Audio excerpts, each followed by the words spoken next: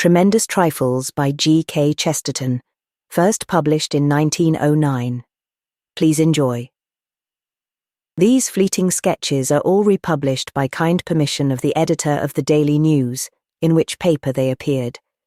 They amount to no more than a sort of sporadic diary, a diary recording one day in 20 which happened to stick in the fancy, the only kind of diary the author has ever been able to keep. Even that diary he could only keep by keeping it in public for bread and cheese. But trivial as are the topics, they are not utterly without a connecting thread of motive. As the reader's eye strays with hearty relief from these pages, it probably alights on something, a bedpost or a lamppost, a window blind or a wall. It is 1,000 to 1 that the reader is looking at something that he has never seen, that is, never realized. He could not write an essay on such a post or wall. He does not know what the post or wall mean. He could not even write the synopsis of an essay. As the bedpost, its significance, security essential to idea of sleep, night felt as infinite, need of monumental architecture, and so on. He could not sketch in outline his theoretic attitude towards window blinds, even in the form of a summary. The window blind, its analogy to the curtain and veil, is modesty natural, worship of and avoidance of the sun, etc., etc. None of us think enough of these things on which the eye rests. But don't let us let the eye rest. Why should the eye be so lazy? Let us exercise the eye until it learns to see startling facts that run across the landscape as plain as a painted fence. Let us be ocular athletes. Let us learn to write essays on a stray cat or a coloured cloud. I have attempted some such thing in what follows, but anyone else may do it better if anyone else will only try. Once upon a time there were 2 little boys who lived chiefly in the front garden because their villa was a model one. The front garden was about the same size as the dinner table. It consisted of 4 strips of gravel, a square of turf with some mysterious pieces of cork standing up in the middle, and 1 flower bed with a row of red daisies. One morning while they were at play in these romantic grounds, a passing individual, probably the milkman, leaned over the railing and engaged them in philosophical conversation. The boys, whom we will call Paul and Peter, were at least sharply interested in his remarks, for the milkman, who was, I need say, a fairy, did his duty in that state of life by offering them in the regulation manner anything that they chose to ask for. And Paul closed with the offer with a businesslike abruptness, explaining that he had long wished to be a giant that he might stride across continents and oceans and visit Niagara or the Himalayas in an afternoon dinner stroll. The milkman, producing a wand from his breast pocket, waved it in a hurried and perfunctory manner, and in an instant the model villa with its front garden was like a tiny doll's house at Paul's colossal feet. He went striding away with his head above the clouds to visit Niagara and the Himalayas. But when he came to the Himalayas, he found they were quite small and silly-looking, like the little cork rockery in the garden. And when he found Niagara, it was no bigger than the tap turned on in the bathroom. He wandered round the world for several minutes, trying to find something really large and finding everything small, till in sheer boredom he lay down on 4 or 5 prairies and fell asleep. Unfortunately, his head was just outside the hut of an intellectual backwoodsman, who came out of it at that moment with an axe in one hand and a book of neo-Catholic philosophy in the other. The man looked at the book and then at the giant and then at the book again, and in the book it said, "It can be maintained that the evil of pride consists in being out of proportion to the universe." So the backwoodsman put down his book, took his axe, and, working 8 hours a day for about a week, cut the giant's head off, and there was an end of him. Such is the severe yet salutary history of Paul. But Peter, oddly enough, made exactly the opposite request. He said he had long wished to be a pygmy about 1/2 an inch high, and of course he immediately became one. When the transformation was over, he found himself in the midst of an immense plain, covered with a tall green jungle, and above which, at intervals, rose strange trees, each with a head like the sun in symbolic pictures, with gigantic rays of silver and a huge heart of gold. Toward the middle of this prairie stood up a mountain of such romantic and impossible shape, yet of such stony height and dominance that it looked like some incident of the end of the world. And far away on the faint horizon he could see the line of another forest, taller and yet more mystical, of a terrible crimson colour, like a forest on fire forever. he set out on his adventures across that coloured plain, and he has not come to the end of it yet. Such is the story of Peter and Paul, which contains all the highest qualities of a modern fairy tale, including that of being wholly unfit for children. And indeed, the motive with which I have introduced it is not childish, but rather full of subtlety and reaction. It is in fact the almost desperate motive of excusing or palliating the pages that follow. Peter and Paul are the two primary influences upon European literature today, and I may be permitted to put my own preference in its most favourable shape, even if I can only do it by what little girls call telling a story. I need scarcely say that I am the pygmy. The only excuse for the scraps that follow is that they show what can be achieved with a commonplace existence and the sacred spectacles of exaggeration. The other great literary theory, that which is roughly represented in England by Mr. Rudyard Kipling, is that we moderns are to regain the primal zest by sprawling all over the world, growing used to travel and geographical variety, being at home everywhere, that is, being at home nowhere. Let it be granted that a man in a frock coat is a heart-rending sight, and the two alternative methods still remain.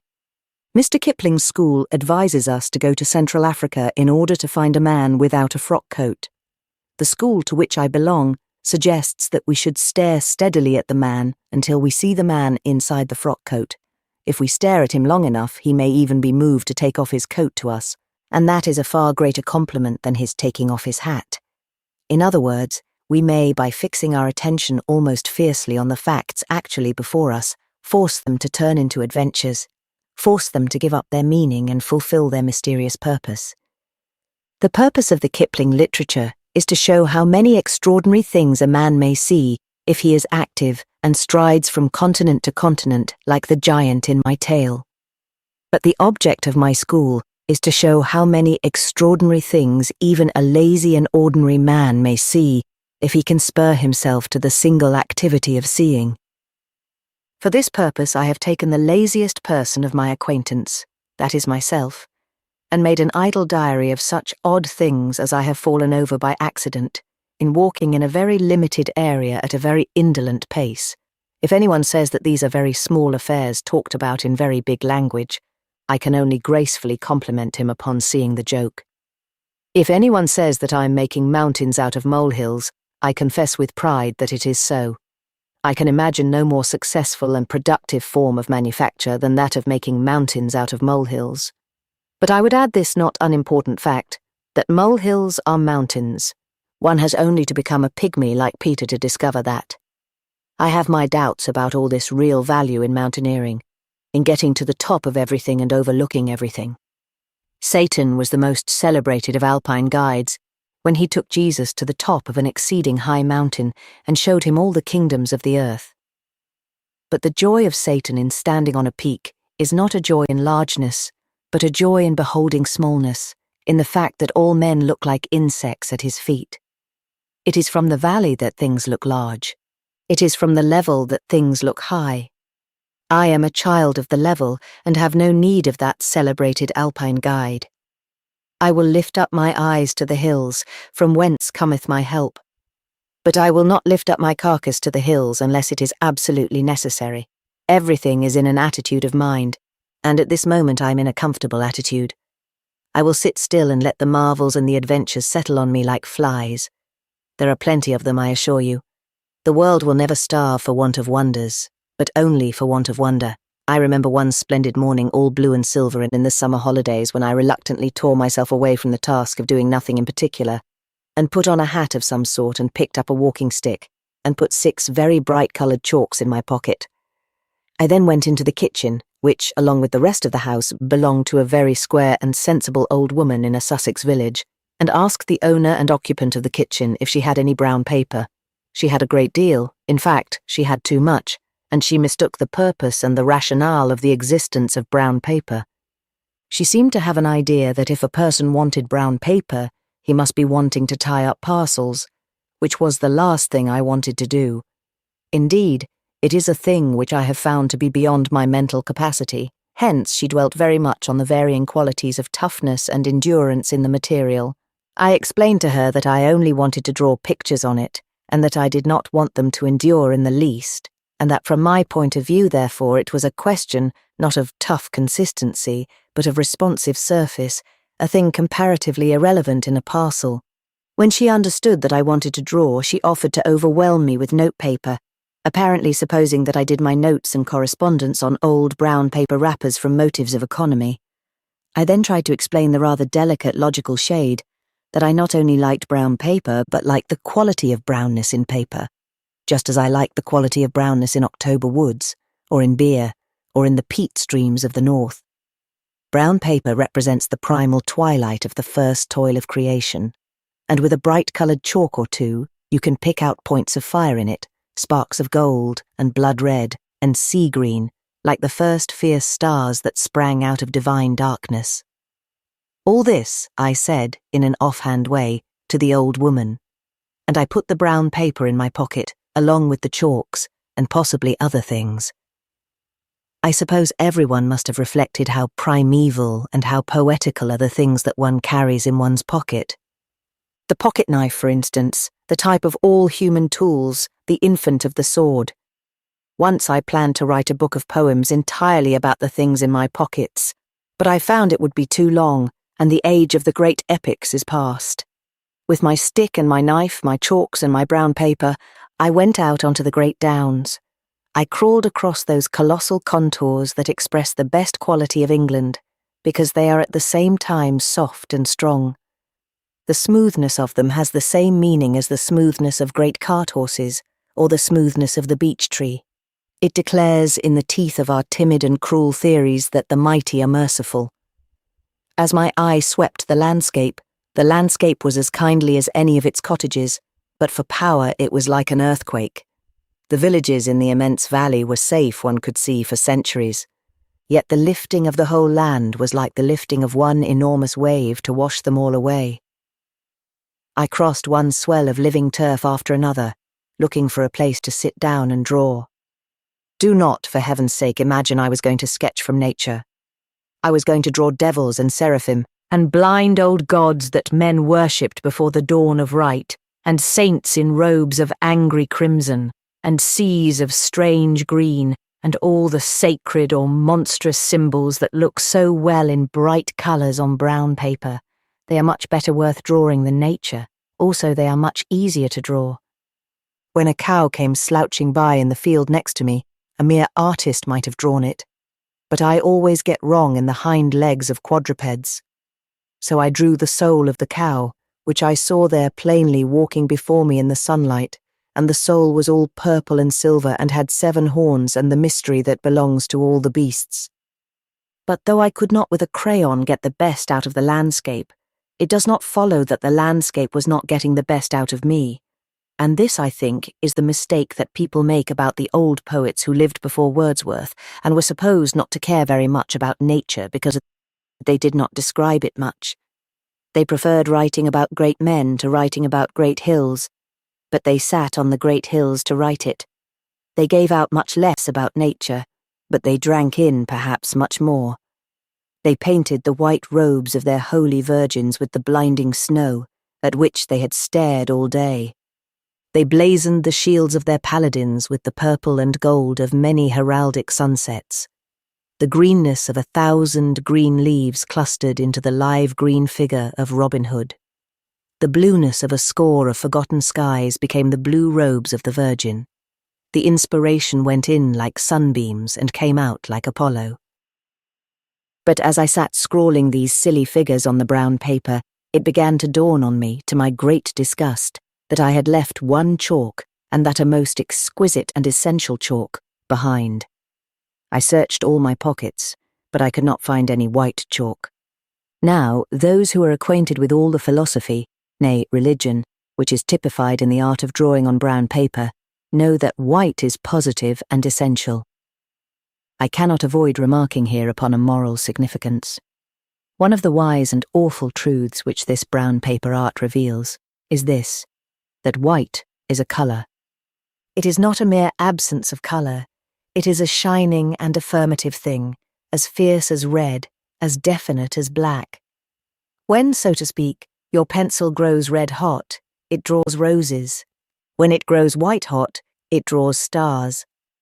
And one of the 2 or 3 defiant verities of the best religious morality, of real Christianity, for example, is exactly this same thing. The chief assertion of religious morality is that white is a colour. Virtue is not the absence of vices or the avoidance of moral dangers. Virtue is a vivid and separate thing, like pain or a particular smell. Mercy does not mean not being cruel or sparing people revenge or punishment. It means a plain and positive thing like the sun, which one has either seen or not seen. Chastity does not mean abstention from sexual wrong. It means something flaming, like Joan of Arc. In a word, God paints in many colours, but he never paints so gorgeously, I had almost said so gaudily, as when he paints in white. In a sense, our age has realised this fact, and expressed it in our sullen costume. For if it were really true that white was a blank and colourless thing, negative and non-committal, then white would be used instead of black and grey for the funeral dress of this pessimistic period. We should see city gentlemen in frock coats of spotless silver linen, with top hats as white as wonderful arum lilies, which is not the case. Meanwhile, I could not find my chalk. I sat on the hill in a sort of despair. There was no town nearer than Chichester, at which it was even remotely probable that there would be such a thing as an artist's colourman. And yet, without white, my absurd little pictures would be as pointless as the world would be if there were no good people in it. I stared stupidly round, racking my brain for expedients. Then I suddenly stood up and roared with laughter, again and again, so that the cows stared at me and called a committee. Imagine a man in the Sahara regretting that he had no sand for his hourglass. Imagine a gentleman in mid-ocean wishing that he had brought some salt water with him for his chemical experiments. I was sitting on an immense warehouse of white chalk. The landscape was made entirely out of white chalk. White chalk was piled more miles until it met the sky. I stooped and broke a piece off the rock I sat on. It did not mark so well as the shop chalks do, but it gave the effect. And I stood there in a trance of pleasure, realising that this southern England is not only a grand peninsula and a tradition and a civilization, it is something even more admirable. It is a piece of chalk. All this talk of a railway mystery has sent my mind back to a loose memory. I will not merely say that this story is true, because, as you will soon see, it is all truth and no story. It has no explanation and no conclusion. It is, like most of the other things we encounter in life, a fragment of something else which would be intensely exciting if it were not too large to be seen. For the perplexity of life arises from there being too many interesting things in it for us to be interested properly in any of them. What we call its triviality is really the tag ends of numberless tales. Ordinary and unmeaning existence is like 10,000 thrilling detective stories mixed up with a spoon. My experience was a fragment of this nature, and it is at any rate not fictitious. Not only am I not making up the incidents, what there were of them, but I am not making up the atmosphere of the landscape, which were the whole horror of the thing. I remember them vividly, and they were as I shall now describe. About noon of an ashen autumn day some years ago, I was standing outside the station at Oxford intending to take the train to London, and for some reason, out of idleness or the emptiness of my mind or the emptiness of the pale grey sky or the cold, a kind of caprice fell upon me that I would not go by that train at all, but would step out on the road and walk at least some part of the way to London. I do not know if other people are made like me in this matter, but to me it is always dreary weather, what may be called useless weather, that slings into life a sense of action and romance. On bright blue days I do not want anything to happen. The world is complete and beautiful, a thing for contemplation. I no more ask for adventures under that turquoise dome than I ask for adventures in church. But when the background of man's life is a grey background, then, in the name of man's sacred supremacy, I desire to paint on it in fire and gore. When the heavens fail, man refuses to fail. When the sky seems to have written on it, in letters of lead and pale silver, the decree that nothing shall happen, then the immortal soul, the prince of the creatures, rises up and decrees that something shall happen, if it be only the slaughter of a policeman.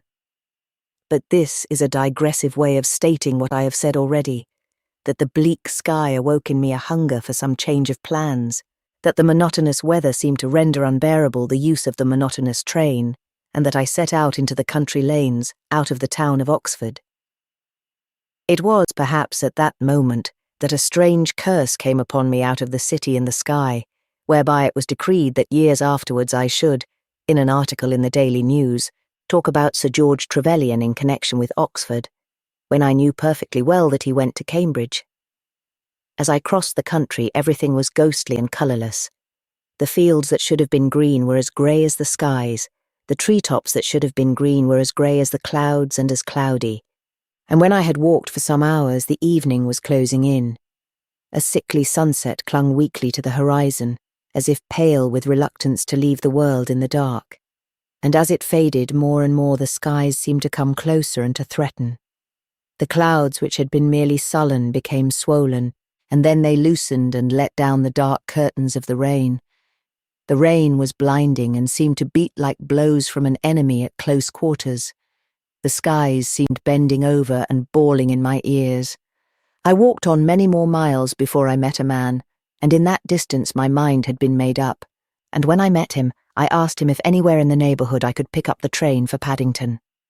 He directed me to a small, silent station, I cannot even remember the name of it, which stood well away from the road and looked as lonely as a hut on the Andes. I do not think I have ever seen such a type of time and sadness and scepticism and everything devilish as that station was. It looked as if it had always been raining there ever since the creation of the world. The water streamed from the soaking wood of it, as if it were not water at all, but some loathsome liquid corruption of the wood itself, as if the solid station were eternally falling to pieces and pouring away in filth. It took me nearly 10 minutes to find a man in the station. When I did, he was a dull one, and when I asked him if there was a train to Paddington, his answer was sleepy and vague. As far as I understood him, he said there would be a train in half an hour. I sat down and lit a cigar and waited, watching the last tail of the tattered sunset and listening to the everlasting rain. It may have been in half an hour or less, but a train came rather slowly into the station. It was an unnaturally dark train. I could not see a light anywhere in the long black body of it, and I could not see any guard running beside it. I was reduced to walking up to the engine and calling out to the stoker to ask if the train was going to London. "Well, yes, sir," he said, with an unaccountable kind of reluctance. "It is going to London, but—" It was just starting, and I jumped into the first carriage. It was pitch dark. I sat there smoking and wondering as we steamed through the continually darkening landscape, lined with desolate poplars, until we slowed down and stopped, irrationally, in the middle of a field. I heard a heavy noise as of someone clambering off the train, and a dark, ragged head suddenly put itself into my window. "Excuse me, sir," said the stoker, "but I think perhaps you ought to know, there's a dead man in this train." Had I been a true artist, a person of exquisite susceptibilities and nothing else, I should have been bound, no doubt, to be finally overwhelmed with this sensational touch and to have insisted on getting out and walking. As it was, I regret to say, I expressed myself politely but firmly to the effect that I didn't care particularly if the train took me to Paddington. But when the train had started with its unknown burden, I did do one thing, and do it quite instinctively, without stopping to think, or to think more than a flash. I threw away my cigar. Something that is as old as man, and has to do with all mourning and ceremonial, told me to do it. There was something unnecessarily horrible, it seemed to me, in the idea of there being only 2 men in that train and one of them dead and the other smoking a cigar. And as the red and gold of the butt end of it faded like a funeral torch trampled out at some symbolic moment of a procession, I realized how immortal ritual is. I realized what is the origin and essence of all ritual, that in the presence of those sacred riddles about which we can say nothing, it is more decent merely to do something. And I realized that ritual will always mean throwing away something, destroying our corn or wine upon the altar of our gods. When the train panted at last into Paddington Station, I sprang out of it with a suddenly released curiosity. There was a barrier and officials guarding the rear part of the train. No one was allowed to press towards it. They were guarding and hiding something. Perhaps death in some too shocking form. Perhaps something like the Merstham matter, so mixed up with human mystery and wickedness that the land has to give it a sort of sanctity. Perhaps something worse than either. I went out gladly enough into the streets and saw the lamps shining on the laughing faces. Nor have I ever known from that day to this into what strange story I wandered, or what frightful thing was my companion in the dark. We have all met the man who says that some odd things have happened to him, but that he does not really believe that they were supernatural. My own position is the opposite of this. I believe in the supernatural as a matter of intellect and reason, not as a matter of personal experience. I do not see ghosts, I only see their inherent probability. But it is entirely a matter of the mere intelligence, not even of the motions. My nerves and body are altogether of this earth, very earthy. But upon people of this temperament, one weird incident will often leave a peculiar impression. And the weirdest circumstance that ever occurred to me occurred a little while ago. It consisted in nothing less than my playing a game, and playing it quite well for some 17 consecutive minutes. The ghost of my grandfather would have astonished me less. On one of these blue and burning afternoons I found myself, to my inexpressible astonishment, playing a game called croquet. I had imagined that it belonged to the epoch of Leech and Anthony Trollope, and I had neglected to provide myself with those very long and luxuriant side whiskers which are really essential to such a scene.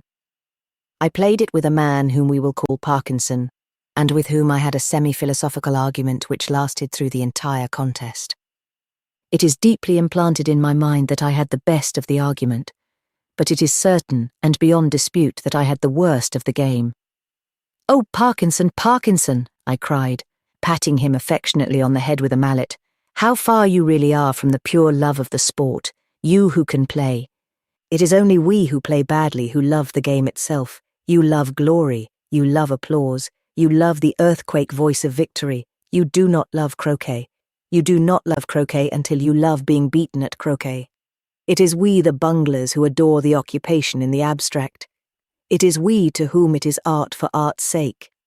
If we may see the face of croquet herself, if I may so express myself, we are content to see her face turned upon us in anger. Our play is called amateurish, and we wear proudly the name of amateur, for amateurs is but the French for lovers. We accept all adventures from Our Lady, the most disastrous or the most dreary. We wait outside her iron gates, I allude to the hoops, vainly essaying to enter. Our devoted balls, impetuous and full of chivalry, will not be confined within the pedantic boundaries of the mere croquet ground. Our balls seek honour in the ends of the earth. They turn up in the flower beds and the conservatory. They are to be found in the front garden and the next street. No, Parkinson. The good painter has skill. It is the bad painter who loves his art. The good musician loves being a musician. The bad musician loves music. With such a pure and hopeless passion do I worship croquet. I love the game itself. I love the parallelogram of grass marked out with chalk or tape, as if its limits were the frontiers of my sacred fatherland, the 4 seas of Britain. I love the mere swing of the mallets, and the click of the balls is music. The 4 colours are to me sacramental and symbolic, like the red of martyrdom, or the white of Easter Day. You lose all this, my poor Parkinson. You have to solace yourself for the absence of this vision by the paltry consolation of being able to go through hoops and to hit the stick. And I waved my mallet in the air with a graceful gaiety. "Don't be too sorry for me," said Parkinson with his simple sarcasm. "I shall get over it in time. But it seems to me that the more a man likes a game, the better he would want to play it. Granted that the pleasure in the thing itself comes first, does not the pleasure of success come naturally and inevitably afterwards? Or, take your own simile of the knight and his lady-love. I admit the gentleman does first and foremost want to be in the lady's presence, but I never yet heard of a gentleman who wanted to look an utter ass when he was there." "Perhaps not, though he generally looks it," I replied. "But the truth is that there is a fallacy in the simile, although it was my own. The happiness at which the lover is aiming is an infinite happiness, which can be extended without limit. The more he is loved, normally speaking, the jollier he will be. It is definitely true that the stronger the love of both lovers, the stronger will be the happiness. But it is not true that the stronger the play of both croquet players, the stronger will be the game. It is logically possible, follow me closely here, Parkinson, it is logically possible to play croquet too well to enjoy it at all. If you could put this blue ball through that distant hoop as easily as you could pick it up with your hand, then you would not put it through that hoop any more than you pick it up with your hand. It would not be worth doing. If you could play unerringly, you would not play at all. The moment the game is perfect, the game disappears. I do not think, however, said Parkinson, that you are in any immediate danger of effecting that sort of destruction. I do not think your croquet will vanish through its own faultless excellence. You are safe for the present. I again caressed him with the mallet, knocked a ball about, wired myself, and resumed the thread of my discourse. The long, warm evening had been gradually closing in, and by this time it was almost twilight. By the time I had delivered 4 more fundamental principles, and my companion had gone through 5 more hoops, the dusk was verging upon dark. "We shall have to give this up," said Parkinson, as he missed a ball almost for the first time. "I can't see a thing." "Nor can I answered, and it is a comfort to reflect that I could not hit anything if I saw it. With that I struck a ball smartly and sent it away into the darkness towards where the shadowy figure of Parkinson moved in the hot haze. Parkinson immediately uttered a loud and dramatic cry. The situation indeed called for it. I had hit the right ball. Stunned with astonishment, I crossed the gloomy ground and hit my ball again. It went through a hoop. I could not see the hoop, but it was the right hoop. I shuddered from head to foot. Words were wholly inadequate, so I slouched heavily after that impossible ball. Again I hit it away into the night, in what I supposed was the vague direction of the quite invisible stick. And in the dead silence I heard the stick rattle as the ball struck it heavily. I threw down my mallet. "I can't stand this," I said. "My ball has gone right 3 times. These things are not of this world." "Pick your mallet up," said Parkinson. "Have another go." "I tell you I daren't. If I made another hoop like that, I should see all the devils dancing there on the blessed grass." "Why devils?" asked Parkinson. "They may be only fairies making fun of you. They are sending you the perfect game, which is no game." I looked about me.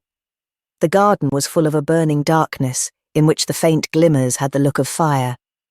I stepped across the grass as if it burnt me, picked up the mallet, and hit the ball somewhere where another ball might be.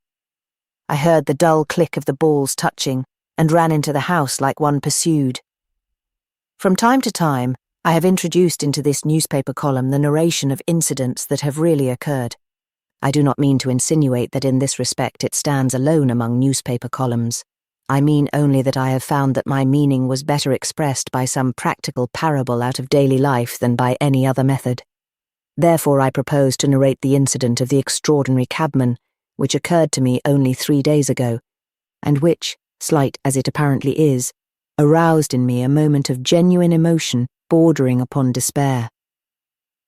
On the day that I met the strange cabman, I had been lunching in a little restaurant in Soho in company with 3 or 4 of my best friends. My best friends are all either bottomless skeptics or quite uncontrollable believers, so our discussion at luncheon turned upon the most ultimate and terrible ideas. And the whole argument worked out ultimately to this, that the question is whether a man can be certain of anything at all. I think he can be certain, for if, as I said to my friend, furiously brandishing an empty bottle, it is impossible intellectually to entertain certainty, what is this certainty which it is impossible to entertain? If I have never experienced such a thing as certainty, I cannot even say that a thing is not certain. Similarly, if I have never experienced such a thing as green, I cannot even say that my nose is not green. It may be as green as possible for all I know, if I have really no experience of greenness. So we shouted at each other and shook the room, because metaphysics is the only thoroughly emotional thing. And the difference between us was very deep, because it was a difference as to the object of the whole thing called broad-mindedness, or the opening of the intellect. For my friend said that he opened his intellect as the sun opens the fans of a palm tree, opening for opening's sake, opening infinitely forever. But I said that I opened my intellect as I opened my mouth, in order to shut it again on something solid. I was doing it at the moment, and as I truly pointed out, It would look uncommonly silly if I went on opening my mouth infinitely, for ever and ever.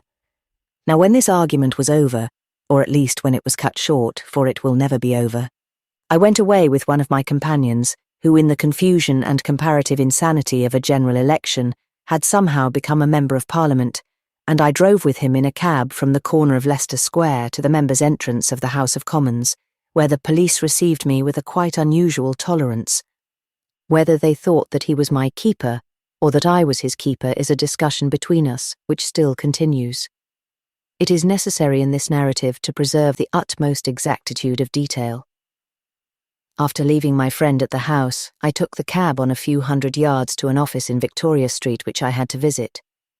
I then got out and offered him more than his fare. He looked at it, but not with the surly doubt and general disposition to try it on, which is not unknown among normal cabmen. But this was no normal, perhaps no human cabman. He looked at it with a dull and infantile astonishment, clearly quite genuine. "Do you know, sir," he said, "you've only given me 1 shilling and 8 pence. I remarked with some surprise that I did know it. "Now you know, sir," said he in a kindly, appealing, reasonable way. "You know that ain't the fare from Euston." "Euston," I repeated vaguely, for the phrase at that moment sounded to me like China or Arabia. "What on earth has Euston got to do with it?" "You hailed me just outside Euston Station," began the man with astonishing precision, "and then you said—" "What in the name of Tartarus are you talking about?" I said with Christian forbearance. "I took you at the southwest corner of Leicester Square." "Leicester Square!" he exclaimed, loosening a kind of cataract of scorn. "Why, we ain't been near Leicester Square today. You hailed me outside Euston Station and you said, 'Are you mad or am I?' I asked with scientific calm. I looked at the man. No ordinary dishonest cabman would think of creating so solid and colossal and creative a lie. And this man was not a dishonest cabman. If ever a human face was heavy and simple and humble, and with great big blue eyes protruding like a frog's, if ever, in short, a human face was all that a human face should be, it was the face of that resentful and respectful cabman. I looked up and down the street. An unusually dark twilight seemed to be coming on. And for 1 second the old nightmare of the skeptic put its finger on my nerve. What was certainty? Was anybody certain of anything? Heavens! To think of the dull rut of the skeptics who go on asking whether we possess a future life. The exciting question for real skepticism is whether we possess a past life. What is a minute ago, rationalistically considered, except a tradition and a picture? The darkness grew deeper from the road. The cabman calmly gave me the most elaborate details of the gesture, the words, the complex but consistent course of action which I had adopted since that remarkable occasion when I had hailed him outside Euston Station. How did I know, my sceptical friends would say, that I had not hailed him outside Euston? I was firm about my assertion. He was quite equally firm about his. He was obviously quite as honest a man as I, and a member of a much more respectable profession. In that moment the universe and the stars swung just a hair's breadth from their balance, and the foundations of the earth were moved. But for the same reason that I believe in democracy, for the same reason that I believe in free will, for the same reason that I believe in fixed character of virtue, the reason that could only be expressed by saying that I do not choose to be a lunatic, I continued to believe that this honest cabman was wrong, and I repeated to him that I had really taken him at the corner of Leicester Square. He began with the same evident and ponderous sincerity. "You hailed me outside Euston Station and you said—" And at this moment there came over his features a kind of frightful transfiguration of living astonishment, as if he had been lit up like a lamp from the inside. "Why, I beg your pardon, sir," he said. "I beg your pardon, I beg your pardon. You took me from Leicester Square. I remember now, I beg your pardon." And with that, this astonishing man let out his whip with a sharp crack at his horse, and went trundling away, the whole of which interview before the banner of St. George, I swear, is strictly true. I looked at the strange cabman as he lessened in the distance and the mists. I do not know whether I was right in fancying that although his face had seemed so honest, there was something unearthly and demoniac about him when seen from behind. Perhaps he had been sent to tempt me from my adherence to those sanities and certainties which I had defended earlier in the day. In any case, it gave me pleasure to remember that my sense of reality, though it had rocked for an instant, had remained erect. Some time ago, I wrote in these columns an article called The Extraordinary Cabman. I am now in a position to contribute my experience of a still more extraordinary cab. The extraordinary thing about the cab was that it did not like me. It threw me out violently in the middle of the Strand. If my friends who read the Daily News are as romantic and as rich as I take them to be, I presume that this experience is not uncommon. I suppose that they are all being thrown out of cabs all over London.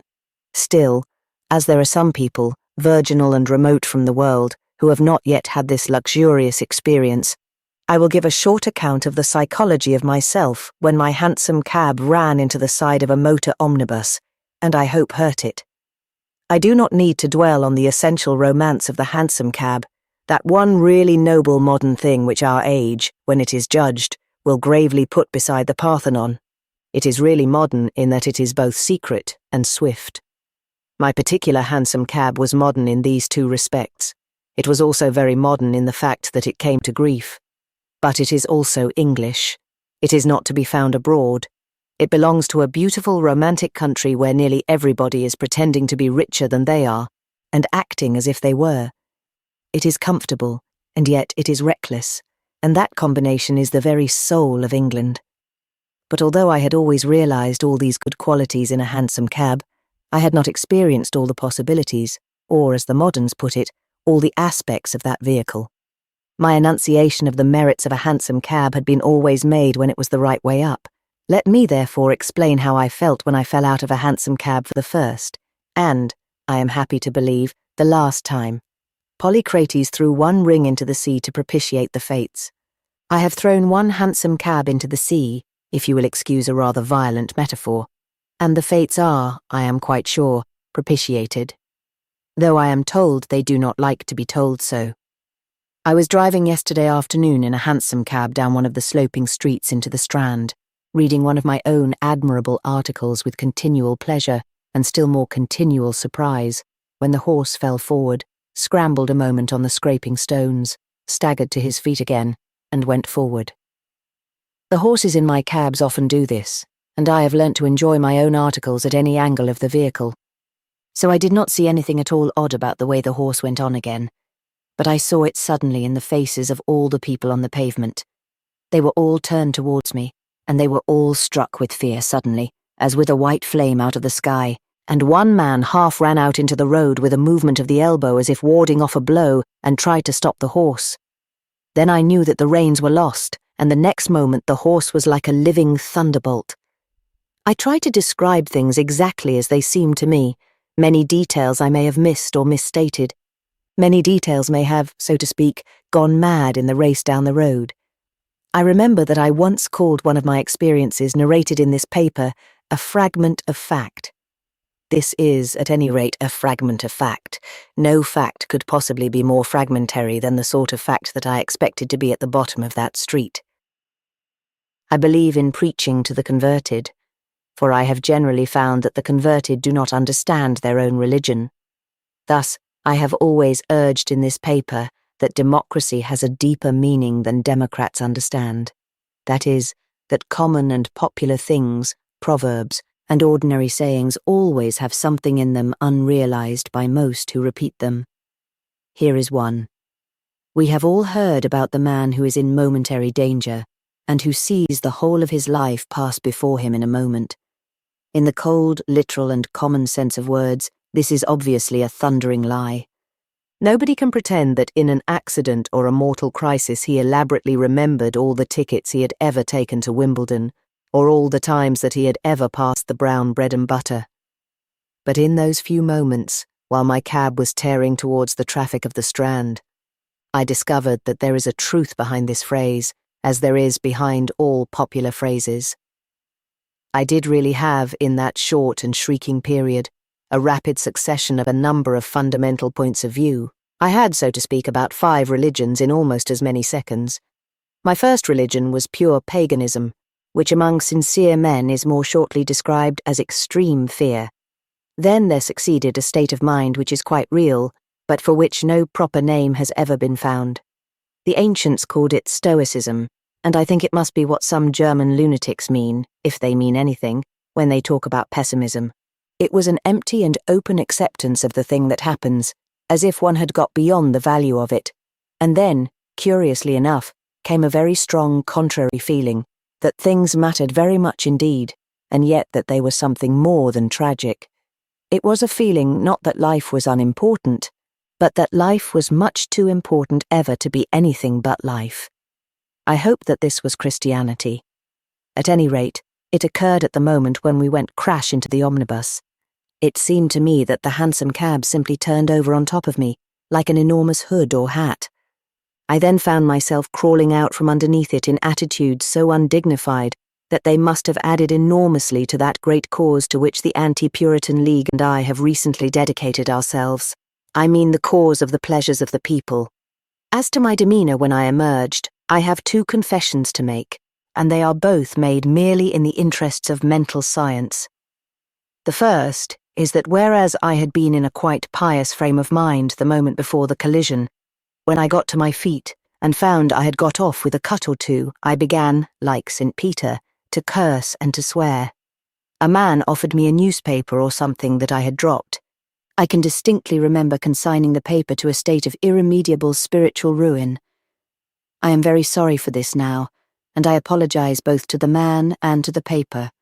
I have not the least idea what was the meaning of this unnatural anger. I mention it as a psychological confession. It was immediately followed by extreme hilarity, and I made so many silly jokes to the policeman that he disgraced himself by continual laughter before all the little boys in the street, who had hitherto taken him seriously. There is one other odd thing about the matter which I also mention as a curiosity of the human brain or deficiency of brain. At intervals of about every 3 minutes, I kept on reminding the policeman that I had not paid the cabman, and that I hoped he would not lose his money. He said it would be all right, and the man would appear. But it was not until about half an hour afterwards that it suddenly struck me with a shock intolerable that the man might conceivably have lost more than half a crown, that he had been in danger as well as I. I had instinctively regarded the cabman as something uplifted above accidents, a god. I immediately made inquiries, and I am happy to say that they seem to have been unnecessary. But henceforward, I shall always understand with a darker and more delicate charity those who take tithe of mint and anise and cumin and neglect the weightier matters of the law. I shall remember how I was once really tortured with owing half a crown to a man who might have been dead. Some admirable men in white coats at the Charing Cross Hospital tied up my small injury, and I went out again into the Strand. I felt upon me even a kind of unnatural youth. I hungered for something untried. So to open a new chapter in my life, I got into a hansom cab. A friend of mine who was visiting a poor woman in bereavement and casting about for some phrase of consolation that should not be either insolent or weak, said at last, "I think one can live through these great sorrows, and even be the better. What wears one is the little worries." "That's quite right, Mum," answered the old woman with emphasis, "and I ought to know, seeing I've had 10 of 'em. It is perhaps in this sense that it is most true that little worries are most wearing. In its vaguer significance, the phrase, though it contains a truth, contains also some possibilities of self-deception and error. People who have both small troubles and big ones have the right to say that they find the small ones the most bitter, and it is undoubtedly true that the back which is bowed under loads incredible can feel a faint addition to those loads. A giant holding up the earth and all its animal creation might still find the grasshopper a burden, but I am afraid that the maxim that the smallest worries are the worst is sometimes used or abused by people, because they have nothing but the very smallest worries. The lady may excuse herself for reviling the crumpled rose leaf by reflecting with what extraordinary dignity she would wear the crown of thorns, if she had to. The gentleman may permit himself to curse the dinner and tell himself that he would behave much better if it were a mere matter of starvation. We need not deny that the grasshopper on man's shoulder is a burden, but we need not pay much respect to the gentleman who is always calling out that he would rather have an elephant when he knows there are no elephants in the country. We may concede that a straw may break the camel's back, but we like to know that it really is the last straw and not the first. I grant that those who have serious wrongs have a real right to grumble, so long as they grumble about something else. It is a singular fact that if they are sane, they almost always do grumble about something else. To talk quite reasonably about your own quite real wrongs is the quickest way to go off your head. But people with great troubles talk about little ones, and the man who complains of the crumpled rose leaf very often has his flesh full of the thorns. But if a man has commonly a very clear and happy daily life, then I think we are justified in asking that he shall not make mountains out of molehills. I do not deny that molehills can sometimes be important. Small annoyances have this evil about them, that they can be more abrupt because they are more invisible. They cast no shadow before. They have no atmosphere. No one ever had a mystical premonition that he was going to tumble over a hassock. William III died by falling over a molehill. I do not suppose that with all his varied abilities he could have managed to fall over a mountain. But when all this is allowed for, I repeat that we may ask a happy man, not William III, to put up with pure inconveniences and even make them part of his happiness. Of positive pain or positive poverty I do not here speak. I speak of those innumerable accidental limitations that are always falling across our path.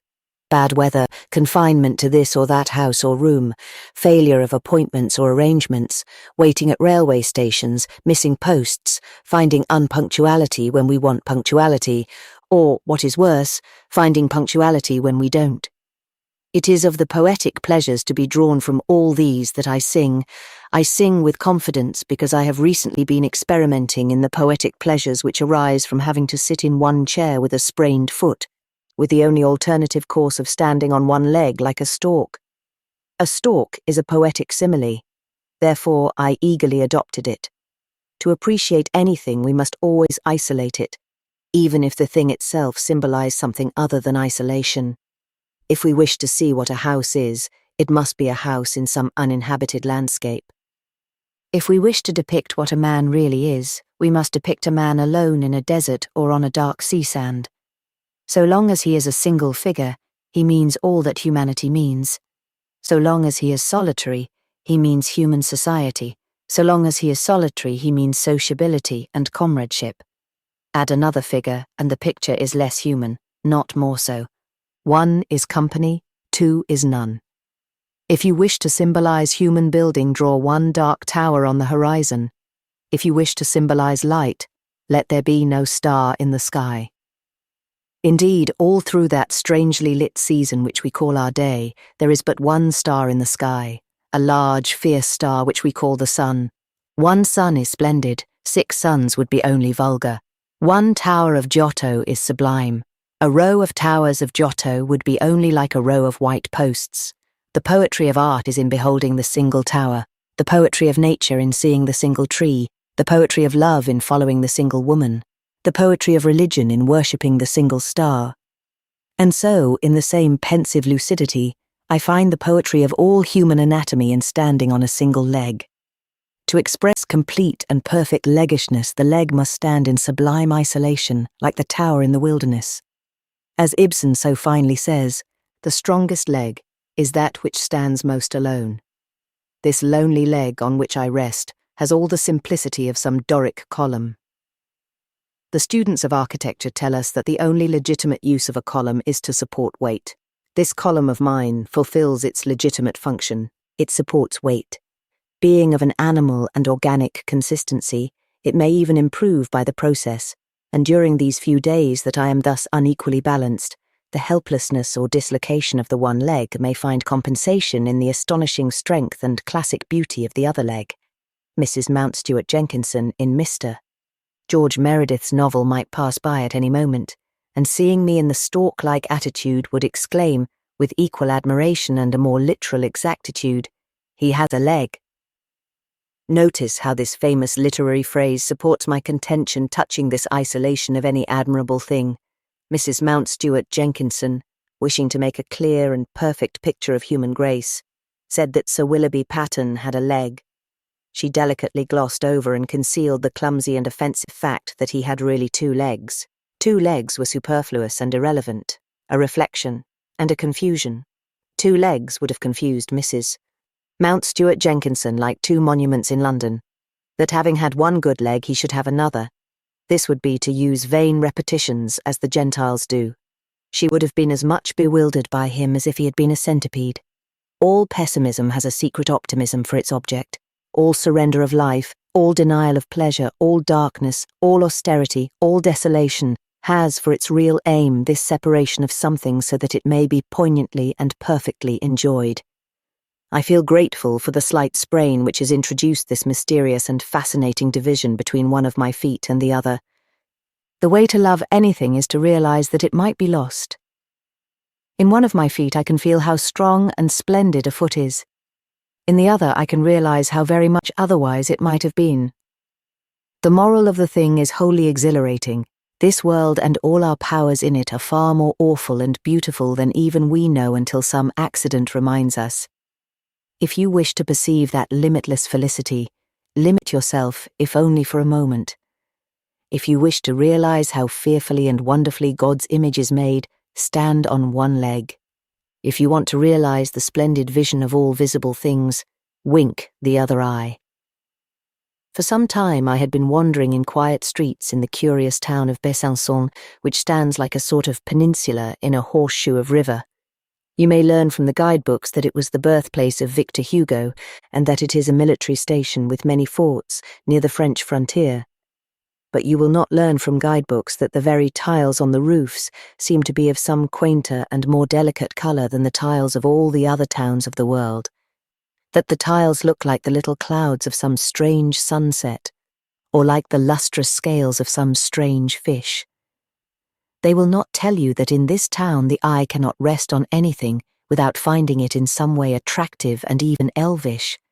A carved face at a street corner, a gleam of green fields through a stunted arch, or some unexpected colour for the enamel of a spire or dome. Evening was coming on, and in the light of it all, these colours so simple and yet so subtle seemed more and more to fit together and make a fairy tale. I sat down for a little outside a cafe with a row of little toy trees in front of it, and presently the driver of a fly, as we should call it, came to the same place. He was one of those very large and dark Frenchmen, a type not common but yet typical of France. The Rabelaisian Frenchman, huge, swarthy, purple-faced, a walking wine barrel. He was a sort of southern Falstaff, if one can imagine Falstaff anything but English. And indeed, there was a vital difference, typical of 2 nations. For while Falstaff would have been shaking with hilarity like a huge jelly, full of the broad farce of the London streets, this Frenchman was rather solemn and dignified than otherwise, as if pleasure were a kind of pagan religion. After some talk which was full of the admirable civility and equality of French civilization, he suggested without either eagerness or embarrassment that he should take me in his fly for an hour's ride in the hills beyond the town. And though it was growing late, I consented, for there was one long white road under an archway and round a hill that dragged me like a long white cord.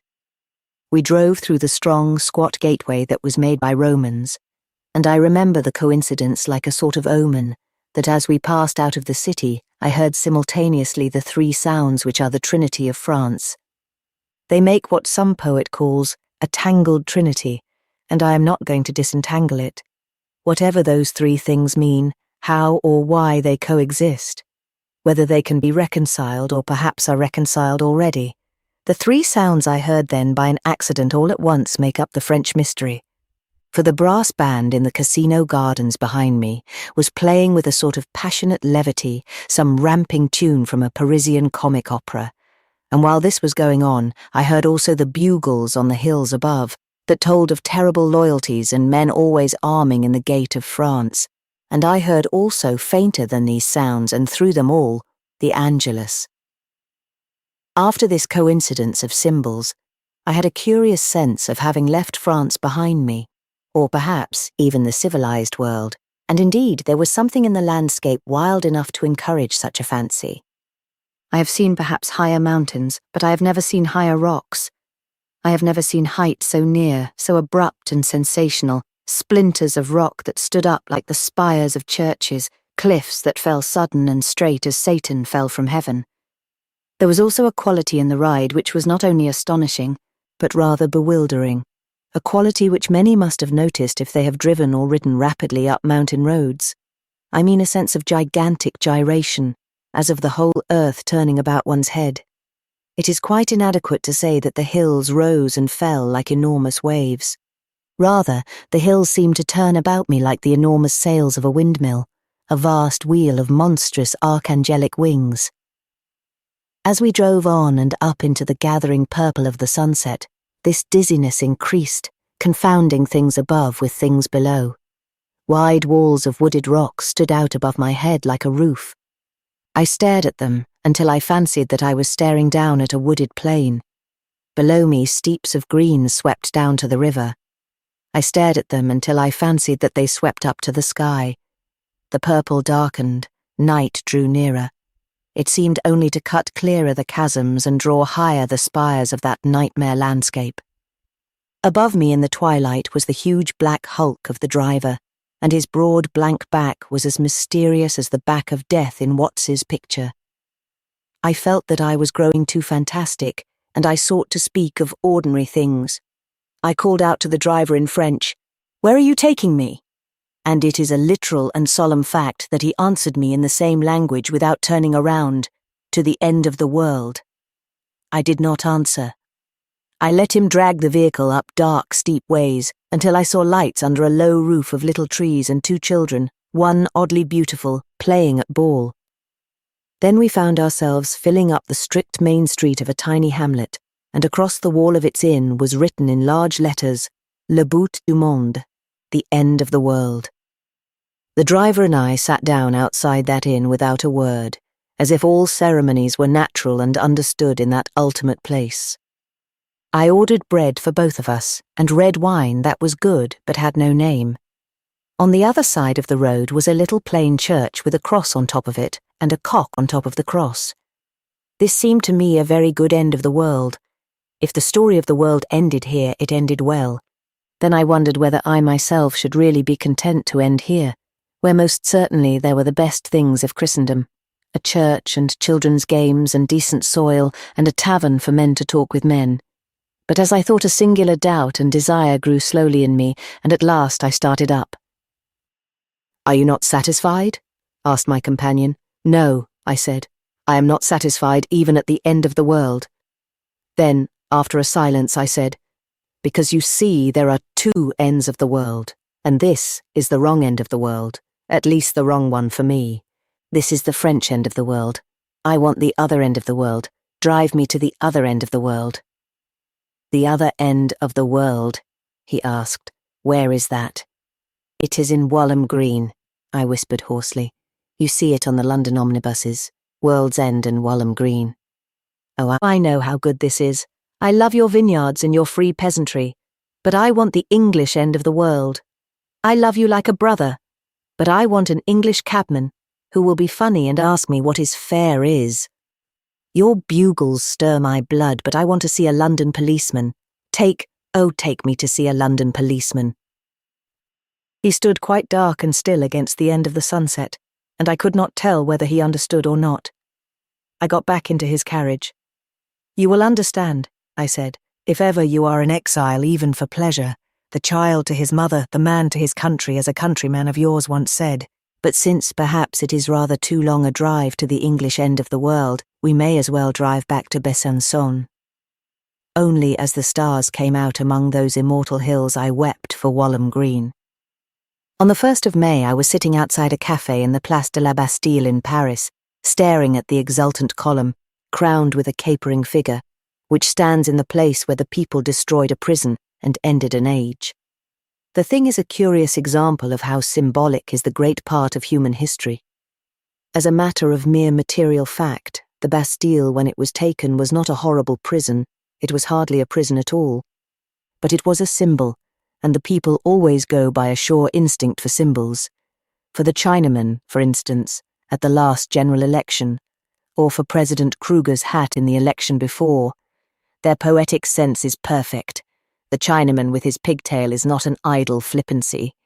He does typify with a compact precision exactly the thing the people resent in African policy, the alien and grotesque nature of the power of wealth, the fact that money has no roots, that it is not a natural and familiar power, but a sort of airy and evil magic calling monsters from the ends of the earth.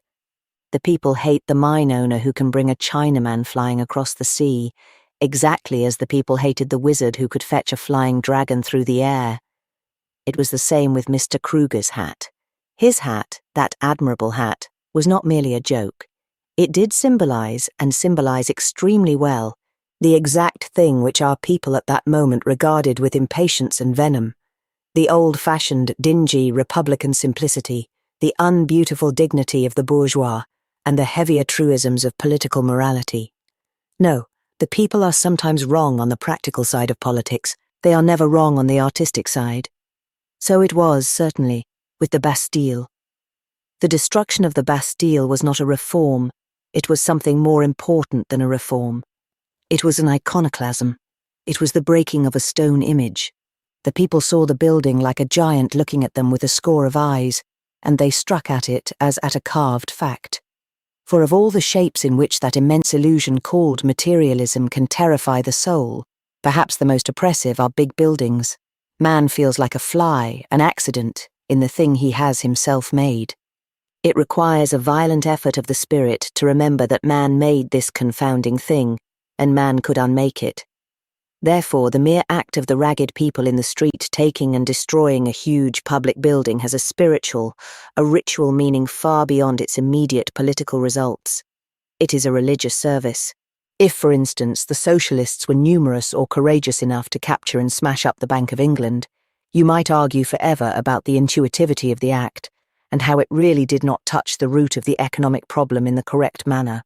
But mankind would never forget it. It would change the world. Architecture is a very good test of the true strength of a society, for the most valuable things in a human state are the irrevocable things, marriage, for instance, and architecture approaches nearer than any other art to being irrevocable because it is so difficult to get rid of. You can turn a picture with its face to the wall. It would be a nuisance to turn that Roman cathedral with its face to the wall. You can tear a poem to pieces. It is only in moments of very sincere emotion that you tear a town hall to pieces. A building is akin to dogma. It is insolent like a dogma. Whether or no it is permanent, it claims permanence like a dogma. People ask why we have no typical architecture of the modern world, like Impressionism in painting. Surely it is obviously because we have not enough dogmas. We cannot bear to see anything in the sky that is solid and enduring. Anything in the sky that does not change like the clouds of the sky. But along with this decision which is involved in creating a building, there goes a quite similar decision in the more delightful task of smashing one. The two of necessity go together. In few places have so many fine public buildings been set up as here in Paris, and in few places have so many been destroyed. When people have finally got into the horrible habit of preserving buildings, they have got out of the habit of building them. And in London one mingles, as it were, one's tears because so few are pulled down. As I sat staring at the column of the Bastille, inscribed to liberty and glory, there came out of one corner of the square, which, like so many such squares, was at once crowded and quiet, a sudden and silent line of horsemen. Their dress was of a dull blue, plain and prosaic enough, but the sun set on fire the brass and steel of their helmets, and their helmets were carved like the helmets of the Romans. I had seen them by twos and threes often enough before. I had seen plenty of them in pictures toiling through the snows of Friedland or roaring round the squares at Waterloo. But now they came file after file like an invasion, and something in their numbers, or in the evening light that lit up their faces and their crests, or something in the reverie into which they broke, made me inclined to spring to my feet and cry out, "The French soldiers!" There were the little men with the brown faces that had so often ridden through the capitals of Europe as coolly as they now rode through their own. And when I looked across the square, I saw that the two other corners were choked with blue and red, held by little groups of infantry. The city was garrisoned as against a revolution. Of course, I had heard all about the strike, chiefly from a baker, He said he was not going to chôme. I said, qu'est-ce que le chôme? He said, ils ne veulent pas travailler. I said, ni moi non plus. And he thought I was a class-conscious collectivist proletarian. The whole thing was curious, and the true moral of it one not easy for us, as a nation, to grasp, because our own faults are so deeply and dangerously in the other direction. To me, as an Englishman, personally steeped in the English optimism and the English dislike of severity, the whole thing seemed a fuss about nothing. It looked like turning out one of the best armies in Europe against ordinary people walking about the street. The cavalry charged us once or twice, more or less harmlessly. But of course, it is hard to say how far in such criticisms one is assuming the French populace to be, what it is not, as docile as the English. But the deeper truth of the matter tingled, so to speak, through the whole noisy night. This people has a natural faculty for feeling itself on the eve of something, of the Bartholomew or the Revolution or the Commune or the Day of Judgment. It is this sense of crisis that makes France eternally young. It is perpetually pulling down and building up, as it pulled down the prison and put up the column in the Place De La Bastille. France has always been at the point of dissolution. She has found the only method of immortality. She dies daily. Lying in bed would be an altogether perfect and supreme experience if only one had a coloured pencil long enough to draw on the ceiling. This, however, is not generally a part of the domestic apparatus on the premises. I think myself that the thing might be managed with several pails of Aspinall and a broom, only if one worked in a really sweeping and masterly way, and laid on the colour in great washes, it might drip down again on one's face in floods of rich and mingled colour like some strange fairy rain, and that would have its disadvantages. I am afraid it would be necessary to stick to black and white in this form of artistic composition. To that purpose, indeed, the white ceiling would be of the greatest possible use. In fact, it is the only use I think of a white ceiling being put to. But for the beautiful experiment of lying in bed, I might never have discovered it. For years I have been looking for some blank spaces in a modern house to draw on. Paper is much too small for any really allegorical design. As Cyrano de Bergerac says, il me faut des gens. But when I tried to find these fine, clear spaces in the modern rooms such as we all live in, I was continually disappointed. I found an endless pattern and complication of small objects hung like a curtain of fine links between me and my desire. I examined the walls. I found them, to my surprise, to be already covered with wallpaper, and I found the wallpaper to be already covered with uninteresting images, all bearing a ridiculous resemblance to each other. I could not understand why one arbitrary symbol, a symbol apparently entirely devoid of any religious or philosophical significance, should thus be sprinkled all over my nice walls like a sort of smallpox.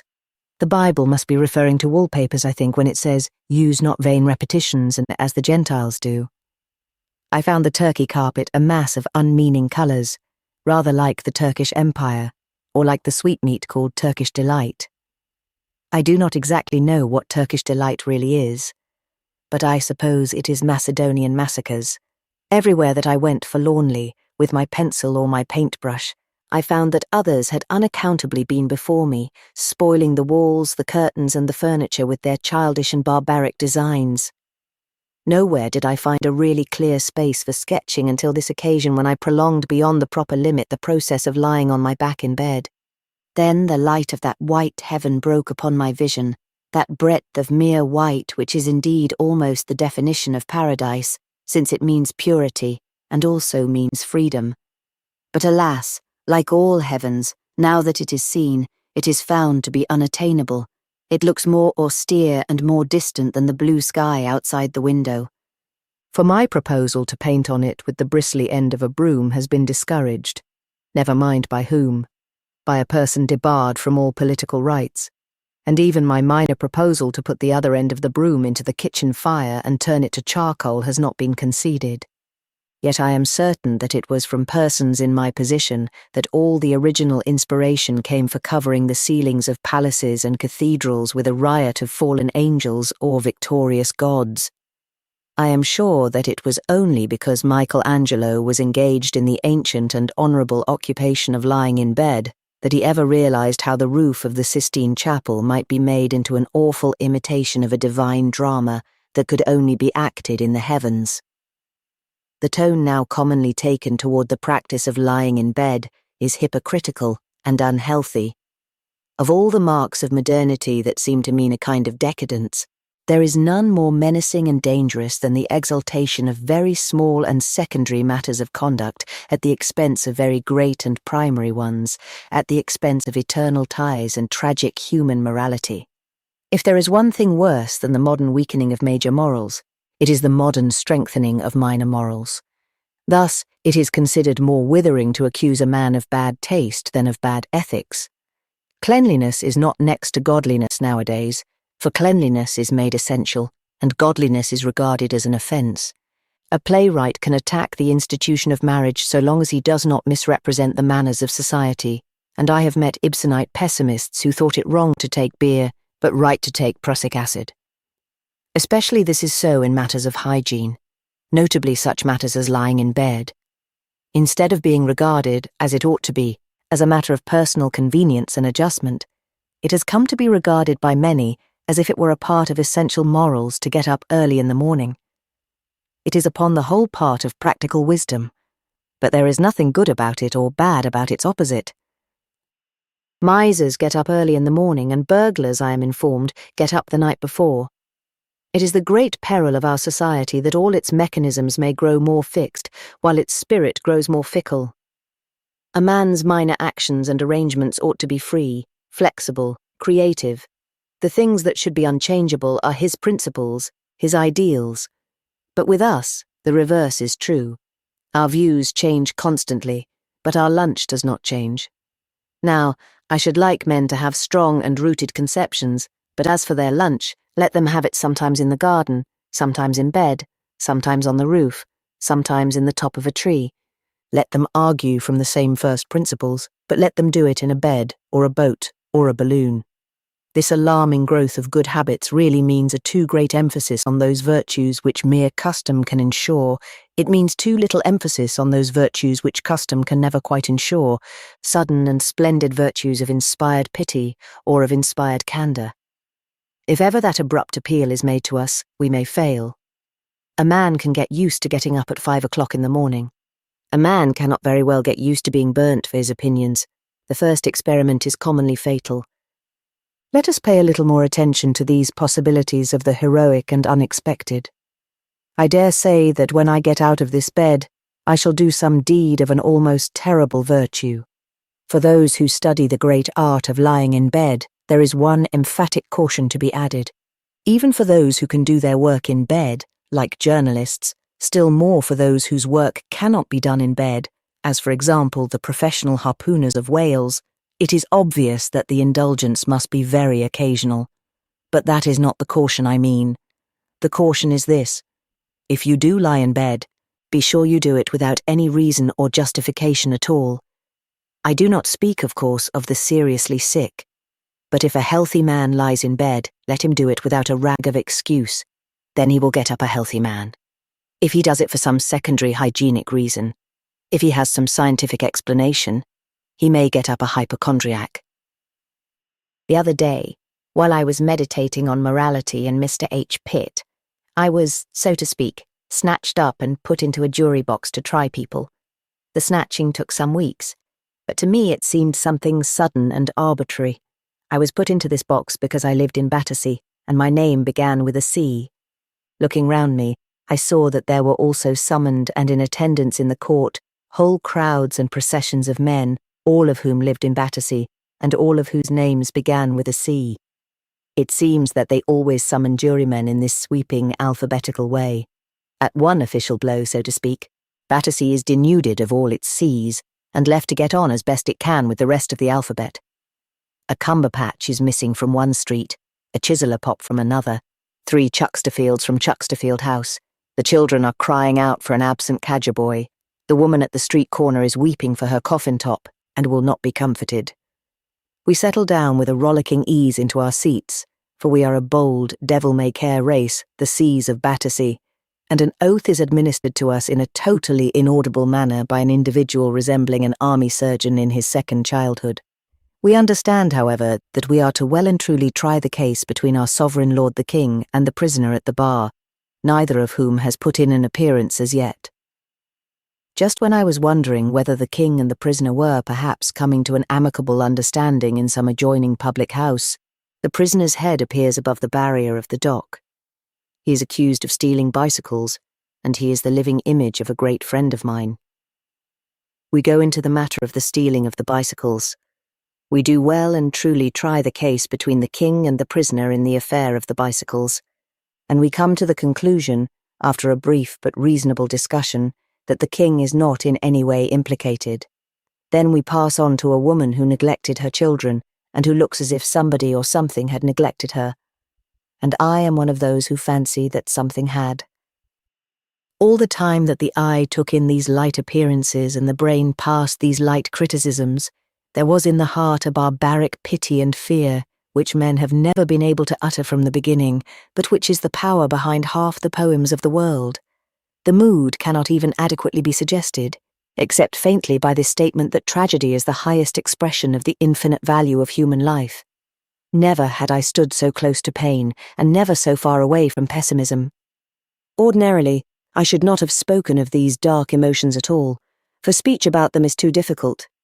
But I mention them now for a specific and particular reason, to the statement of which I will proceed at once. I speak these feelings because out of the furnace of them there came a curious realization of a political or social truth. I saw with a queer and indescribable kind of clearness what a jury really is, and why we must never let it go. The trend of our epoch up to this time has been consistently towards specialism and professionalism.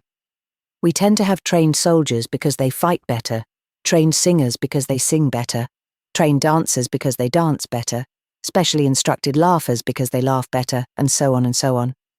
The principle has been applied to law and politics by innumerable modern writers. Many Fabians have insisted that a greater part of our political work should be performed by experts.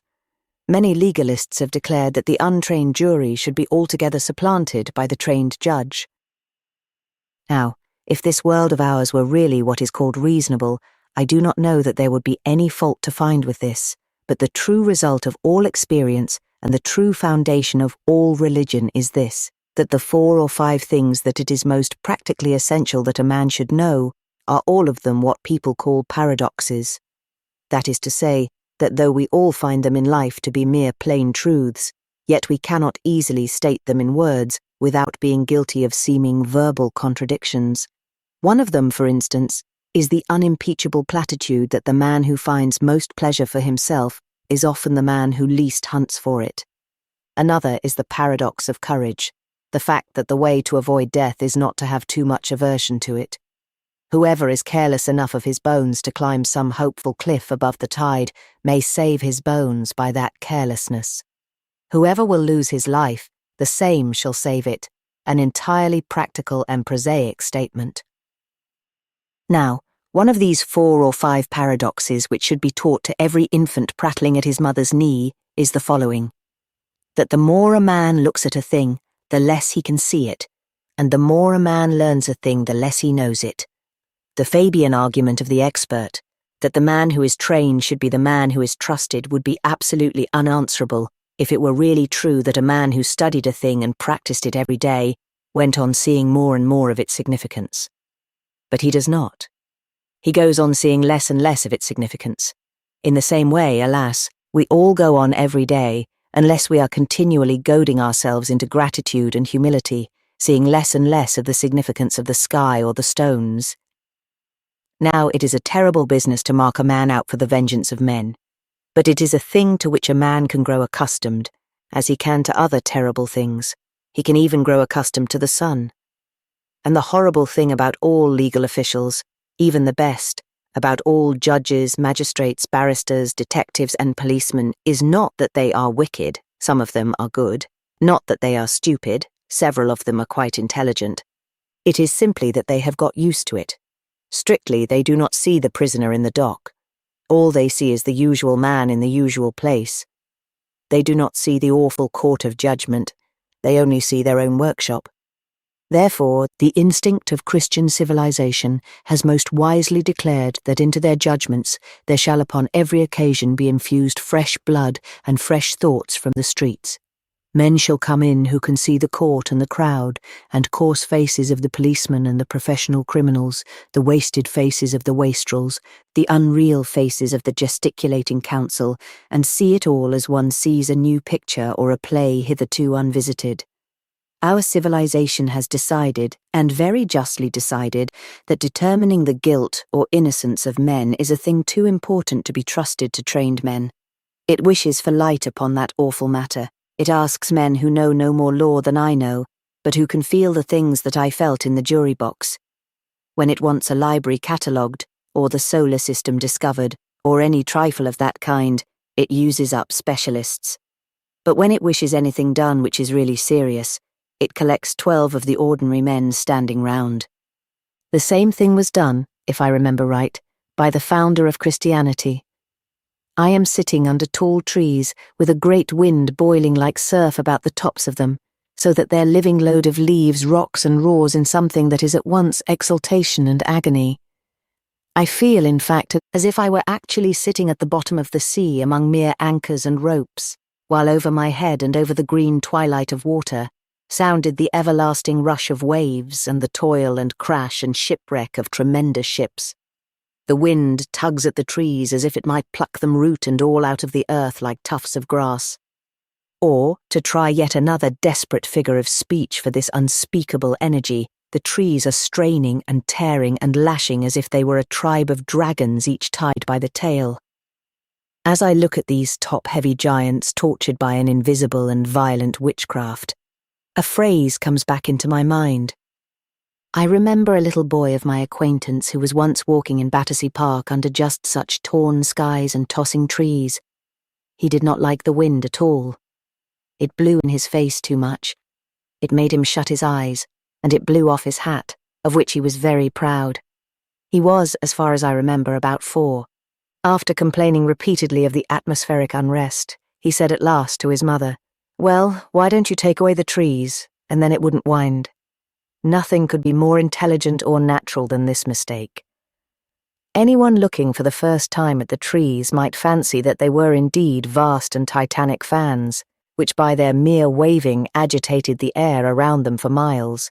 Nothing, I say, could be more human and excusable than the belief that it is the trees which make the wind. Indeed, the belief is so human and excusable that it is, as a matter of fact, the belief of about 99 out of 100 of the philosophers, reformers, sociologists, and politicians of the great age in which we live. My small friend was, in fact, very like the principal modern thinkers, only much nicer.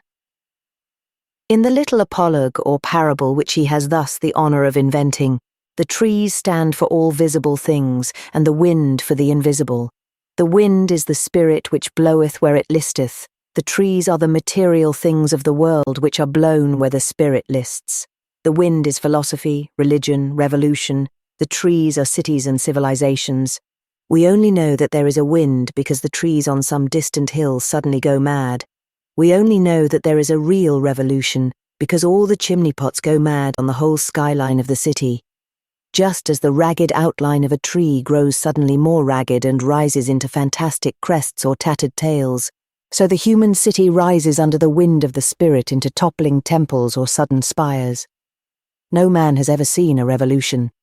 Mobs pouring through the palaces, blood pouring down the gutters, the guillotine lifted higher than the throne, a prison in ruins, a people in arms. These things are not revolution, but the results of revolution. You cannot see a wind, you can only see that there is a wind. So also you cannot see a revolution. You can only see that there is a revolution. And there never has been in the history of the world a real revolution, brutally active and decisive, which was not preceded by unrest and new dogma in the reign of invisible things. All revolutions began by being abstract. Most revolutions began by being quite pedantically abstract. The wind is up above the world before a twig on the tree has moved. So there must always be a battle in the sky before there is a battle on the earth.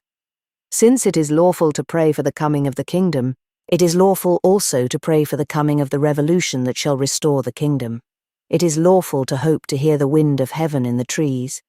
It is lawful to pray, "Thine anger come on earth as it is in heaven." The great human dogma, then, is that the wind moves the trees. The great human heresy is that the trees move the wind. When people begin to say that the material circumstances have alone created the moral circumstances, then they have prevented all possibility of serious change. For if my circumstances have made me wholly stupid, how can I be certain even that I am right in altering those circumstances? The man who represents all thought as an accident of environment is simply smashing and discrediting all his own thoughts, including that one. To treat the human mind as having an ultimate authority is necessary to any kind of thinking, even free thinking, and nothing will ever be reformed in this age or country unless we realize that the moral fact comes first. For example, most of us, I suppose, have seen in print and heard in debating clubs an endless discussion that goes on between socialists and total abstainers. The latter say that drink leads to poverty. The former say that poverty leads to drink. I can only wonder at either of them being content with such simple physical explanations. Surely it is obvious that the thing which among the English proletariat leads to poverty is the same as the thing which leads to drink, the absence of strong civic dignity, the absence of an instinct that resists degradation. When you have discovered why enormous English estates were not long ago cut up into small holdings like the land of France, you will have discovered why the Englishman is more drunken than the Frenchman. The Englishman, among his million delightful virtues, really has this quality, which may strictly be called hand-to-mouth, because under its influence a man's hand automatically seeks his own mouth, instead of seeking, as it sometimes should do, his oppressor's nose. And a man who says that the English inequality in land is due only to economic causes, or that the drunkenness of England is due only to economic causes, is saying something so absurd that he cannot really have thought what he was saying. Yet things quite as preposterous as this are said and written under the influence of that great spectacle of babyish helplessness, the economic theory of history. We have people who represent that all great historic motives were economic, and then have to howl at the top of their voices in order to induce the modern democracy to act on economic motives. The extreme Marxian politicians in England exhibit themselves as a small, heroic minority, trying vainly to induce the world to do what, according to their theory, the world always does. The truth is, of course, that there will be a social revolution the moment the thing has ceased to be purely economic. You can never have a revolution in order to establish a democracy. You must have a democracy in order to have a revolution. I get up from under the trees, for the wind and the slight rain have ceased. The trees stand up like golden pillars in a clear sunlight. The tossing of the trees and the blowing of the wind have ceased simultaneously. So I suppose there are still modern philosophers who will maintain that the trees make the wind. He was a quiet man, dressed in dark clothes, with a large, limp straw hat, with something almost military in his moustache and whiskers, but with a quite unmilitary stoop and very dreamy eyes.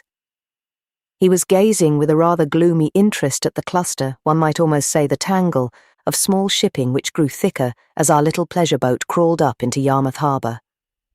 A boat entering this harbour, as everyone knows, does not enter in front of the town like a foreigner, but creeps round at the back like a traitor taking the town in the rear. The passage of the river seems almost too narrow for traffic, and in consequence the bigger ships look colossal. As we passed under a timber ship from Norway, which seemed to block up the heavens like a cathedral, the man in a straw hat pointed to an odd wooden figurehead carved like a woman and said, like one continuing a conversation, "Now, why have they left off having them? They didn't do anyone any harm." I replied with some flippancy about the captain's wife being jealous, but I knew in my heart that the man had struck a deep note. There has been something in our most recent civilization which is mysteriously hostile to such healthy and humane symbols. "They hate anything like that, which is human and pretty," he continued, exactly echoing my thoughts. "I believe they broke up all the jolly old figureheads with hatchets and enjoyed doing it." "Like Mr. Quilp," I answered, "when he battered the wooden admiral with the poker." His whole face suddenly became alive, and for the first time he stood erect and stared at me. "Do you come to Yarmouth for that?" he asked. "For what?" "For Dickens," he answered, and drummed with his foot on the deck. "No," I answered. "I come for fun, though that is much the same thing." "I always come," he answered quietly, "to find Peggotty's boat. It isn't here." And when he said that, I understood him perfectly. There are 2 Yarmouths. I dare say there are 200 to the people who live there. I myself have never come to the end of the list of Batterseas, but there are 2 to the stranger and tourist. The poor part, which is dignified, and the prosperous part, which is savagely vulgar. My new friend haunted the first of these like a ghost. To the latter he would only distantly allude. "The place is very much spoilt now. Trippers, you know," he would say, not at all scornfully, but simply sadly. That was the nearest he would go to an admission of the monstrous watering place that lay along the front, outblazing the sun and more deafening than the sea. But behind, out of earshot of this uproar, there are lanes so narrow that they seem like secret entrances to some hidden place of repose. There are squares so brimful of silence that to plunge into one of them is like plunging into a pool.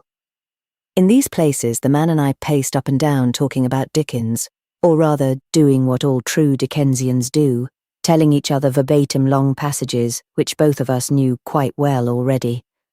We were really in the atmosphere of the older England. Fishermen passed us who might well have been characters like Peggotty. We went into a musty curiosity shop and bought pipe stoppers carved into figures from Pickwick. The evening was settling down between all the buildings with that slow gold that seems to soak everything when we went into the church. In the growing darkness of the church, my eye caught the coloured windows, which on that clear golden evening were flaming with all the passionate heraldry of the most fierce and ecstatic of Christian arts. At length I said to my companion, "Do you see that angel over there? I think it must be meant for the angel at the sepulchre." He saw that I was somewhat singularly moved, and he raised his eyebrows. "I dare say," he said. "What is there odd about that?" After a pause I said, "Do you remember what the angel at the sepulchre said?" "Not particularly," he answered. "But where are you off to in such a hurry?" I walked him rapidly out of the still square, past the fishermen's almshouses towards the coast, he still inquiring indignantly where I was going. "I am going," I said, "to put pennies in automatic machines on the beach. I'm going to listen to the niggers. I'm going to have my photograph taken. I'm going to drink ginger beer out of its original bottle. I will buy some picture postcards. I do want a boat. I am ready to listen to a concertina, and but for the defects of my education should be ready to play it. I am willing to ride on a donkey. That is, if the donkey is willing. I am willing to be a donkey. For all this was commanded me by the angel in the stained glass window." "I really think," said the Dickensian, "that I had better put you in charge of your relations." "Sir," I answered, "there are certain writers to whom humanity owes much, whose talent is yet of so shy or delicate or retrospective a type that we do well to link it with certain quaint places or certain perishing associations. It would not be unnatural to look for the spirit of Horace Walpole at Strawberry Hill, or even for the shade of Thackeray in Old Kensington. But let us have no antiquarianism about Dickens, for Dickens is not an antiquity. Dickens looks not backward, but forward. He might look at our modern mobs with satire or with fury, but he would love to look at them. He might lash our democracy, but it would be because, like a democrat, he asked much from it. We will not have all his books bound up under the title of The Old Curiosity Shop. Rather, we will have them all bound up under the title of Great Expectations. Wherever humanity is, he would have us face it and make something of it, swallow it with a holy cannibalism, and assimilate it with the digestion of a giant.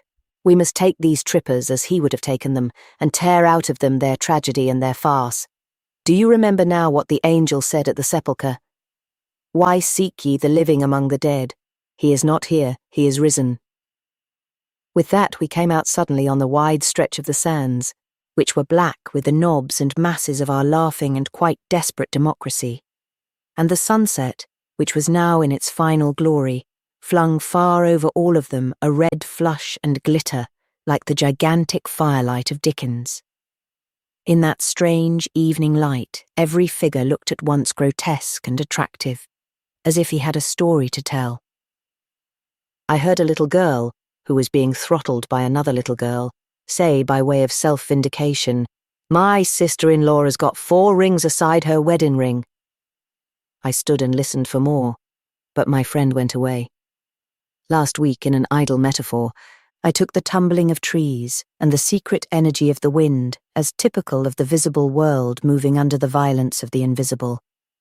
I took this metaphor merely because I happened to be writing the article in a wood. Nevertheless, now that I return to Fleet Street, which seems to me, I confess, much better and more poetical than all the wild woods in the world, I am strangely haunted by this accidental comparison. The people's figures seem a forest and their soul a wind. All the human personalities which speak or signal to me seem to have this fantastic character of the fringe of the forest against the sky. That man that talks to me, what is he but an articulate tree? That driver of a van who waves his hands wildly at me to tell me to get out of the way, what is he but a bunch of branches stirred and swayed by a spiritual wind, a sylvan object that I can continue to contemplate with calm? That policeman who lifts his hand to warn 3 omnibuses of the peril that they run in encountering my person, what is he but a shrub shaken for a moment with that blast of human law, which is a thing stronger than anarchy? Gradually, this impression of the woods wears off. But this black and white contrast between the visible and invisible, this deep sense that the one essential belief is belief in the invisible as against the visible, is suddenly and sensationally brought back to my mind. Exactly at the moment when Fleet Street has grown most familiar, that is most bewildering and bright, my eye catches a poster of vivid violet, on which I see written in large black letters these remarkable words: "Should shop assistants marry?" When I saw those words, everything might just as well have turned upside down. The men in Fleet Street might have been walking about on their hands. The cross of St. Paul's might have been hanging in the air upside down. For I realize that I have really come into a topsy-turvy country. I have come into the country where men do definitely believe that the waving of the trees makes the wind. That is to say, they believe that the material circumstances, however black and twisted, are more important than the spiritual realities, however powerful and pure. Should shop assistants marry? I am puzzled to think what some periods and schools of human history would have made of such a question.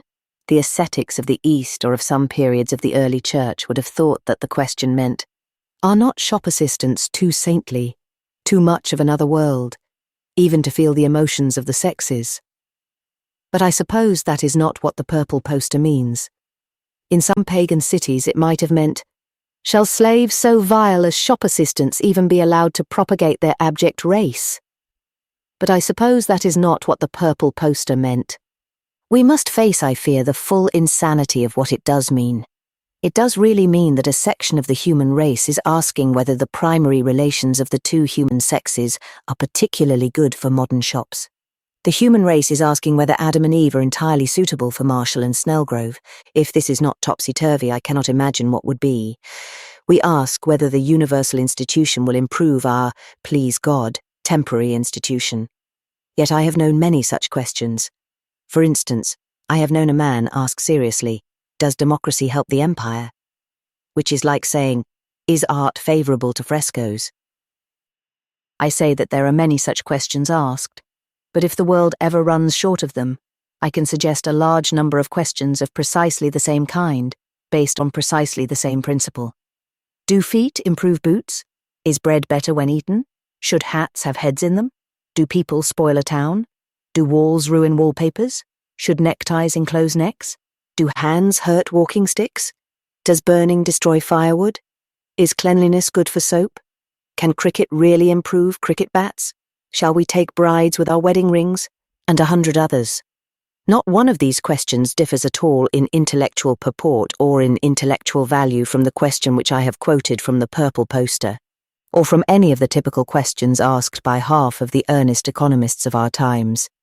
All the questions they ask are of this character. They are all tinged with this same initial absurdity. They do not ask if the means is suited to the end. They all ask, with profound and penetrating skepticism, if the end is suited to the means. They do not ask whether the tail suits the dog. They all ask whether a dog is, by the highest artistic canons, the most ornamental appendage that can be put at the end of a tale. In short, instead of asking whether our modern arrangements, our streets, trades, bargains, laws, and concrete institutions are suited to the primal and permanent idea of a healthy human life, they never admit that healthy human life into the discussion at all, except suddenly and accidentally at odd moments, and then they only ask whether that healthy human life is suited to our streets and trades. Perfection may be attainable or unattainable as an end. It may or may not be possible to talk of imperfection as a means to perfection. But surely it passes toleration to talk of perfection as a means to imperfection. The New Jerusalem may be a reality, it may be a dream, but surely it is too outrageous to say that the New Jerusalem is a reality on the road to Birmingham. This is the most enormous and at the same time the most secret of the modern tyrannies of materialism. In theory, the thing ought to be simple enough. A really human being would always put the spiritual things first. A walking and speaking statue of God finds himself at one particular moment employed as a shop assistant. He has in himself a power of terrible love, a promise of paternity, a thirst for some loyalty that shall unify life, and in the ordinary course of things he asks himself, how far do the existing conditions of those assisting in shops fit in with my evident and epic destiny in the matter of love and marriage? But here, as I have said, comes in the quiet and crushing power of modern materialism. It prevents him rising in rebellion, as he would otherwise do. By perpetually talking about environment and visible things, by perpetually talking about economics and physical necessity, painting and keeping repainted a perpetual picture of iron machinery and merciless engines, of rails of steel and of towers of stone. Modern materialism at last produces this tremendous impression in which the truth is stated upside down. At last the result is achieved. The man does not say, as he ought to have said, should married men endure being modern shop assistants? The man says, should shop assistants marry? Triumph has completed the immense illusion of materialism. The slave does not say, are these chains worthy of me? The slave says scientifically and contentedly, am I even worthy of these chains? Once, when I was very young, I met one of those men who have made the empire what it is. A man in an astrakhan coat with an astrakhan moustache, a tight, black, curly moustache. Whether he put on the moustache with the coat, or whether his Napoleonic will enabled him not only to grow a moustache in the usual place, but also to grow little moustaches all over his clothes, I do not know. I only remember that he said to me the following words: a man can't get on nowadays by hanging about with his hands in his pockets. I made reply with the quite obvious flippancy that perhaps a man got on by having his hands in other people's pockets, whereupon he began to argue about moral evolution, so I suppose what I said had some truth in it. But the incident now comes back to me and connects itself with another incident, if you can call it an incident, which happened to me only the other day. I have only once in my life picked a pocket and then, perhaps through some absent-mindedness, I picked my own. My act can really with some reason be so described, for in taking things out of my own pocket, I had at least one of the more tense and quivering emotions of the thief. I had a complete ignorance and a profound curiosity as to what I should find there. Perhaps it would be the exaggeration of eulogy to call me a tidy person, but I can always pretty satisfactorily account for all my possessions. I can always tell where they are and what I have done with them, so long as I can keep them out of my pockets. If once anything slips into those unknown abysses, I wave it a sad Virgilian farewell. I suppose that the things that I have dropped into my pockets are still there. The same presumption applies to the things that I have dropped into the sea. But I regard the riches stored in both these bottomless chasms with the same reverent ignorance. They tell us that on the last day the sea will give up its dead, and I suppose that on the same occasion long strings of extraordinary things will come running out of my pockets. But I have quite forgotten what any of them are, and there is really nothing, excepting the money, that I shall be at all surprised at finding among them. Such at least has hitherto been my state of innocence. I here only wish briefly to recall the special, extraordinary, and hitherto unprecedented circumstances which led me in cold blood, and being of sound mind, to turn out my pockets. I was locked up in a third-class carriage for a rather long journey. The time was towards evening, but it might have been anything, for everything resembling earth or sky or light or shade was painted out as if with a great wet brush by an unshifting sheet of quite colourless rain. I had no books or newspapers. I had not even a pencil and a scrap of paper with which to write a religious epic. There were no advertisements on the walls of the carriage, otherwise I could have plunged into the study, for any collection of printed words is quite enough to suggest infinite complexities of mental ingenuity. When I find myself opposite the word sunlight soap, I can exhaust all the aspects of sun worship, Apollo, and summer poetry before I go on to the less congenial subject of soap. But there was no printed word or picture anywhere. There was nothing but blank wood inside the carriage and blank wet without. Now I deny most energetically that anything is or can be uninteresting. So I stared at the joints of the walls and seats, and began thinking hard on the fascinating subject of wood. Just as I had begun to realize why, perhaps, it was that Christ was a carpenter rather than a bricklayer, or a baker, or anything else, I suddenly started upright and remembered my pockets. I was carrying about with me an unknown treasury. I had a British museum and a South Kensington collection of unknown curios hung all over me in different places. I began to take the things out. The first thing I came upon consisted of piles and heaps of Battersea tram tickets. There were enough to equip a paper chase. They shook down in showers like confetti. Primarily, of course, they touched my patriotic emotions and brought tears to my eyes. Also, they provided me with the printed matter I required, for I found on the back of them some short but striking little scientific essays about some kind of pill. Comparatively speaking, in my then destitution, those tickets might be regarded as a small but well-chosen scientific library.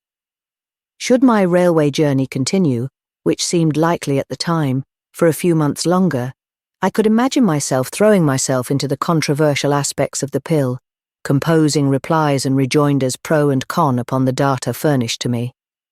But after all, it was the symbolic quality of the tickets that moved me most. For as certainly as the cross of St. George means English patriotism, those scraps of paper meant all that municipal patriotism which is now, perhaps, the greatest hope of England. The next thing that I took out was a pocket knife. A pocket knife, I need hardly say, would require a thick book full of moral meditations all to itself.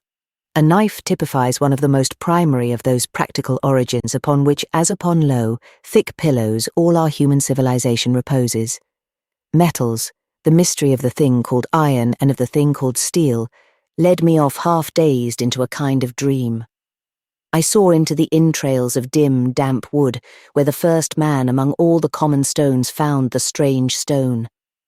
I saw a vague and violent battle, in which stone axes broke and stone knives were splintered against something shining and new in the hand of one desperate man.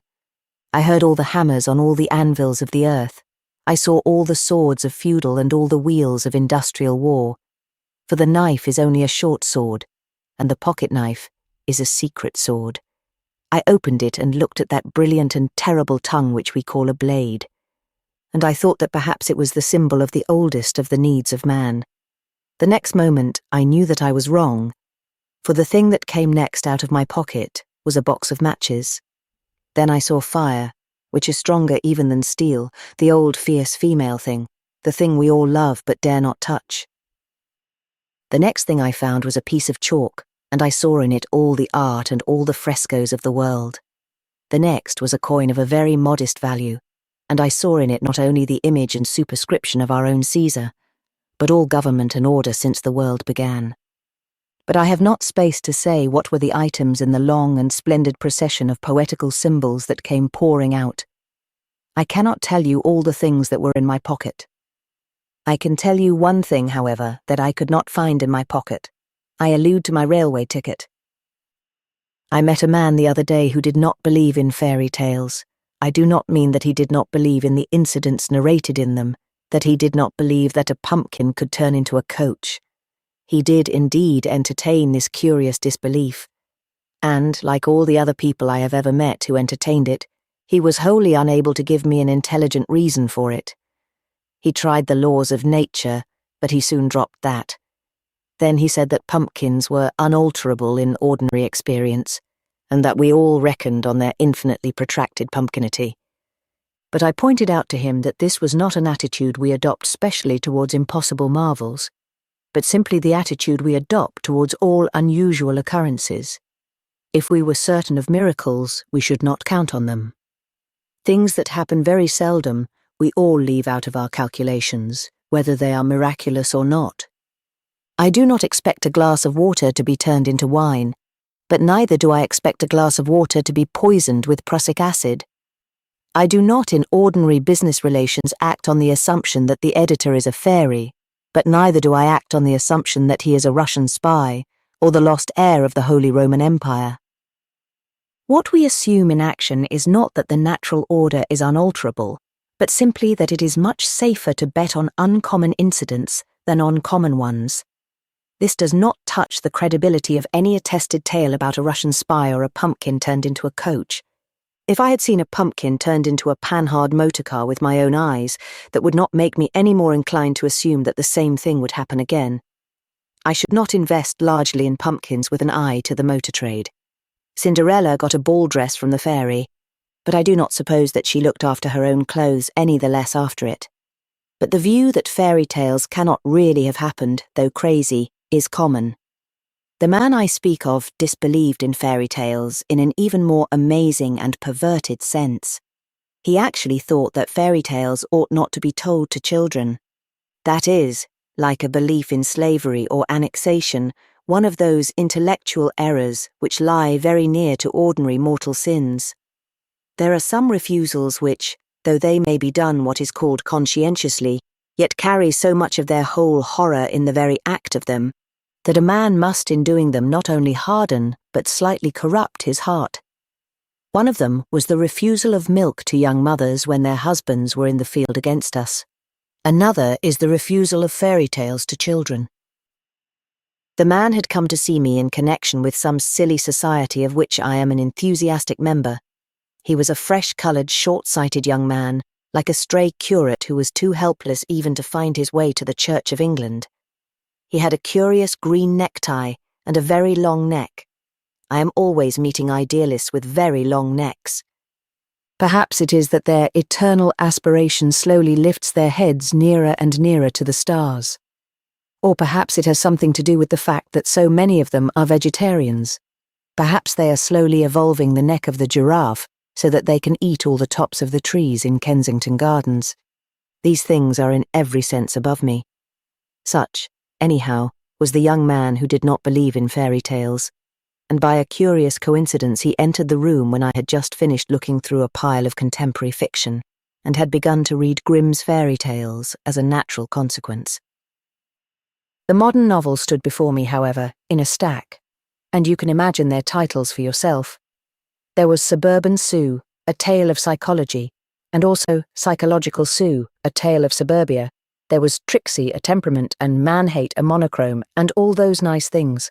I read them with real interest, but, curiously enough, I grew tired of them at last, and when I saw Grimm's fairy tales lying accidentally on the table, I gave a cry of indecent joy. Here at last, one could find a little common sense. I opened the book, and my eyes fell on these splendid and satisfying words, "The dragon's grandmother." That at least was reasonable. That at least was true. The dragon's grandmother. While I was rolling this first touch of ordinary human reality upon my tongue, I looked up suddenly and saw this monster with a green tie standing in the doorway. I listened to what he said about the society politely enough, I hope, but when he incidentally mentioned that he did not believe in fairy tales, I broke out beyond control. "Man," I said, "who are you that you should not believe in fairy tales? It is much easier to believe in Bluebeard than to believe in you. A blue beard is a misfortune, but there are green ties which are sins. It is far easier to believe in a million fairy tales than to believe in one man who does not like fairy tales. I would rather kiss Grimm instead of a Bible and swear to all his stories as if they were 39 articles than say seriously and out of my heart that there can be such a man as you, that you are not some temptation of the devil or some delusion from the void. Look at these plain, homely, practical words. The dragon's grandmother, that is all right. That is rational almost to the verge of rationalism. If there was a dragon, he had a grandmother. But you had no grandmother. If you had known one, she would have taught you to love fairy tales. You had no father, you had no mother, no natural causes can explain you. You cannot be. I believe many things which I have not seen, but of such things as you, it may be said, blessed is he that has seen, and yet has disbelieved. It seemed to me that he did not follow me with sufficient delicacy, so I moderated my tone. Can you not see, I said, that fairy tales in their essence are quite solid and straightforward, but that this everlasting fiction about modern life is in its nature essentially incredible? Folklore means that the soul is sane, but that the universe is wild and full of marvels. Realism means that the world is dull and full of routine, but that the soul is sick and screaming. The problem of the fairy tale is, what will a healthy man do with a fantastic world? The problem of the modern novel is, what will a madman do with a dull world? In the fairy tales, the cosmos goes mad, but the hero does not go mad. In the modern novels, the hero is mad before the book begins and suffers from the harsh steadiness and cruel sanity of the cosmos. In the excellent tale of The Dragon's Grandmother, in all the other tales of Grimm, it is assumed that the young man setting out on his travels will have all substantial truths in him, that he will be brave, full of faith, reasonable, that he will respect his parents, keep his word, rescue one kind of people, defy another kind, parcere subjectis et debellare, etc. Then, having assumed this centre of sanity, the writer entertains himself by fancying what would happen if the whole world went mad all round it, if the sun turned green and the moon blue, if horses had 6 legs and giants had 2 heads. But your modern literature takes insanity as its centre. Therefore it loses the interest even of insanity. A lunatic is not startling to himself because he is quite serious. That is what makes him a lunatic. A man who thinks he is a piece of glass is to himself as dull as a piece of glass. A man who thinks he is a chicken is to himself as common as a chicken. It is only sanity that can see even a wild poetry in insanity. Therefore, these wise old tales made the hero ordinary and the tale extraordinary. But you have made the hero extraordinary and the tale ordinary, so ordinary, oh so very ordinary. I saw him still gazing at me fixedly. Some nerve snapped in me under the hypnotic stare. I leapt to my feet and cried, "In the name of God and democracy and the dragon's grandmother, in the name of all good things, I charge you to avaunt and haunt this house no more." Whether or no it was the result of the exorcism, there is no doubt that he definitely went away. I find that there really are human beings who think fairy tales bad for children. I do not speak of the man in the green tie. For him I can never count truly human. But a lady has written me an earnest letter saying that fairy tales ought not to be taught to children even if they are true. She says that it is cruel to tell children fairy tales because it frightens them. You might just as well say that it is cruel to give girls sentimental novels because it makes them cry. All this kind of talk is based on that complete forgetting of what a child is like, which has been the firm foundation of so many educational schemes. If you keep bogies and goblins away from children, they would make them up for themselves. One small child in the dark can invent more hells than Swedenborg. One small child can imagine monsters too big and black to get into any picture, and give them names too unearthly and cacophonous to have occurred in the cries of any lunatic. The child, to begin with, commonly likes horrors, and he continues to indulge in them even when he does not like them.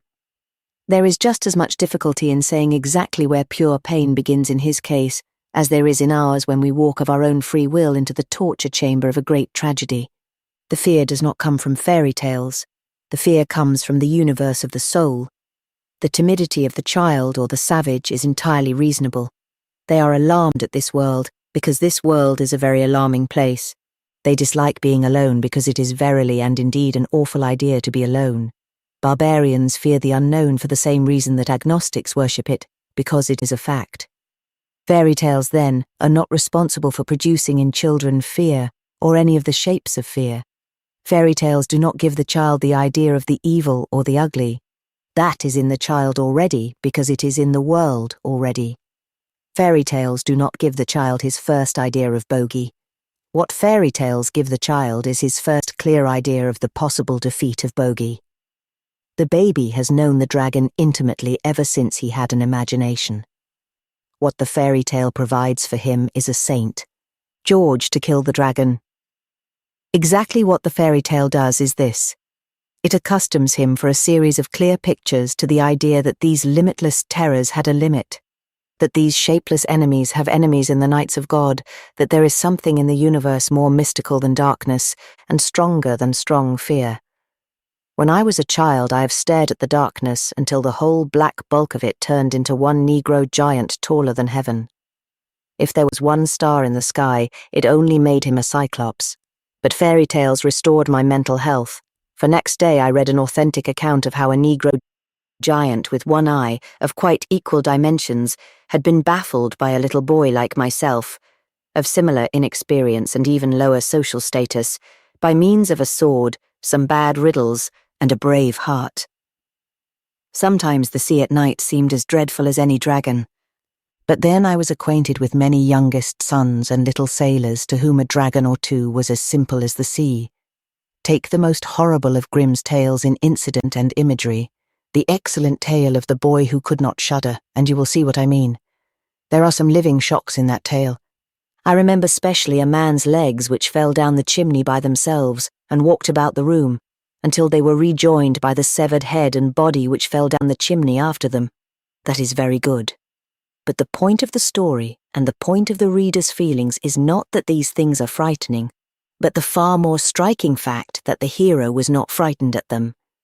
The most fearful of all these fearful wonders was his own absence of fear. He slapped the bogies on the back and asked the devils to drink wine with him. Many a time in my youth, when stifled with some modern morbidity, I have prayed for a double portion of his spirit. If you have not read the end of his story, go and read it. It is the wisest thing in the world. The hero was at last taught to shudder by taking a wife, who threw a pail of cold water over him. In that one sentence there is more of the real meaning of marriage than in all the books about sex that cover Europe and America. At the four corners of a child's bed stand Perseus and Roland, Sigurd and St. George. If you withdraw the guard of heroes, you are not making him rational, you are only leaving him to fight the devils alone. For the devils, alas, we have always believed in. The hopeful element in the universe has in modern times continually been denied and reasserted, but the hopeless element has never for a moment been denied. As I told HNB, whom I paused to wish a happy Christmas in its most superstitious sense, the one thing modern people really do believe in is damnation. The greatest of purely modern poets summed up the really modern attitude in that fine agnostic line, there may be heaven, there must be hell. The gloomy view of the universe has been a continuous tradition, and the new types of spiritual investigation or conjecture all begin by being gloomy. A little while ago, men believed in no spirits. Now they are beginning rather slowly to believe in rather slow spirits. Some people objected to spiritualism, table rappings and such things because they were undignified, because the ghosts cracked jokes or waltzed with dinner tables. I do not share this objection in the least. I wish the spirits were more farcical than they are, that they should make more jokes and better ones would be my suggestion. For almost all the spiritualism of our time, insofar as it is new, is solemn and sad. Some pagan gods were lawless, and some Christian saints were a little too serious. But the spirits of modern spiritualism are both lawless and serious, a disgusting combination. The specially contemporary spirits are not only devils, they are blue devils. This is, first and last, the real value of Christmas. Insofar as the mythology remains at all, it is a kind of happy mythology. Personally, of course, I believe in Santa Claus, but it is the season of forgiveness, and I will forgive others for not doing so. But if there is anyone who does not comprehend the defect in our world which I am civilizing, I should recommend him, for instance, to read a story by Mr. Henry James called The Turn of the Screw. It is one of the most powerful things ever written, and it is one of the things about which I doubt most whether it ought ever to have been written at all. It describes two innocent children gradually growing at once omniscient and half-witted under the influence of the foul ghosts of a groom and a governess. As I say, I doubt whether Mr. Henry James ought to have published it. No, it is not indecent. Do not buy it. It is a spiritual matter. But I think the question so doubtful that I will give that truly great man a chance. I will approve the thing as well as admire it, if he will write another tale just as powerful about two children and Santa Claus. If he will not or cannot, then the conclusion is clear. We can deal strongly with gloomy mystery, but not with happy mystery. We are not rationalists, but diabolists. I have thought vaguely of all this, staring at a great red fire that stands up in the room like a great red angel. But perhaps you have never heard of a red angel, but you have heard of a blue devil. That is exactly what I mean. I have been standing where everybody has stood, opposite the great belfry tower of Bruges, and thinking, as everyone has thought, though not perhaps said, that it is built in defiance of all decencies of architecture. It is made in deliberate disproportion to achieve the one startling effect of height. It is a church on stilts. But this sort of sublime deformity is characteristic of the whole fancy and energy of these Flemish cities. Flanders has the flattest and most prosaic landscapes, but the most violent and extravagant of buildings. Here nature is tame. It is civilization that is untamable. Here the fields are as flat as a paved square, but on the other hand, the streets and roofs are as uproarious as a forest in a great wind. The waters of wood and meadow slide as smoothly and meekly as if they were in the London water pipes. But the parish pump is carved with all the creatures out of the wilderness. Part of this is true, of course, of all art. We talk of wild animals, but the wildest animal is man. There are sounds in music that are more ancient and awful than the cry of the strangest beast at night. And so also there are buildings that are shapeless in their strength, seeming to lift themselves slowly like monsters from the primal mire, and there are spires that seem to fly up suddenly like a startled bird.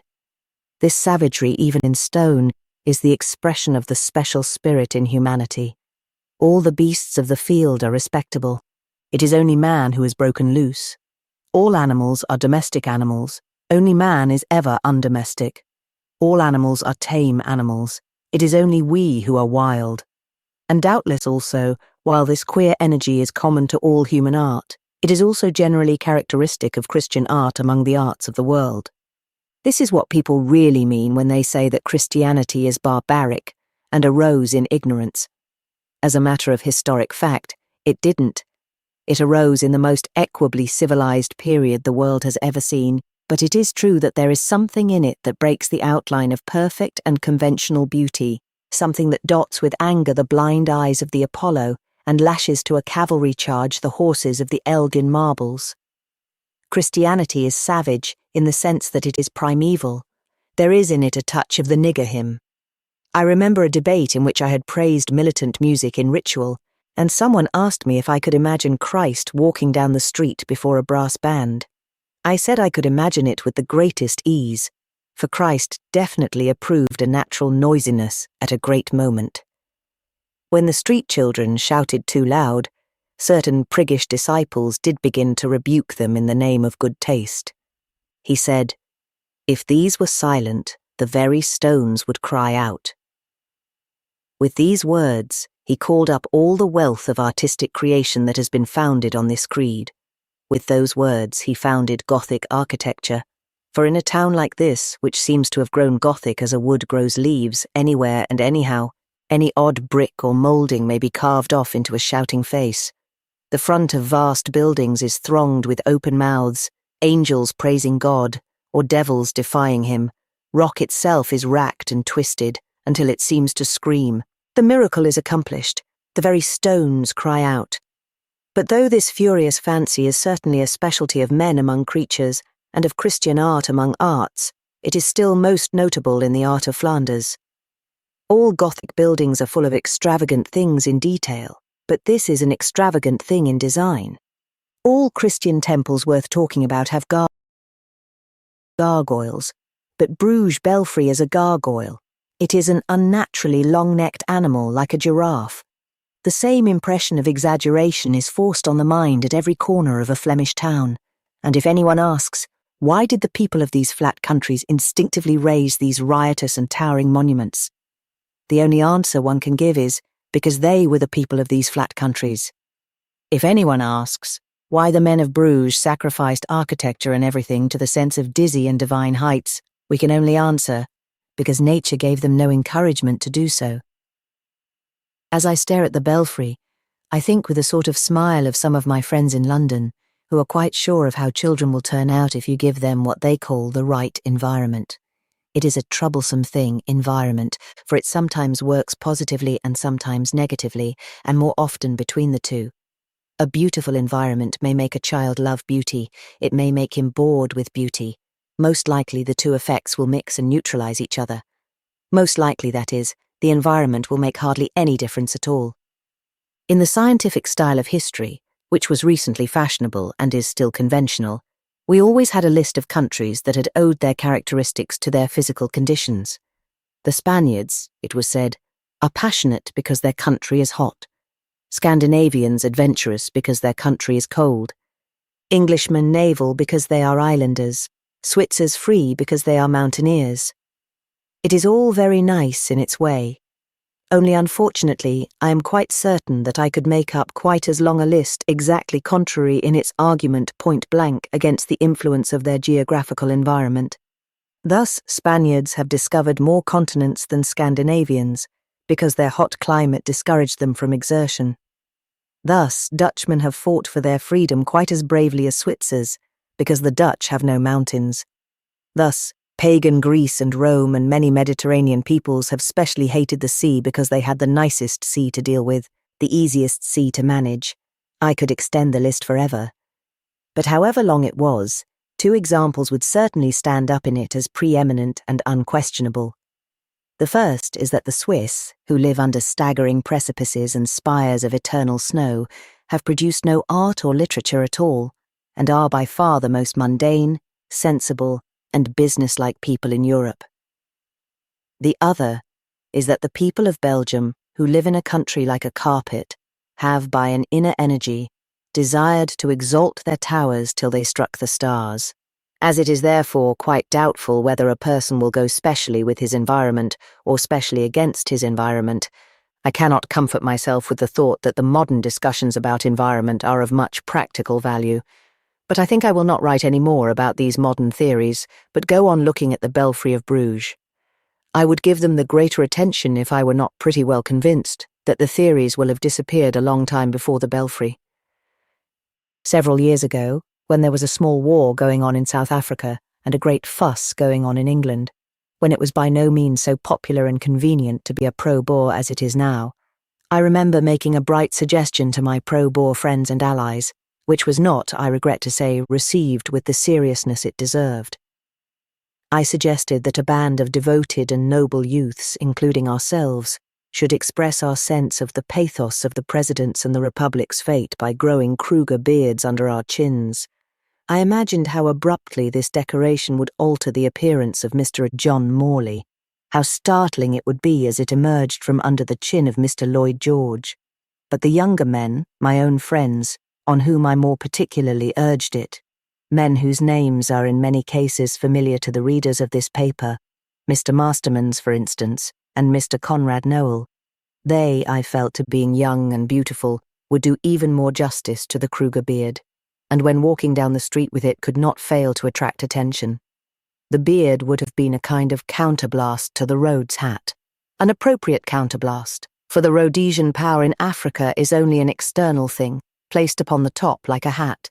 The Dutch power and tradition is a thing rooted and growing like a beard. We have shaved it, and it is growing again. The Kruger beard would represent time and the natural processes. You cannot grow a beard in a moment of passion. After making this proposal to my friends, I hurriedly left town. I went down to a West Country place where there was shortly afterwards an election, at which I enjoyed myself very much canvassing for the Liberal candidate. The extraordinary thing was that he got in. I sometimes lie awake at night and meditate upon that mystery, but it must not detain us now. The rather singular incident which happened to me then, and which some recent events have recalled to me, happened while the canvassing was still going on.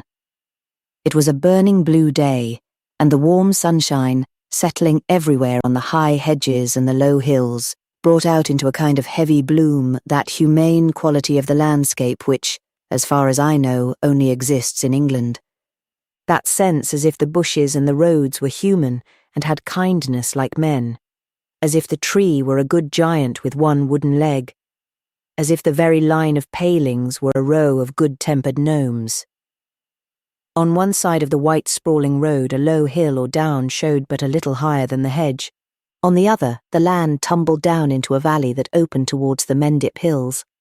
The road was very erratic, for every true English road exists in order to lead one a dance, and what could be more beautiful and beneficent than a dance? At an abrupt turn of it, I came upon a low white building with dark doors and dark shuttered windows, evidently not inhabited and scarcely in the ordinary sense inhabitable. A thing more like a tool house than a house of any other kind. Made idle by the heat, I paused, and, taking a piece of red chalk out of my pocket, began drawing aimlessly on the back door, drawing goblins and Mr. Chamberlain, and finally the ideal nationalist with the Kruger beard. The materials did not permit of any delicate rendering of his noble and national expansion of countenance, stoical and yet hopeful, full of tears for man, and yet of an element of humour. But the hat was finely handled. Just as I was adding the finishing touches to the Kruger fantasy, I was frozen to the spot with terror. The black door, which I thought no more of than the lid of an empty box, began slowly to open, impelled from within by a human hand. And President Kruger himself came out into the sunlight. He was a shade milder of eye than he was in his portraits, and he did not wear that ceremonial scarf which was usually in such pictures slung across his ponderous form. But there was the hat which filled the empire with so much alarm. There were the clumsy dark clothes. There was the heavy, powerful face. There, above all, was the Kruger beard which I had sought to evoke, if I may use the verb, from under the features of Mr. Masterman. Whether he had the umbrella or not, I was too much emotionally shaken to observe. He had not the stone lions with him, or Mrs. Kruger, and what he was doing in that dark shed I cannot imagine, but I suppose he was oppressing an outlander. I was surprised, I must confess, to meet President Kruger in Somersetshire during the war. I had no idea that he was in the neighbourhood, but a yet more arresting surprise awaited me. Mr. Kruger regarded me for some moments with a dubious grey eye, and then addressed me with a strong Somersetshire accent. A curious cold shock went through me to hear that inappropriate voice coming out of that familiar form. It was as if you met a Chinaman with pigtail and yellow jacket, and he began to talk broad Scotch. But the next moment, of course, I understood the situation. We had much underrated the Boers in supposing that the Boer education was incomplete. In pursuit of his ruthless plot against our island home, the terrible president had learnt not only English, but all the dialects at a moment's notice to win over a Lancashire merchant or seduce a Northumberland fusilier. No doubt if I asked him, this stout old gentleman could grind out Sussex, Essex, Norfolk, Suffolk and so on, like the tunes in a barrel organ. I could not wonder if our plain, true-hearted German millionaires fell before a cunning so penetrated with culture as this. And now I come to the third and greatest surprise of all that this strange old man gave me. When he asked me, dryly enough, but not without a certain steady civility that belongs to old-fashioned country people, what I wanted and what I was doing, I told him the facts of the case, explaining my political mission and the almost angelic qualities of the Liberal candidate.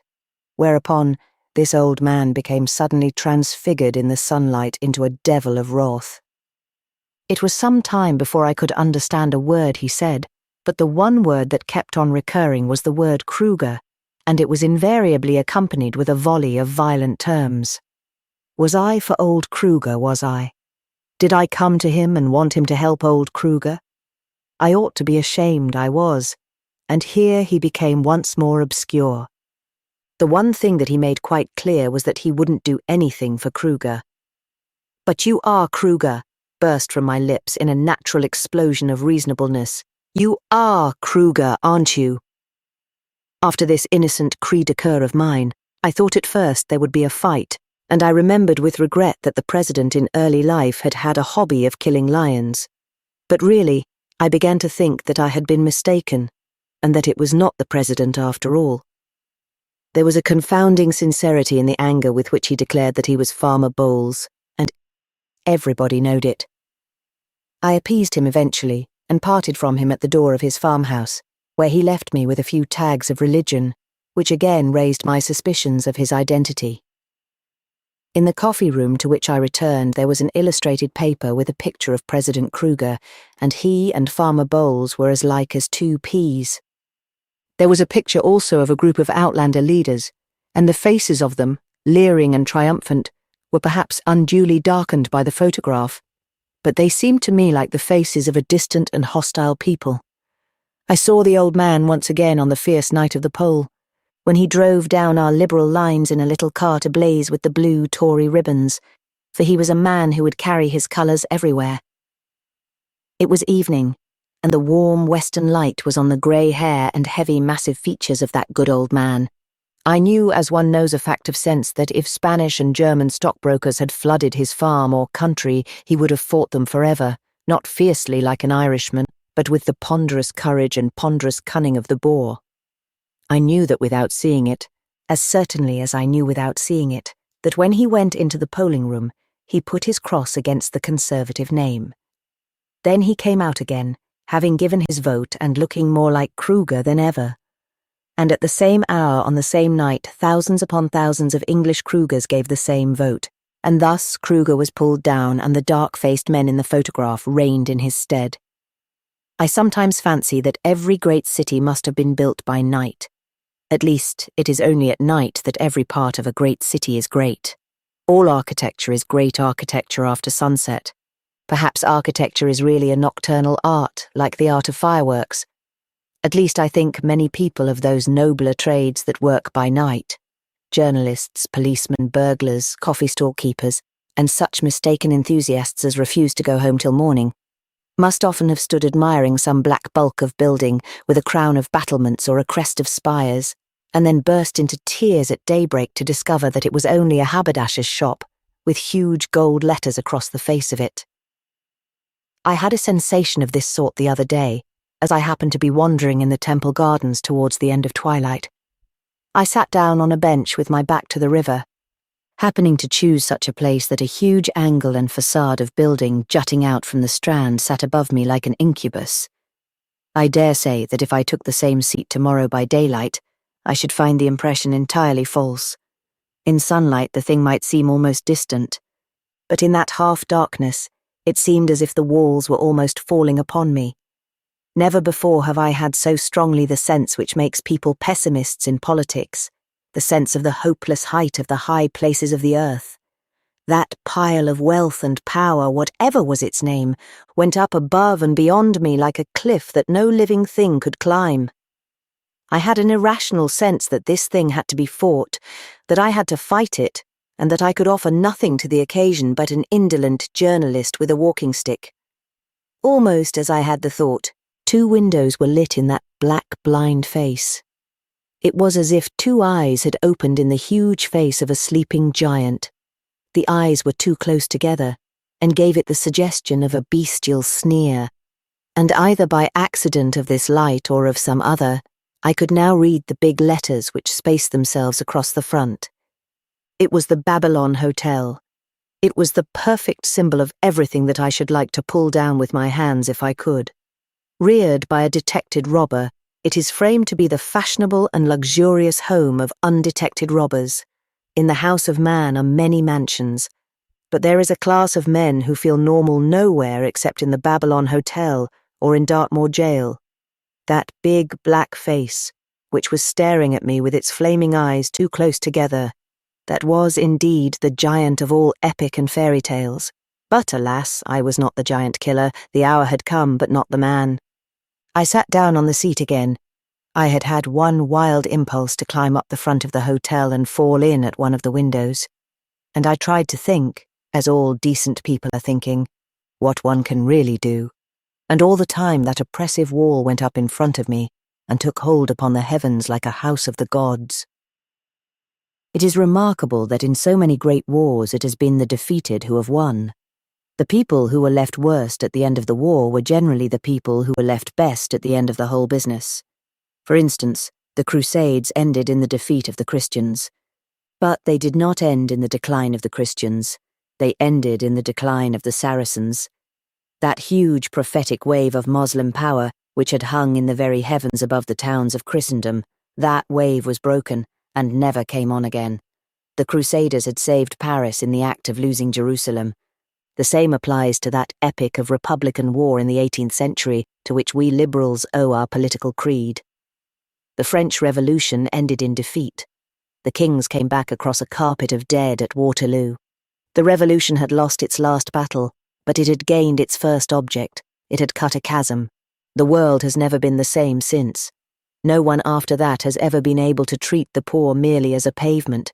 These jewels of God, the poor, are still treated as mere stones of the street, but as stones that may sometimes fly. If it please God, you and I may see some of the stones flying again before we see death. But here I only remark the interesting fact that the conquered almost always conquer. Sparta killed Athens with a final blow, and she was born again.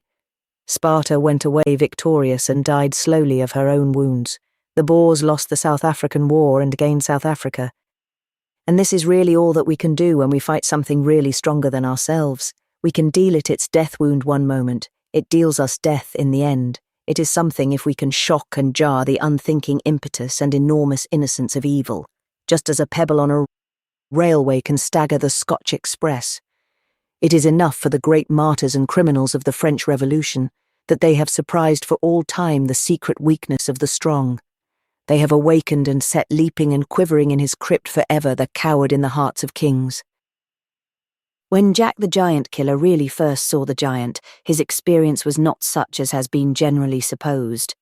If you care to hear it, I will tell you the real story of Jack the Giant Killer. To begin with, the most awful thing which Jack first felt about the giant was that he was not a giant.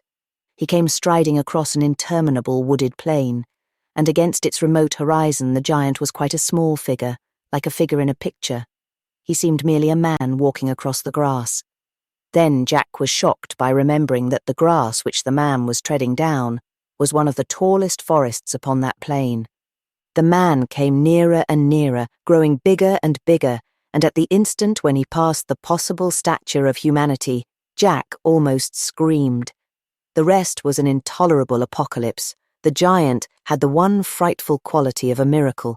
The more he became incredible, the more he became solid. The less one could believe in him, the more plainly one could see him. It was unbearable that so much of the sky should be occupied by one human face. His eyes, which had stood out like bow windows, became bigger yet, and there was no metaphor that could contain their bigness. Yet still they were human eyes. Jack's intellect was utterly gone under that huge hypnotism of the face that filled the sky. His last hope was submerged, his 5 wits all still with terror. But there stood up in him still a kind of cold chivalry, a dignity of dead honour that would not forget the small and futile sword in his hand. He rushed at one of the colossal feet of this human tower, and when he came quite close to it, the ankle bone arched over him like a cave. Then he planted the point of his sword against the foot, and leant on it with all his weight, till it went up to the hilt and broke the hilt, and then snapped just under it. And it was plain that the giant felt a sort of prick, for he snatched up his great foot into his great hand for an instant, and then, putting it down again, he bent over and stared at the ground until he had seen his enemy. Then he picked up Jack between a big finger and thumb and threw him away. And as Jack went through the air, he felt as if he were flying from system to system through the universe of stars. But, as the giant had thrown him away carelessly, he did not strike a stone, but struck soft mire by the side of a distant river. There he lay insensible for several hours, but when he awoke again his horrible conqueror was still in sight. He was striding away across the void and wooded plain towards where it ended in the sea, and by this time he was only much higher than any of the hills. He grew less and less indeed, but only as a really high mountain grows at last less and less when we leave it in a railway train. Half an hour afterwards he was a bright blue colour, as are the distant hills, but his outline was still human and still gigantic. Then the big blue figure seemed to come to the brink of the big blue sea, and even as it did so, it altered its attitude. Jack, stunned and bleeding, lifted himself laboriously upon one elbow to stare. The giant once more caught hold of his ankle, wavered twice as in a wind, and then went over into the great sea which washes the whole world, and which, alone of all things God has made, was big enough to drown him. People accuse journalism of being too personal, but to me it has always seemed far too impersonal. It is charged with tearing away the veils from private life, but it seems to me to be always dropping diaphanous but blinding veils between men and men. The yellow press is abused for exposing facts which are private. I wish the yellow press did anything so valuable. It is exactly the decisive individual touches that it never gives. And a proof of this is that after one has met a man 1,000,000 times in the newspapers, it is always a complete shock and reversal to meet him in real life. The yellow pressman seems to have no power of catching the first fresh fact about a man that dominates all after impressions. For instance, before I met Bernard Shaw, I heard that he spoke with a reckless desire for paradox or a sneering hatred of sentiment. But I never knew till he opened his mouth that he spoke with an Irish accent, which is more important than all the other criticisms put together. Journalism is not personal enough. So far from digging out private personalities, it cannot even report the obvious personalities on the surface. Now there is one vivid and even bodily impression of this kind which we have all felt when we met great poets or politicians, but which never finds its way into the newspapers. I mean the impression that they are much older than we thought they were. We connect great men with their great triumphs, which generally happened some years ago, and many recruits enthusiastic for the thin Napoleon of Marengo must have found themselves in the presence of the fat Napoleon of Leipzig. I remember reading a newspaper account of how a certain rising politician confronted the House of Lords with the enthusiasm almost of boyhood.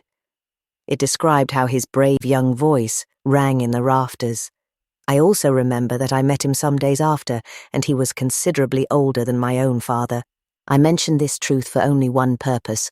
All this generalization leads up to only one fact, the fact that I once met a great man who was younger than I expected. I had come over the wooded wall from the villages about Epsom and down a stumbling path between trees towards the valley in which Dorking lies. A warm sunlight was working its way through the leafage, a sunlight which, though of saintless gold, had taken on the quality of evening. It was such sunlight as reminds a man that the sun begins to set an instant after noon. It seemed to lessen as the wood strengthened and the road sank. I had a sensation peculiar to such entangled descents.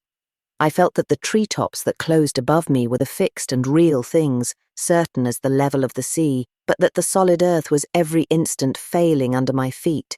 In a little while that splendid sunlight showed only in splashes, like flaming stars and suns in the dome of green sky. Around me in that emerald twilight were trunks of trees of every plain or twisted type. It was like a chapel supported on columns of every earthly and unearthly style of architecture. Without intention, my mind grew full of fancies on the nature of the forest, on the whole, philosophy of mystery and force. For the meaning of woods is the combination of energy with complexity. A forest is not in the least rude or barbarous, it is only dense with delicacy. Unique shapes that an artist would copy or a philosopher watch for years if he found them in an open plain are here mingled and confounded.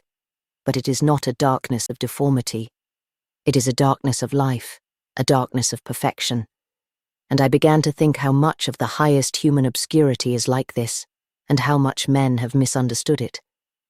People will tell you, for instance, that theology became elaborate because it was dead. Believe me, if it had been dead, it would never have become elaborate. It is only the live tree that grows too many branches. These trees thinned and fell away from each other, and I came out into deep grass and a road. I remember being surprised that the evening was so far advanced.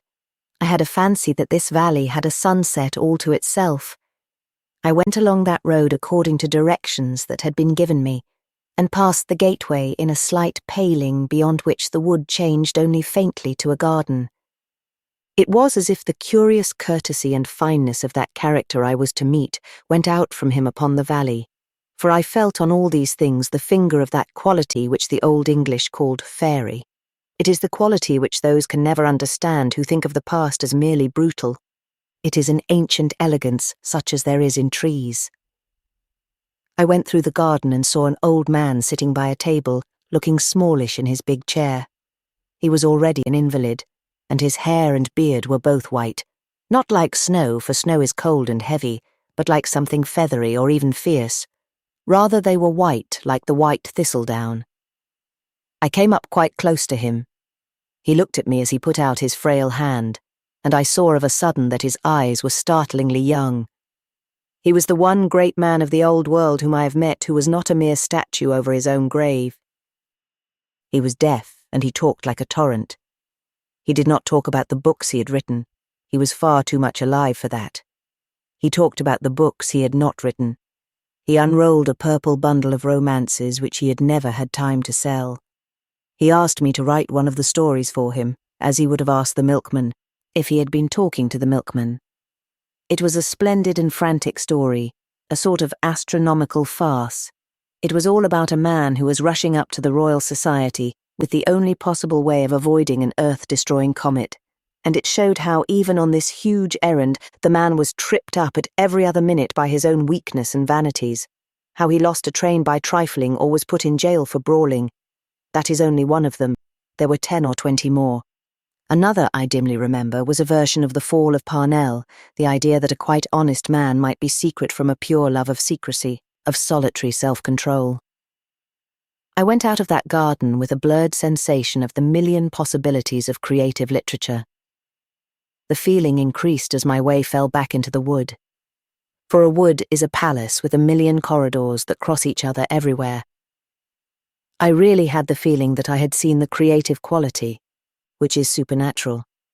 I had seen what Virgil calls the old man of the forest. I had seen an elf. The trees thronged behind my path. I have never seen him again, and now I shall not see him because he died last Tuesday.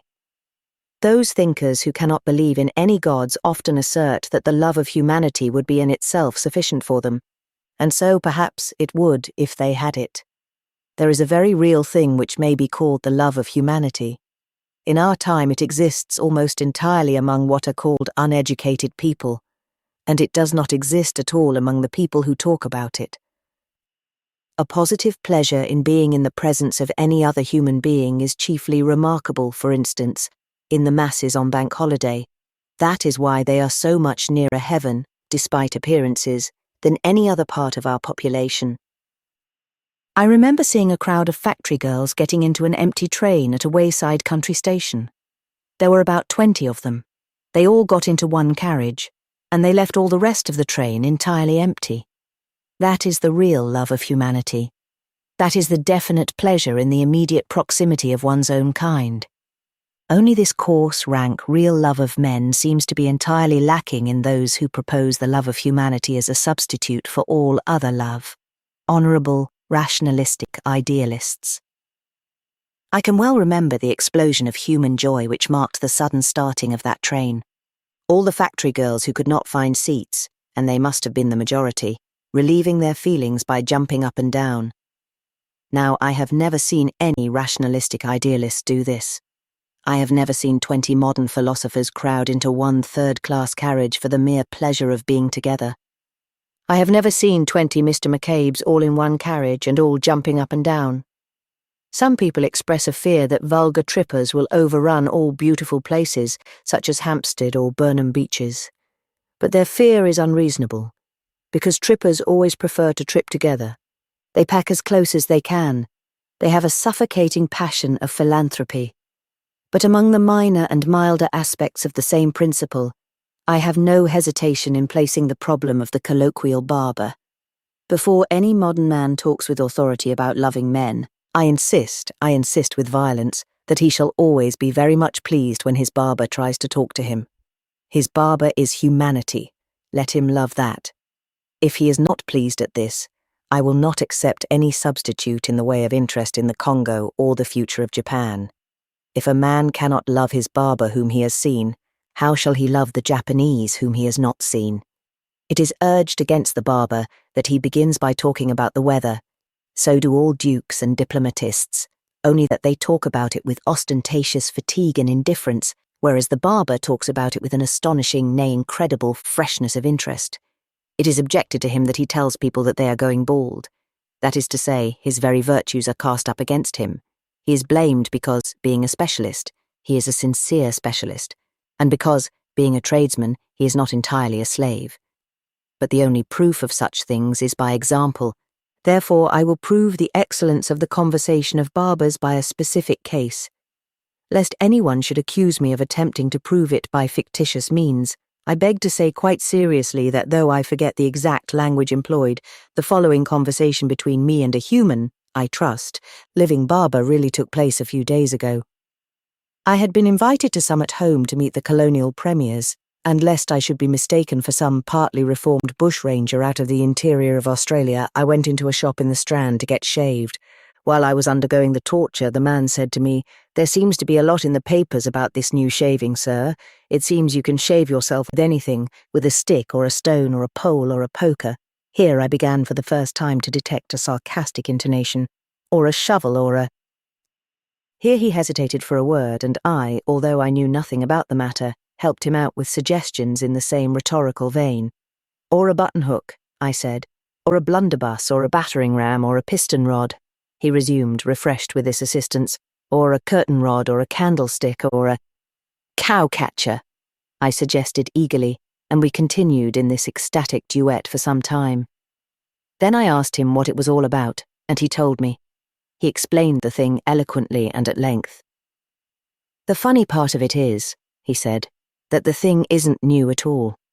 It's been talked about ever since I was a boy and long before. There is always a notion that the razor might be done without somehow. But none of those schemes ever came to anything, and I don't believe myself that this will." "Why, as to that," I said, rising slowly from the chair and trying to put on my coat inside out, "I don't know how it may be in the case of you and your new shaving. Shaving, with all respect to you, is a trivial and materialistic thing, and in such things startling inventions are sometimes made. But what you say reminds me in some dark and dreamy fashion of something else. I recall it especially when you tell me, with such evident experience and sincerity, that the new shaving is not really new. My friend, the human race is always trying this dodge of making everything entirely easy, but the difficulty which it shifts off one thing, it shifts on to another. If one man has not the toil of preparing a man's chin, I suppose that some other man has the toil of preparing something very curious to put on a man's chin. It would be nice if we could be shaved without troubling anybody.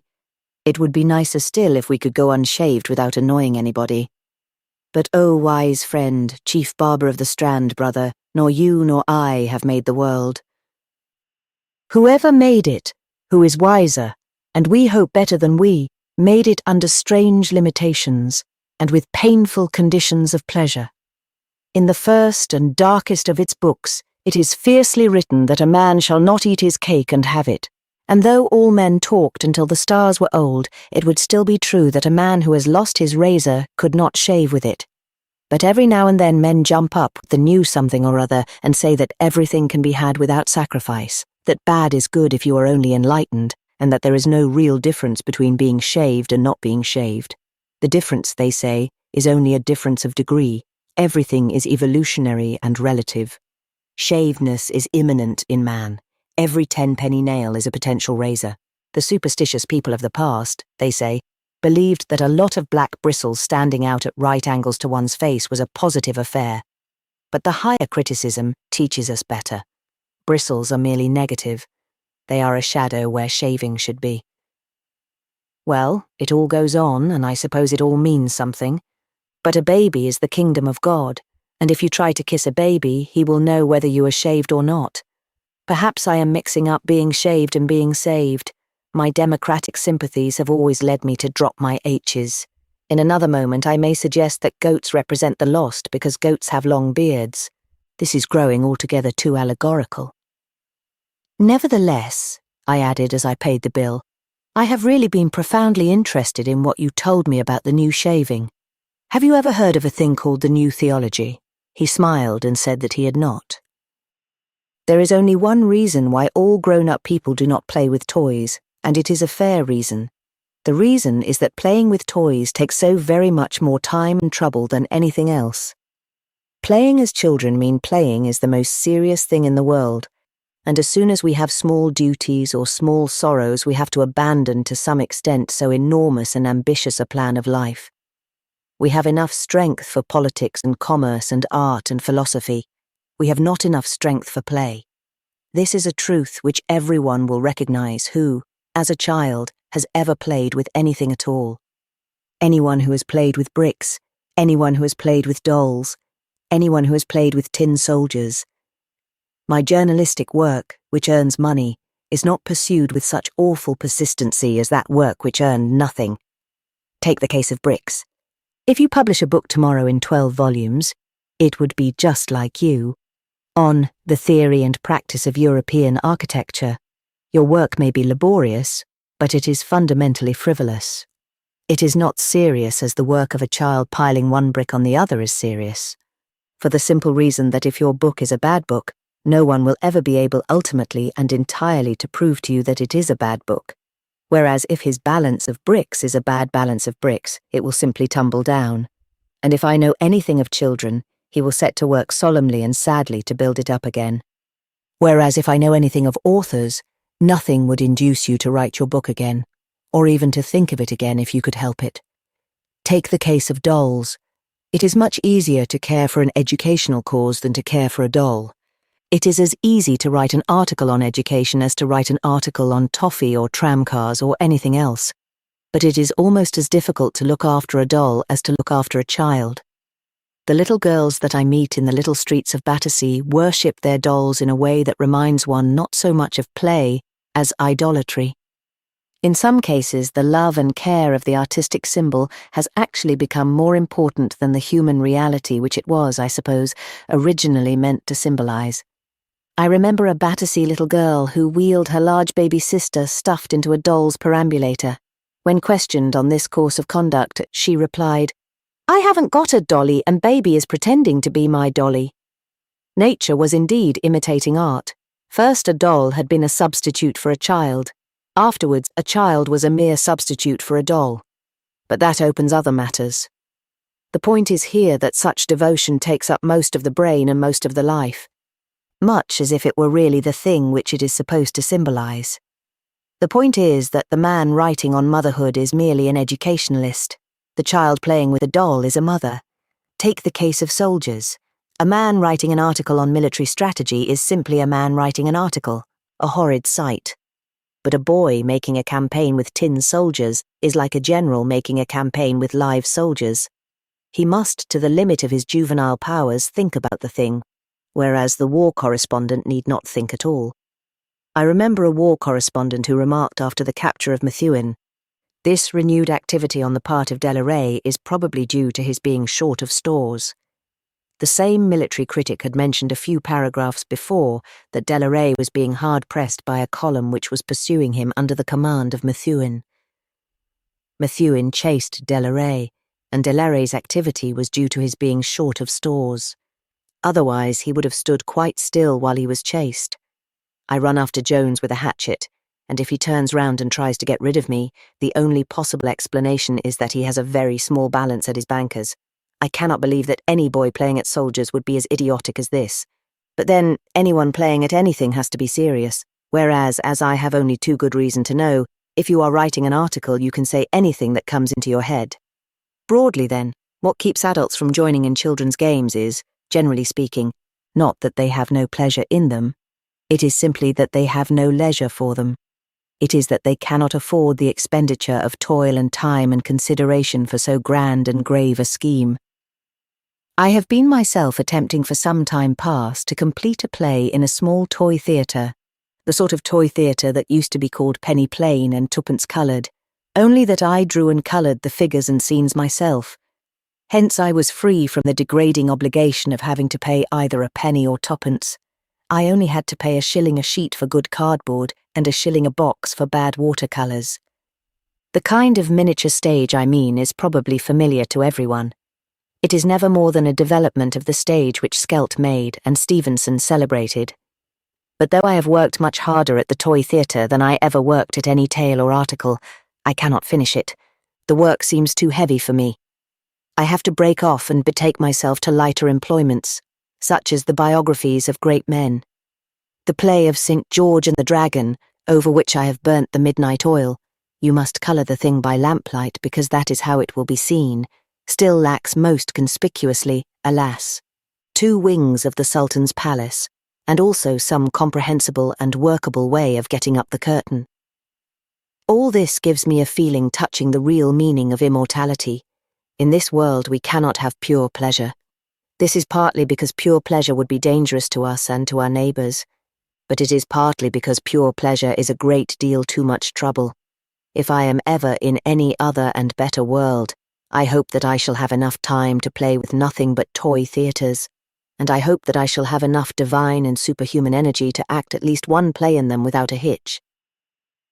Meanwhile, the philosophy of toy theatres is worth anyone's consideration. All the essential morals which modern men need to learn could be deduced from this toy. Artistically considered, it reminds us of the main principle of art, the principle which is in most danger of being forgotten in our time. I mean the fact that art consists of limitation, the fact that art is limitation. Art does not consist in expanding things. Art consists of cutting things down, as I cut down with a pair of scissors my very ugly figures of St. George and the Dragon. Plato, who liked definite ideas, would like my cardboard dragon, for though the creature has few other artistic merits, he is at least dragonish.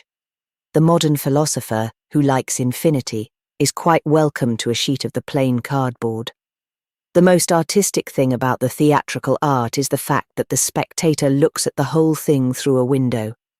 This is true even of theatres inferior to my own. Even at the Court Theatre or His Majesty's you are looking through a window, an unusually large window. But the advantage of the small theatre exactly is that you are looking through a small window. Has not everyone noticed how sweet and startling any landscape looks when seen through an arch? This strong, square shape, this shutting off of everything else is not only an assistance to beauty, it is the essential of beauty. The most beautiful part of every picture is the frame. This especially is true of the toy theatre, that by reducing the scale of events, it can introduce much larger events. Because it is small, it could easily represent the earthquake in Jamaica. Because it is small, it could easily represent the Day of Judgment. Exactly insofar as it is limited, so far it could play easily with falling cities or with falling stars. Meanwhile, the big theatres are obliged to be economical because they are big. When we have understood this fact, we shall have understood something of the reason why the world has always been first inspired by small nationalities. The vast Greek philosophy could fit easier into the small city of Athens than into the immense empire of Persia.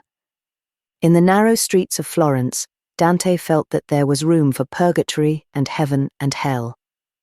He would have been stifled by the British Empire.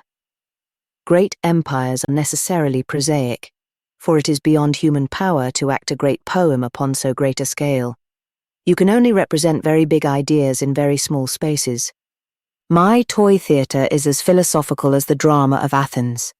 My relations with the readers of this page have been long and pleasant, but, perhaps for that very reason, I feel that the time has come when I ought to confess the one great crime of my life. It happened a long time ago, but it is not uncommon for a belated burst of remorse to reveal such dark episodes long after they have occurred. It has nothing to do with the orgies of the Anti-Puritan League. That body is so offensively respectable that a newspaper, in describing it the other day, referred to my friend Mr. Edgar Jepson as Canon Edgar Jepson, and it is believed that similar titles are intended for all of us. No, it is not by the conduct of Archbishop Crane, of Dean Chesterton, of the Reverend James Douglas, of Monsignor Bland, and even of that fine and virile old ecclesiastic, Cardinal Nesbit, that I wish, or rather, am driven by my conscience, to make this declaration. The crime was committed in solitude and without accomplices. Alone I did it. Let me, with the characteristic thirst of penitence to get the worst of the confession over, state it first of all in its most dreadful and indefensible form. There is at the present moment in a town in Germany, unless he has died of rage on discovering his wrong, a restaurant keeper to whom I still owe twopence. I last left his open-air restaurant knowing that I owed him twopence. I carried it away under his nose, despite the fact that the nose was a decidedly Jewish one. I have never paid him, and it is highly improbable that I ever shall. How did this villainy come to occur in a life which has been, generally speaking, deficient in the dexterity necessary for fraud? The story is as follows, and it has a moral, though there may not be room for that. It is a fair general rule for those travelling on the continent that the easiest way of talking in a foreign language is to talk philosophy. The most difficult kind of talking is to talk about common necessities. The reason is obvious. The names of common necessities vary completely with each nation and are generally somewhat odd and quaint. How, for instance, could a Frenchman suppose that a coal box would be called a scuttle? If he has ever seen the word scuttle, it has been in the Jingo Press, where the policy of scuttle is used whenever we give up something to a small power like liberals, instead of giving up everything to a great power like imperialists. What Englishman in Germany would be poet enough to guess that the Germans call a glove a handshoe? Nations name their necessities by nicknames, so to speak. They call their tubs and stools by quaint, elvish, and almost affectionate names, as if they were their own children. But anyone can argue about abstract things in a foreign language who has ever got as far as exercise 4 in a primer. For as soon as he can put a sentence together at all, he finds that the words used in abstract or philosophical discussions are almost the same in all nations. They are the same, for the simple reason that they all come from the things that were the roots of our common civilization. From Christianity, from the Roman Empire, from the medieval church, or the French Revolution. Nation, citizen, religion, philosophy, authority, the republic. Words like these are nearly the same in all the countries in which we travel. Restrain, therefore, your exuberant admiration for the young man who can argue with 6 French atheists when he first lands at Dieppe. Even I can do that. But very likely the same young man does not know the French for a shoehorn. But to this generalization there are 3 great exceptions. In the case of countries that are not European at all, and have never had our civic conceptions, or the old Latin scholarship. I do not pretend that the Patagonian phrase for citizenship at once leaps to the mind, or that a Diac's word for the Republic has been familiar to me from the nursery. In the case of Germany, where, although the principle does apply to many words such as nation and philosophy, it does not apply so generally, because Germany has had a special and deliberate policy of encouraging the purely German part of its language. In the case where one does not know any of the language at all, as is generally the case with me. Such at least was my situation on the dark day on which I committed my crime. 2 of the exceptional conditions which I have mentioned were combined.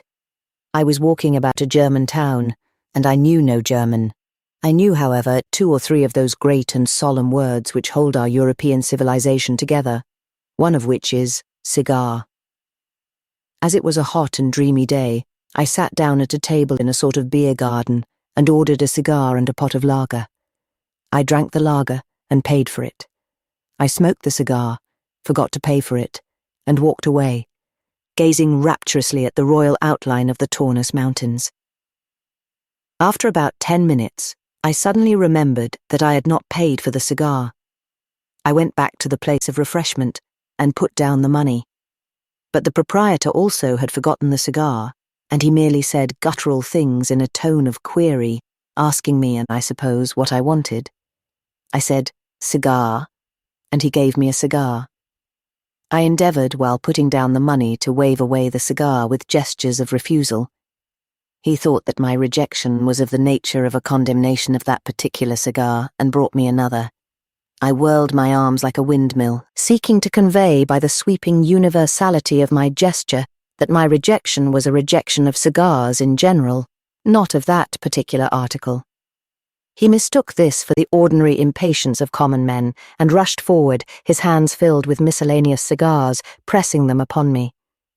In desperation I tried other kinds of pantomime, but the more cigars I refused, the more and more rare and precious cigars were brought out of the deeps and recesses of the establishment.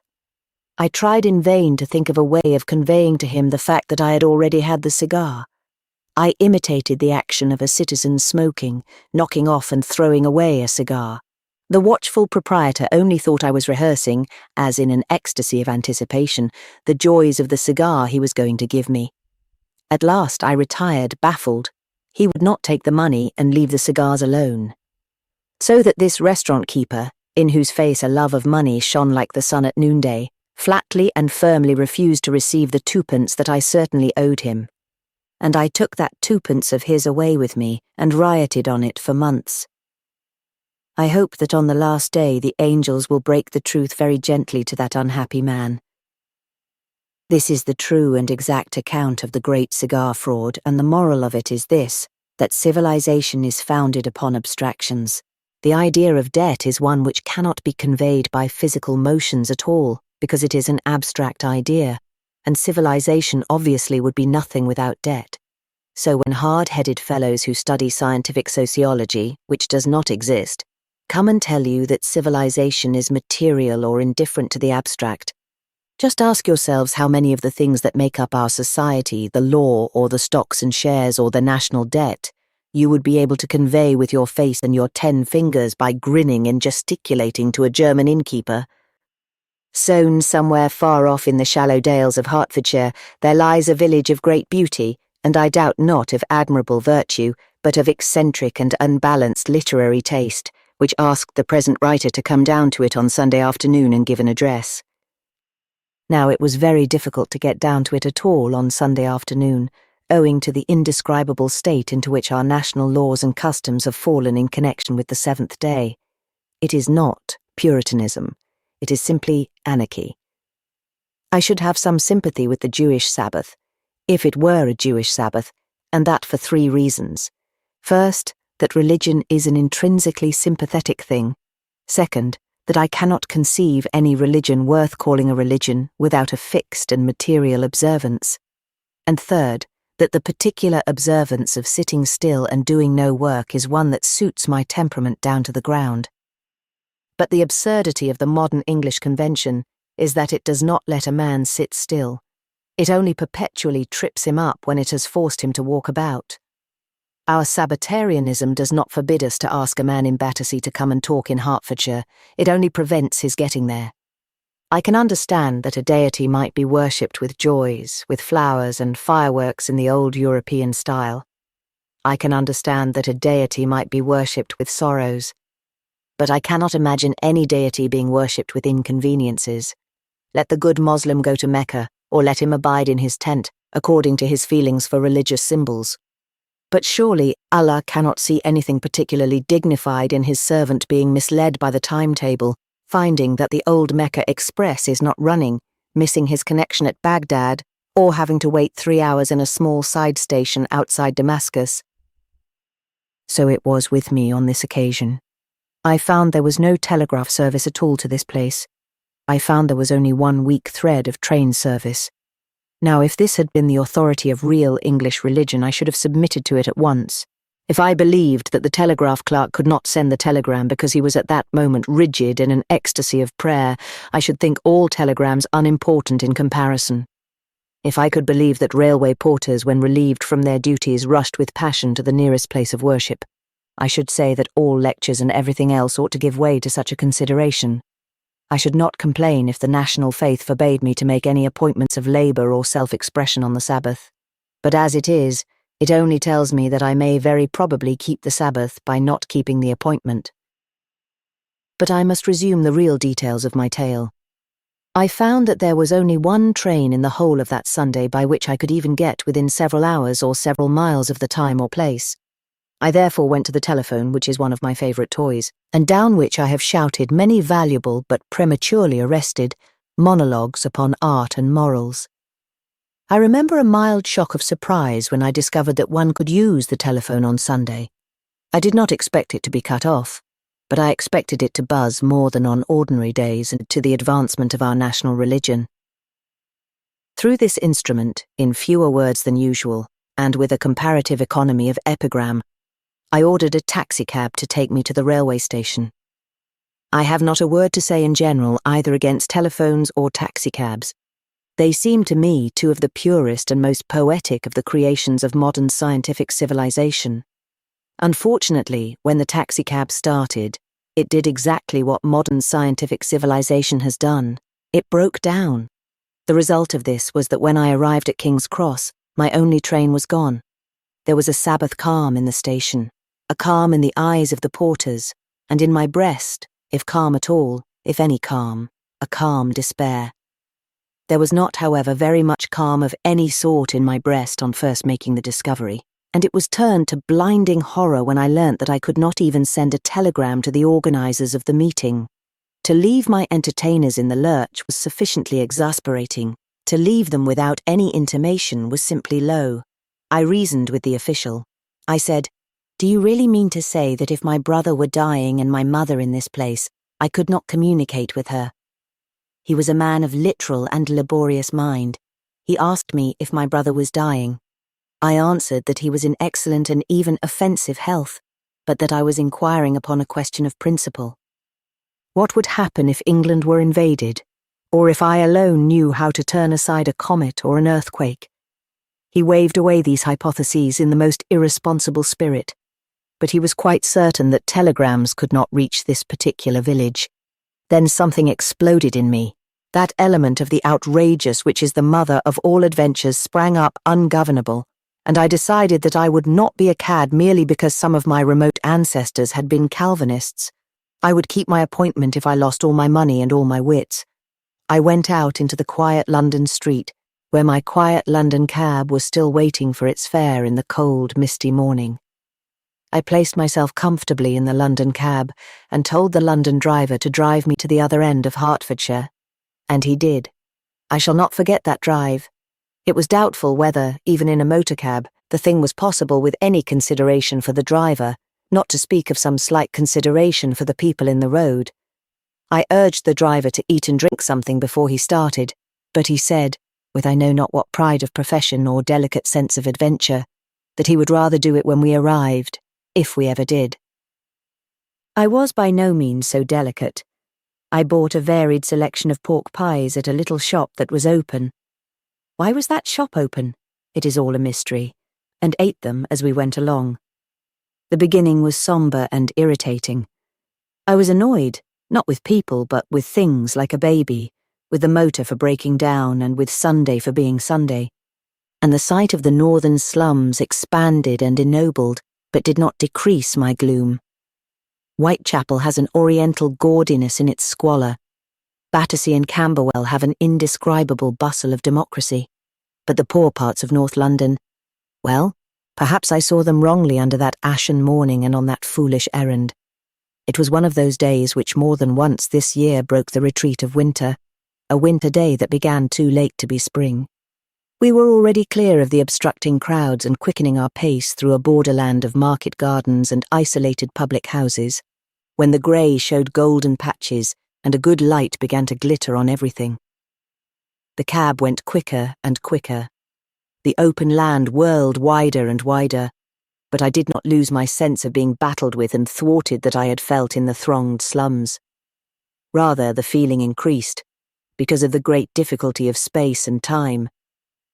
The faster went the car, the fiercer and thicker I felt the fight. The whole landscape seemed charging at me and just missing me. The tall, shining grass went by like showers of arrows. The very trees seemed like lances hurled at my heart and shaving it by a hair's breadth. Across some vast, smooth valley, I saw a beech tree by the white road stand up little and defiant. It grew bigger and bigger with blinding rapidity. It charged me like a tilting knight, seemed to hack at my head and pass by. Sometimes when we went round a curve of road, the effect was yet more awful. It seemed as if some tree or windmill swung round to smite like a boomerang. The sun by this time was a blazing fact, and I saw that all nature is chivalrous and militant. We do wrong to seek peace in nature. We should rather seek the nobler sort of war, and see all the trees as green banners. I gave my address, arriving just when everybody was deciding to leave. When my cab came reeling into the marketplace, they decided, with evident disappointment, to remain. Over the lecture I draw a veil. When I came back home I was called to the telephone, and a meek voice expressed regret for the failure of the motor cab, and even said something about any reasonable payment. Whom can I pay for my own superb experience? What is the usual charge for seeing the clouds shattered by the sun? What is the market price of a tree blue on the skyline, and then blinding white in the sun? Mention your price for that windmill that stood behind the hollyhocks in the garden. Let me pay you for...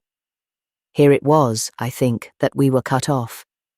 For 3 days and 3 nights the sea had charged England as Napoleon charged her at Waterloo. The phrase is instinctive because away to the last grey line of the sea there was only the look of galloping squadrons, impetuous but with a common purpose. The sea came on like cavalry, and when it touched the shore, it opened the blazing eyes and deafening tongues of the artillery. I saw the worst assault at night on a seaside parade, where the sea smote on the doors of England with the hammers of earthquake, and a white smoke went up into the black heavens. There one could thoroughly realize what an awful thing a wave really is. I talk like other people about the rushing swiftness of a wave, but the horrible thing about a wave is its hideous slowness. It lifts its load of water laboriously, in that style at once slow and slippery in which a Titan might lift a load of rock, and then let it slip at last to be shattered into shock of dust. In front of me that night the waves were not like water, they were like falling city walls. The breaker rose first as if it did not wish to attack the earth, it wished only to attack the stars. For a time it stood up in the air as naturally as a tower, then it went a little wrong in its outline, like a tower that might someday fall. When it fell, it was as if a powder magazine blew up. I have never seen such a sea. All the time there blew across the land one of those stiff and throttling winds that one can lean up against like a wall. One expected anything to be blown out of shape at any instant, the lamp-post to be snapped like a green stalk, the tree to be whirled away like a straw. I myself should certainly have been blown out of shape if I had possessed any shape to be blown out of, for I walked along the edge of the stone embankment above the black and battering sea, and could not rid myself of the idea that it was an invasion of England. But as I walked along this edge, I was somewhat surprised to find that as I neared a certain spot, another noise mingled with the ceaseless cannonade of the sea. Somewhere at the back, in some pleasure ground or casino or place of entertainment, an undaunted brass band was playing against the cosmic uproar. I do not know what band it was. Judging from the boisterous British imperialism of most of the airs it played, I should think it was a German band. But there was no doubt about its energy, and when I came quite close under it, it really drowned the storm. It was playing such things as Tommy Atkins and You Can Depend on Young Australia, and many others of which I do not know the words, but I should think they would be John, Pat and Mac with the Union Jack, or that fine though unwritten poem, Wait till the bulldog gets a bite of you. Now, I for one detest imperialism, but I have a great deal of sympathy with jingoism. And there seemed something so touching about this unbroken and innocent bragging under the brutal menace of nature that it made, if I may so put it, 2 tunes in my mind. It is so obvious and so jolly to be optimistic about England, especially when you are an optimist and an Englishman. But through all that glorious brass came the voice of the invasion, the undertone of that awful sea. I did a foolish thing. As I could not express my meaning in an article, I tried to express it in a poem. A bad one. You can call it what you like. It might be called Doubt or Brighton. It might be called The Patriot, or yet again, The German Band. I would call it The Two Voices, but that title has been taken for a grossly inferior poem. This is how it began. They say the sun is on your knees, a lamp to light your lands from harm. They say you turn the 7 seas to little brooks about your farm. I hear the sea and the new song that calls you empress all day long. O fallen and fouled, O you that lie dying in swamps, you shall not die, your rich have secrets and stronger lust. Your poor are chased about like dust, emptied of anger and surprise, and God has gone out of their eyes, your cohorts break. Your captains lie, I say to you, you shall not die. Then I revived a little, remembering that after all there is an English country that the imperialists have never found. The British Empire may annex what it likes, it will never annex England. It has not even discovered the island, let alone conquered it. I took up the two tunes again with a greater sympathy for the first. I know the bright baptismal rains. I love your tender troubled skies. I know your little climbing lanes are peering into paradise, from open hearth to orchard cool, how bountiful and beautiful. Oh, throttled and without a cry, oh, strangled and stabbed, you shall not die. The frightful word is on your walls. The east sea to the west sea calls. The stars are dying in the sky. You shall not die. You shall not die. Then the two great noises grew deafening together, the noise of the peril of England and the louder noise of the placidity of England. It is their fault if the last verse was written a little rudely and at random. I see you how you smile in state straight from the Peak to Plymouth Bar. You need not tell me you are great. I know how more than great you are. I know what William Shakespeare was. I have seen Gainsborough and the grass. Oh, given to believe a lie, oh my mad mother, do not die, whose eyes turn all ways but within, whose sin is innocence of sin, whose eyes, blinded with beams at noon, can see the motes upon the moon. You shall your lover still pursue. To what last madhouse shelters you, I will uphold you, even I. You that are dead, you shall not die. But the sea would not stop for me any more than for Canute, and as for the German band, that would not stop for anybody. The other day I was nearly arrested by two excited policemen in a wood in Yorkshire. I was on a holiday and was engaged in that rich and intricate mass of pleasures, duties and discoveries, which for the keeping off of the profane, we disguise by the exoteric name of nothing. At the moment in question I was throwing a big Swedish knife at a tree, practicing, alas without success, that useful trick of knife-throwing by which men murder each other in Stevenson's romances. Suddenly the forest was full of two policemen.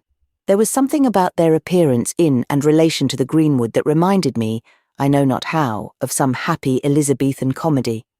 They asked what the knife was, who I was, why I was throwing it, what my address was, trade, religion, opinions on the Japanese war, name of favourite cat, and so on.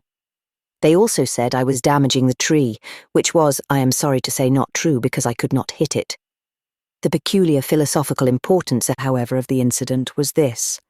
After some half-hour's animated conversation, the exhibition of an envelope, an unfinished poem, which was read with great care, and, I trust, with some profit, and one or two other subtle detective strokes, the elder of the two knights became convinced that I really was what I professed to be, that I was a journalist, that I was on the Daily News. This was the real stroke. They were shaken with a terror common to all tyrants, that I lived in a particular place as stated, and that I was stopping with particular people in Yorkshire who happened to be wealthy and well known in the neighbourhood. In fact, the leading constable became so genial and complimentary at last that he ended up by representing himself as a reader of my work. And when that was said, everything was settled. They acquitted me and let me pass. But, I said, what of this mangled tree? It was to the rescue of that dryad tethered to the earth that you rushed like knight-errants. You, the higher humanitarians, are not deceived by the seeming stillness of the green things, a stillness like the stillness of the cataract, a headlong and crashing silence. You know that a tree is but a creature tied to the ground by one leg. You will not let assassins with their Swedish daggers shed the green blood of such a being. But if so, why am I not in custody? Where are my gyves? Produce, from some portion of your persons, my mouldy straw and my grated window. The facts of which I have just convinced you, that my name is Chesterton, that I am a journalist, that I am living with the well-known and philanthropic Mr. Blank of Ilkley, cannot have anything to do with the question of whether I have been guilty of cruelty to vegetables. The tree is none the less damaged, even though it may reflect with a dark pride that it was wounded by a gentleman connected with the liberal press. Wounds in the bark do not more rapidly close up because they are inflicted by people who are stopping with Mr. Blank of Ilkley. That tree, the ruin of its former self, the wreck of what was once a giant of the forest, now splintered and laid low by the brute superiority of a Swedish knife, that tragedy, Constable, cannot be wiped out even by stopping for several months more with some wealthy person.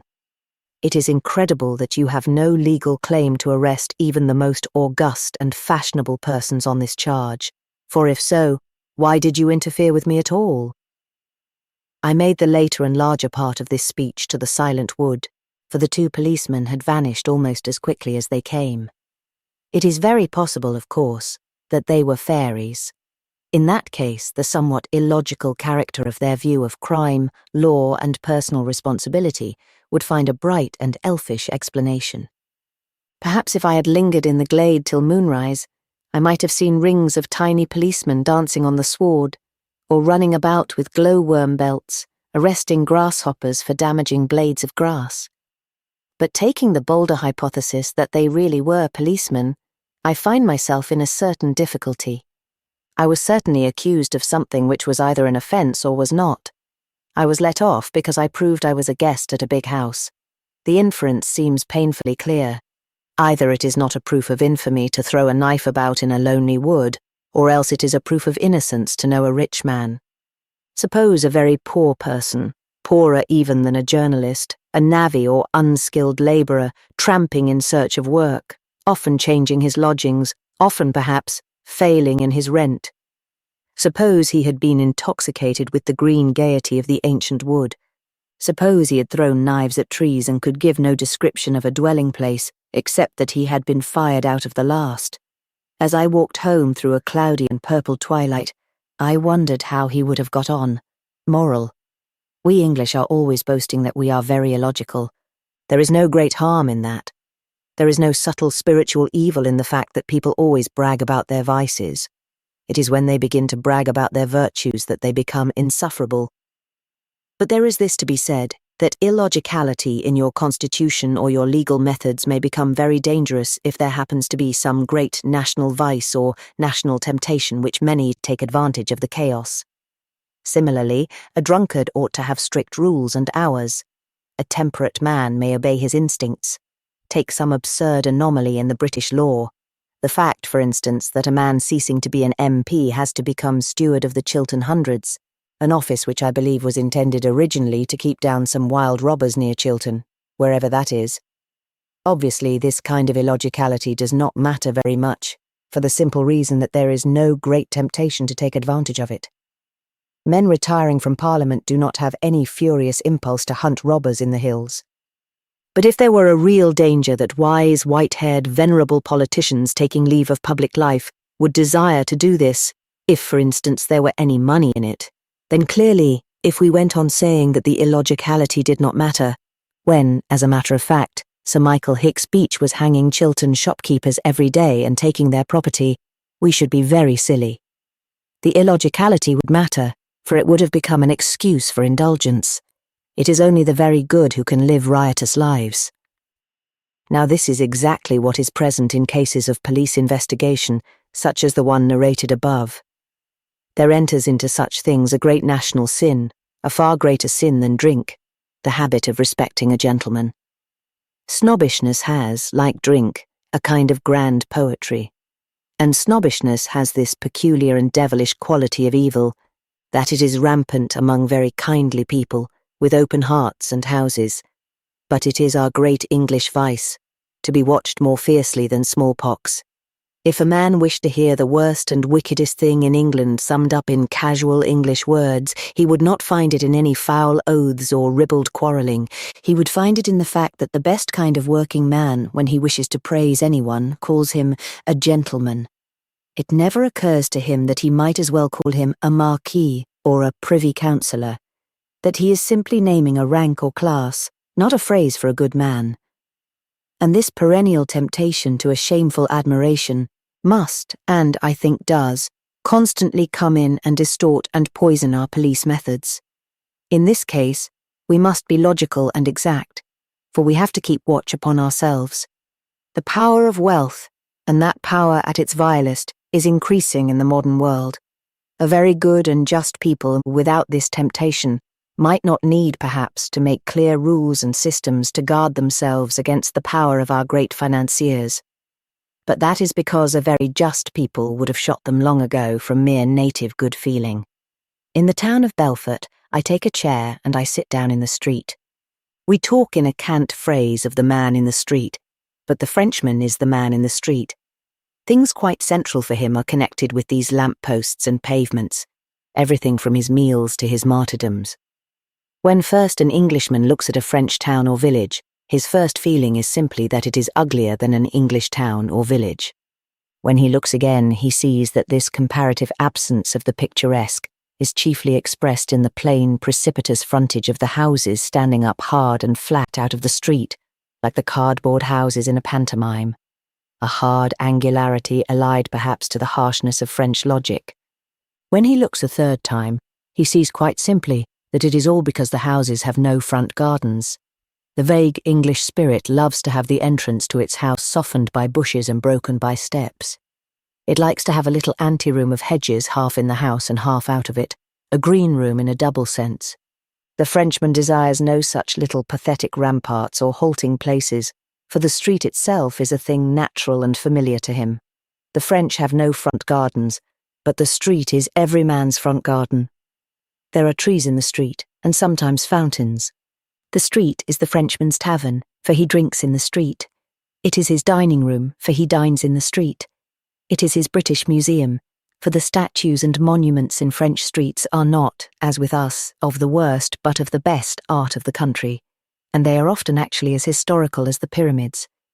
The street again is the Frenchman's Parliament, for France has never taken its Chamber of Deputies so seriously as we take our House of Commons, and the quibbles of mere elected non-entities in an official room seem feeble to a people whose fathers have heard the voice of Desmoulins like a trumpet under open heaven, or Victor Hugo shouting from his carriage amid the wreck of the Second Republic.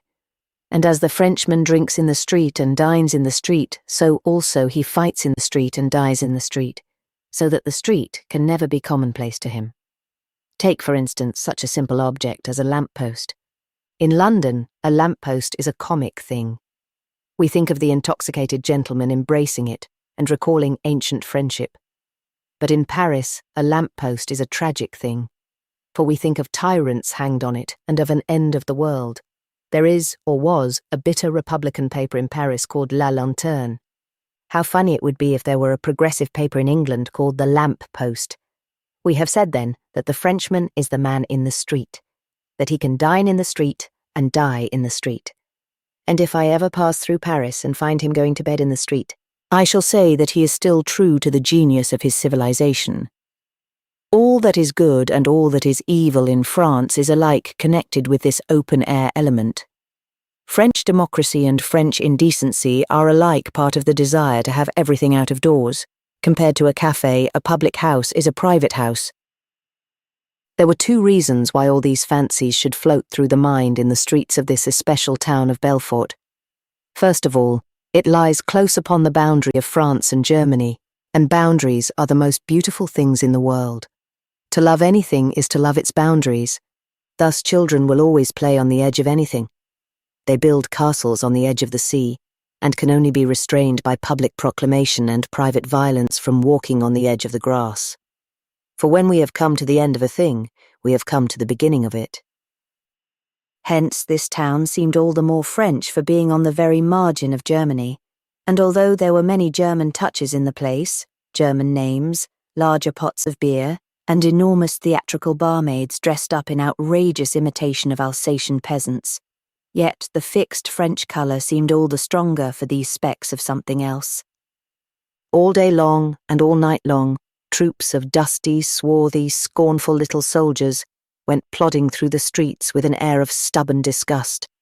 For German soldiers look as if they despised you, but French soldiers as if they despised you and themselves even more than you.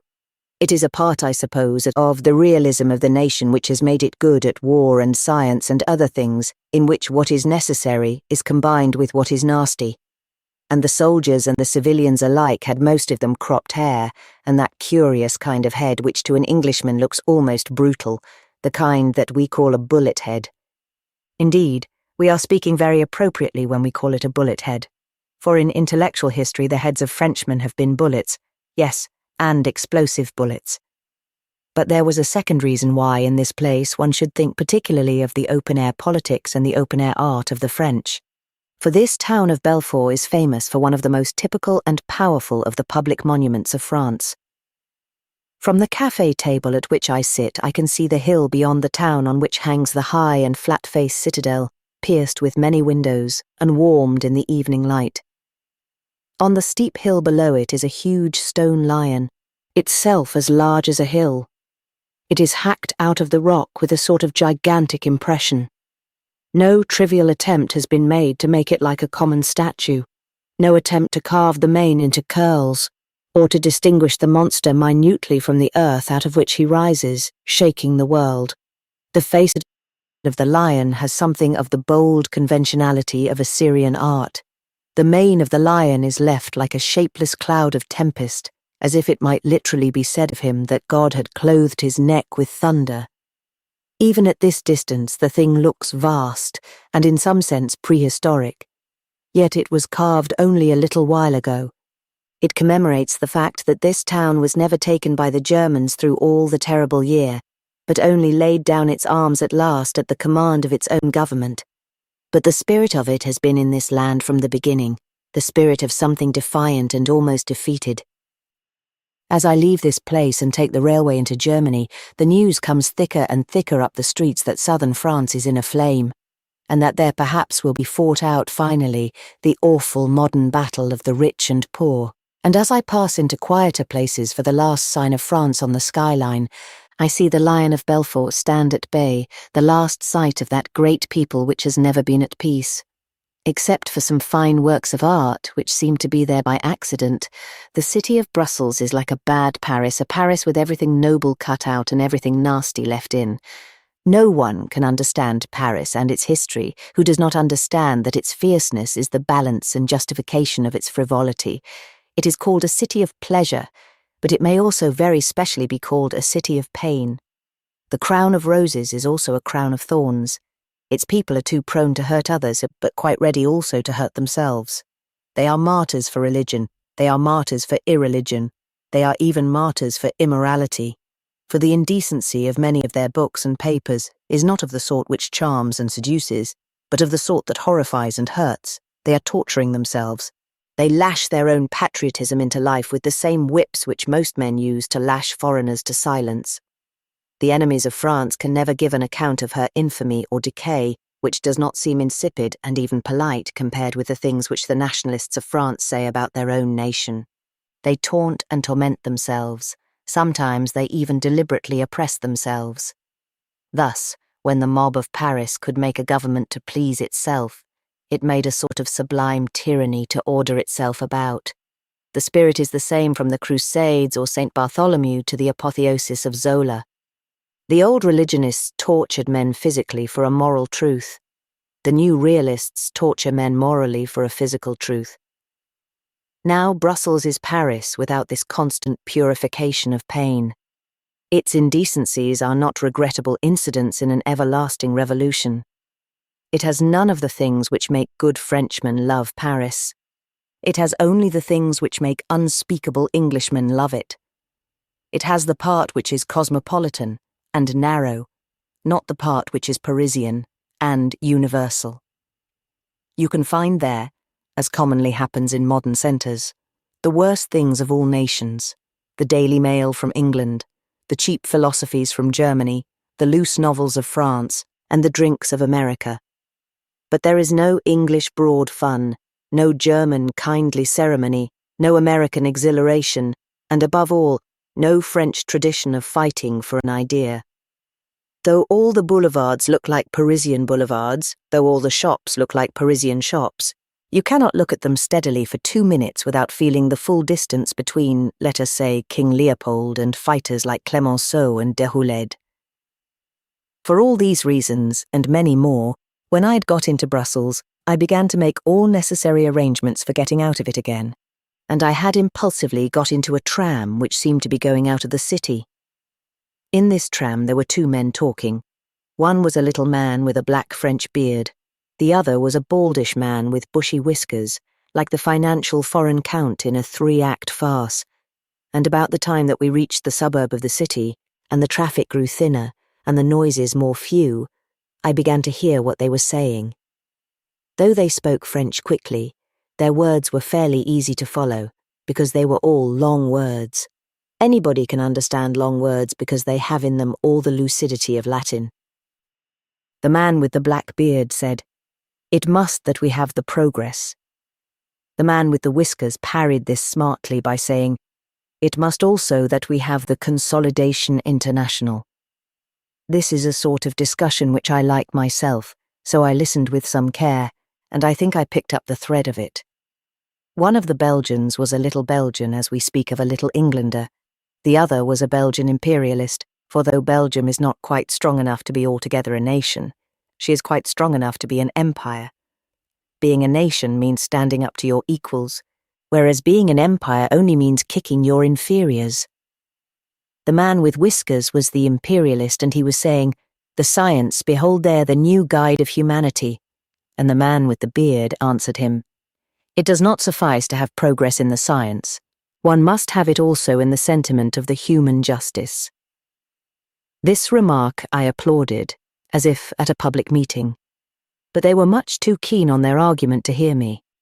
The views I have often heard in England, but never uttered so lucidly, and certainly never so fast. Though Belgian by nation, they must both have been essentially French. Whiskers was great on education, which it seems is on the march. All the world goes to make itself instructed. It must that the more instructed enlighten the less instructed. Well then, the European must impose upon the savage the science and the light. Also, apparently, he must impose himself on the savage while he is about it. Today one travelled quickly. The science had changed all. For our fathers they were religious, and, what was worse, dead. Today humanity had electricity to the hand. The machines came from triumphing. All the lines and limits of the globe effaced themselves. Soon there would not be but the great empires and confederations, guided by the science, always the science. Here Whiskers stopped an instant for breath, and the man with the sentiment for human justice had la parole off him in a flash. Without doubt humanity was on the march, but towards the sentiments, the ideal, the methods moral and pacific. Humanity directed itself towards humanity. For your wars and empires on behalf of civilization, what were they in effect? The war, was it not itself an affair of the barbarism? The empires, were they not things savage? The humanity had passed all that. She was now intellectual. Tolstoy had refined all human souls with the sentiments the most delicate and just. Man was become a spirit, the wings pushed. At this important point of evolution, the tram came to a jerky stoppage, and staring around I found, to my stunned consternation, that it was almost dark, that I was far away from Brussels, that I could not dream of getting back to dinner. In short, that through the clinging fascination of this great controversy on humanity and its recent complete alteration by science or Tolstoy, I had landed myself heaven knows where. I dropped hastily from the suburban tram and let it go on without me. I was alone in the flat fields out of sight of the city. On one side of the road was one of those small, thin woods which are common in all countries, but of which, by a coincidence, the mystical painters of Flanders were very fond. The night was closing in with cloudy purple and grey. There was one ribbon of silver, the last rag of the sunset. Through the wood went one little path, and somehow it suggested that it might lead to some sign of life. There was no other sign of life on the horizon. I went along it, and soon sank into a sort of dancing twilight of all those tiny trees. There is something subtle and bewildering about that sort of frail and fantastic wood. A forest of big trees seems like a bodily barrier, but somehow that mist of thin lines seems like a spiritual barrier. It is as if one were caught in a fairy cloud or could not pass a phantom. When I had well lost the last gleam of the high road, a curious and definite feeling came upon me. Now I suddenly felt something much more practical and extraordinary, the absence of humanity, inhuman loneliness. Of course, there was nothing really lost in my state, but the mood may hit one anywhere. I wanted men, any men, and I felt our awful alliance over all the globe. And at last, when I had walked for what seemed a long time, I saw a light too near the earth to mean anything except the image of God. I came out on a clear space and a low, long cottage, the door of which was open but was blocked by a big grey horse, who seemed to prefer to eat with his head inside the sitting room. I got past him, and found he was being fed by a young man who was sitting down and drinking beer inside, and who saluted me with heavy rustic courtesy but in a strange tongue. The room was full of staring faces like owls, and these I traced at length as belonging to about 6 small children. Their father was still working in the fields, but their mother rose when I entered.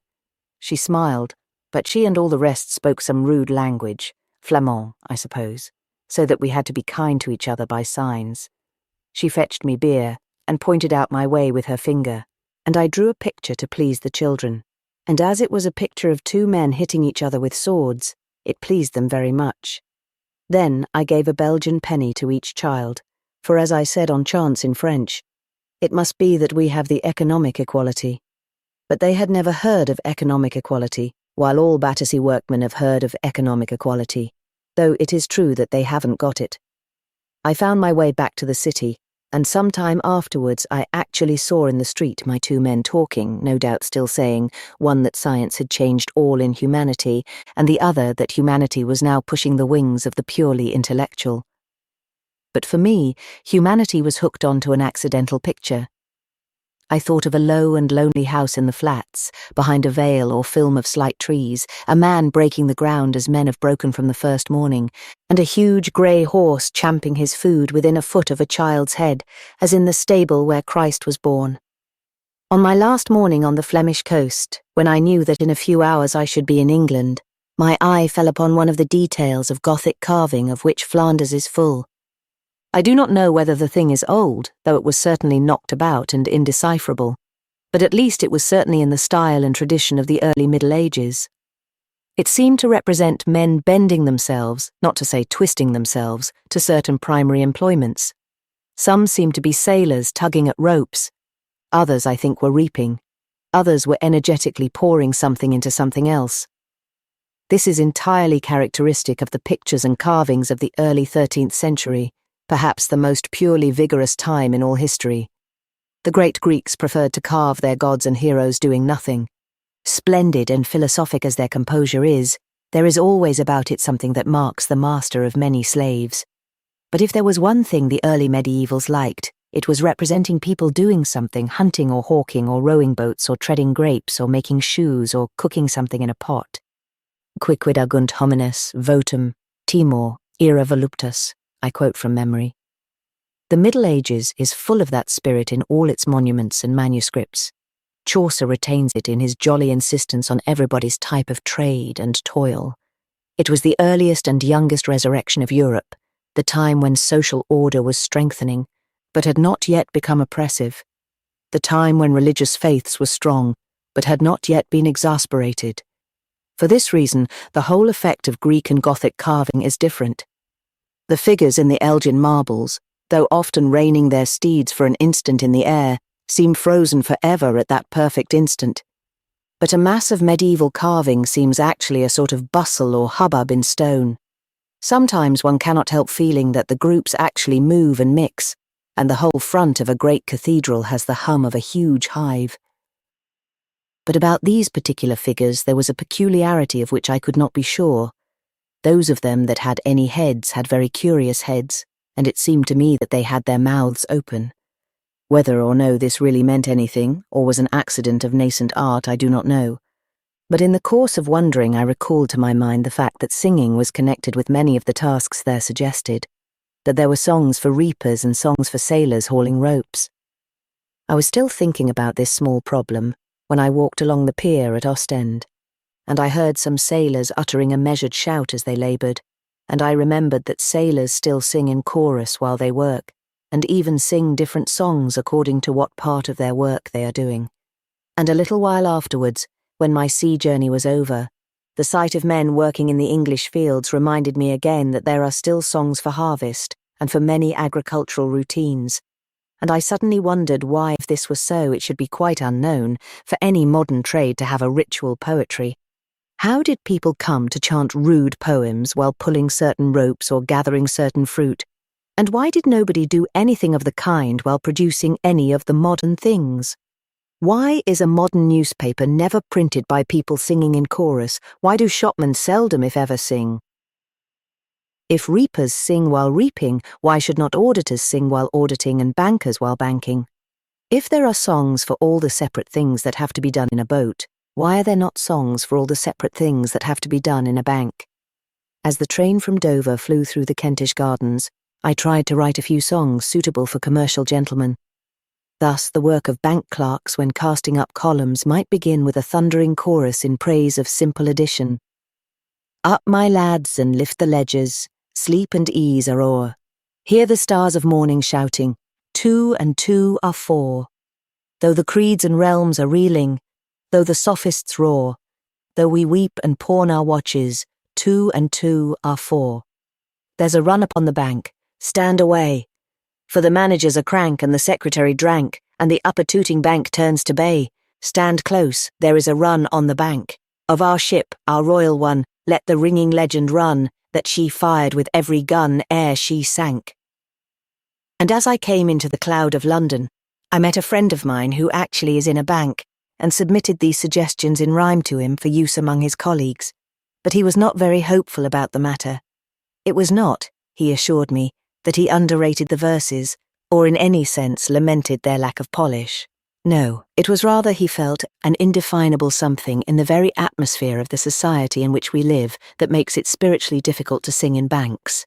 And I think he must be right, though the matter is very mysterious. I may observe here that I think there must be some mistake in the calculations of the socialists. They put down all our distress, not to a moral tone, but to the chaos of private enterprise. Now, banks are private, but post offices are socialistic. Therefore, I naturally expected that the post office would fall into the collectivist idea of a chorus. Judge of my surprise when the lady in my local post office, whom I urged to sing, dismissed the idea with far more coldness than the bank clerk had done. She seemed indeed to be in a considerably greater state of depression than he. Should anyone suppose that this was the effect of the verses themselves, it is only fair to say that the specimen verse of the post office hymn ran thus: O'er London our letters are shaken like snow, our wires o'er the world like the thunderbolts go, the news that may marry a maiden in Sark, or kill an old lady in Finsbury Park. Chorus with a swing of joy and energy, or kill an old lady in Finsbury Park. And the more I thought about the matter, the more painfully certain it seemed that the most important and typical modern things could not be done with a chorus. One could not, for instance, be a great financier and sing, because the essence of being a great financier is that you keep quiet.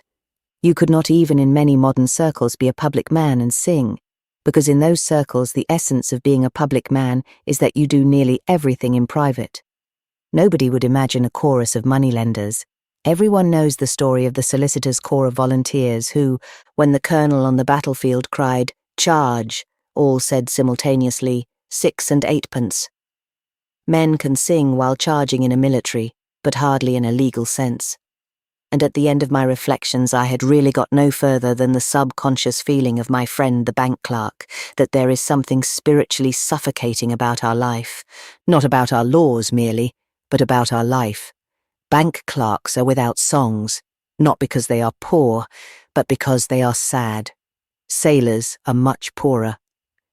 As I passed homewards, I passed a little tin building of some religious sort, which was shaken with shouting as a trumpet is torn with its own tongue. They were singing anyhow, and I had for an instant a fancy I had often had before, that with us the superhuman is the only place where you can find the human.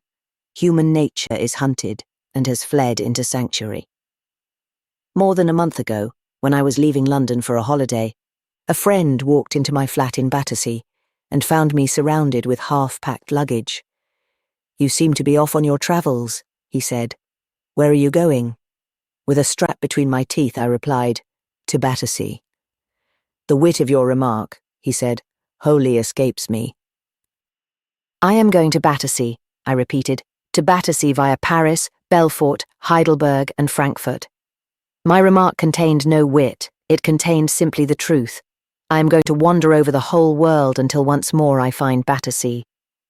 Somewhere in the seas of sunset or of sunrise, somewhere in the ultimate archipelago of the earth, there is one little island which I wish to find, an island with low green hills and great white cliffs. Travellers tell me that it is called England, Scotch travellers tell me that it is called Britain, and there is a rumour that somewhere in the heart of it there is a beautiful place called Battersea. "I suppose it is unnecessary to tell you," said my friend with an air of intellectual comparison, that this is Battersea? It is quite unnecessary, I said, and it is spiritually untrue. I cannot see any Battersea here. I cannot see any London or any England. I cannot see that door. I cannot see that chair, because a cloud of sleep and custom has come across my eyes. The only way to get back to them is to go somewhere else, and that is the real object of travel and the real pleasure of holidays. Do you suppose that I go to France in order to see France? Do you suppose that I go to Germany in order to see Germany? I shall enjoy them both, but it is not them that I am seeking. I am seeking Battersea. The whole object of travel is not to set foot on foreign land. It is at last to set foot on one's own country as a foreign land. Now I warn you that this Gladstone bag is compact and heavy, and that if you utter that word paradox, I shall hurl it at your head. I did not make the world, and I did not make it paradoxical. It is not my fault, it is the truth, that the only way to go to England is to go away from it. But when after only a month's travelling I did come back to England, I was startled to find that I had told the exact truth. England did break on me at once beautifully new and beautifully old. To land at Dover is the right way to approach England. Most things that are hackneyed are right. For then you see first the full soft gardens of Kent, which are perhaps an exaggeration, but still a typical exaggeration, of the rich rusticity of England. As it happened also, a fellow traveller with whom I had fallen into conversation felt the same freshness, though for another cause. She was an American lady who had seen Europe and had never yet seen England, and she expressed her enthusiasm in that simple and splendid way which is natural to Americans, who are the most idealistic people in the whole world. Their only danger is that the idealist can easily become the idolater, and the American has become so idealistic that he even idealizes money. But, to quote a very able writer of American short stories, that is another story. I have never been in England before, said the American lady, yet it is so pretty that I feel as if I have been away from it for a long time. So you have, I said. You have been away for 300 years. What a lot of ivy you have, she said. It covers the churches and it buries the houses. We have ivy, but I've never seen it grow like that. I'm interested to hear it, I replied, for I am making a little list of all the things that are really better in England. Even a month on the continent combined with intelligence will teach you that there are many things that are better abroad. All the things that the Daily Mail calls English are better abroad. But there are things entirely English and entirely good. Kippers, for instance, and free trade and front gardens and individual liberty and the Elizabethan drama and hansom cabs and cricket and Mr. Will Crooks. Above all, there is the happy and holy custom of eating a heavy breakfast. I cannot imagine that Shakespeare began the day with rolls and coffee, like a Frenchman or a German. Surely he began with bacon or bloaters. In fact, a light bursts upon me. For the first time I see the real meaning of Mrs. Gallop and the great cipher. It is merely a mistake in the matter of a capital letter. I withdraw my objections. I accept everything. Bacon did write Shakespeare. I cannot look at anything but the ivy, she said. It looks so comfortable. While she looked at the ivy, I opened for the first time for many weeks an English newspaper, and I read a speech of Mr. Balfour in which he said that the House of Lords ought to be preserved because it represented something in the nature of permanent public opinion of England, above the ebb and flow of the parties. Now, Mr. Balfour is a perfectly sincere patriot, a man who, from his own point of view, thinks long and seriously about the public needs, and he is, moreover, a man of entirely exceptionable intellectual power. But alas, in spite of all this, when I had read that speech I thought with a heavy heart that there was one more thing that I had to add to the list of the specially English things, such as kippers and cricket. I had to add the specially English kind of humbug. In France, things are attacked and defended for what they are. The Catholic Church is attacked because it is Catholic, and defended because it is Catholic. The Republic is defended because it is Republican and attacked because it is Republican. But here is the ablest of English politicians consoling everybody by telling them that the House of Lords is not really the House of Lords, but something quite different, that the foolish, accidental peers whom he meets every night are in some mysterious way experts upon the psychology of the democracy, that if you want to know what the very poor want, you must ask the very rich, and that if you want the truth about Hoxton, you must ask for it at Hatfield. If the conservative defender of the House of Lords were a logical French politician, he would simply be a liar. But being an English politician, he is simply a poet. The English love of believing that all is as it should be, the English optimism combined with the strong English imagination, is too much even for the obvious facts. In a cold scientific sense, of course, Mr. Balfour knows that nearly all the lords who are not lords by accident are lords by bribery. He knows, and, as Mr. Belloc excellently said, everybody in Parliament knows the very names of the peers who have purchased their peerages. But the glamour of comfort, the pleasure of reassuring himself and reassuring others is too strong for this original knowledge. At last it fades from him, and he sincerely and earnestly calls on Englishmen to join with him in admiring an august and public-spirited Senate, having wholly forgotten that the Senate really consists of idiots whom he has himself despised, and adventurers whom he has himself ennobled. "Your ivy is so beautifully soft and thick," said the American lady. "It seems to cover almost everything. It must be the most poetical thing in England." "It is very beautiful," I said. "And as you say, it is very English. Charles Dickens, who was almost more English than England, wrote one of his rare poems about the beauty of ivy.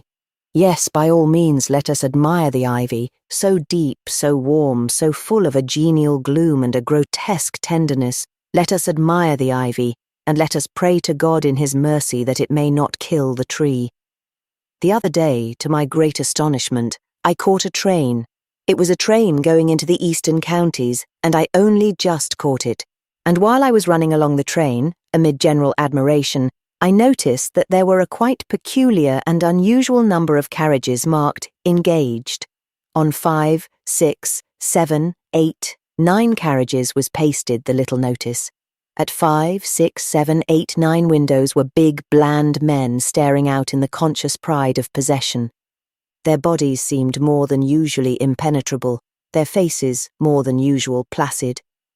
It could not be the Derby, if only for the minor reasons that it was the opposite direction and the wrong day. It could hardly be the King. It could hardly be the French President. For though these distinguished persons naturally like to be private for 3 hours, they are at least public for 3 minutes. A crowd can gather to see them step into the train, and there was no crowd here, or any police ceremonial.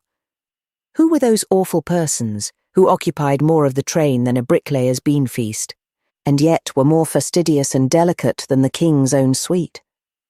Who were these that were larger than a mob, yet more mysterious than a monarch? Was it possible that instead of our royal house visiting the Tsar, he was really visiting us? Or does the House of Lords have a breakfast? I waited and wondered until the train slowed down at some station in the direction of Cambridge.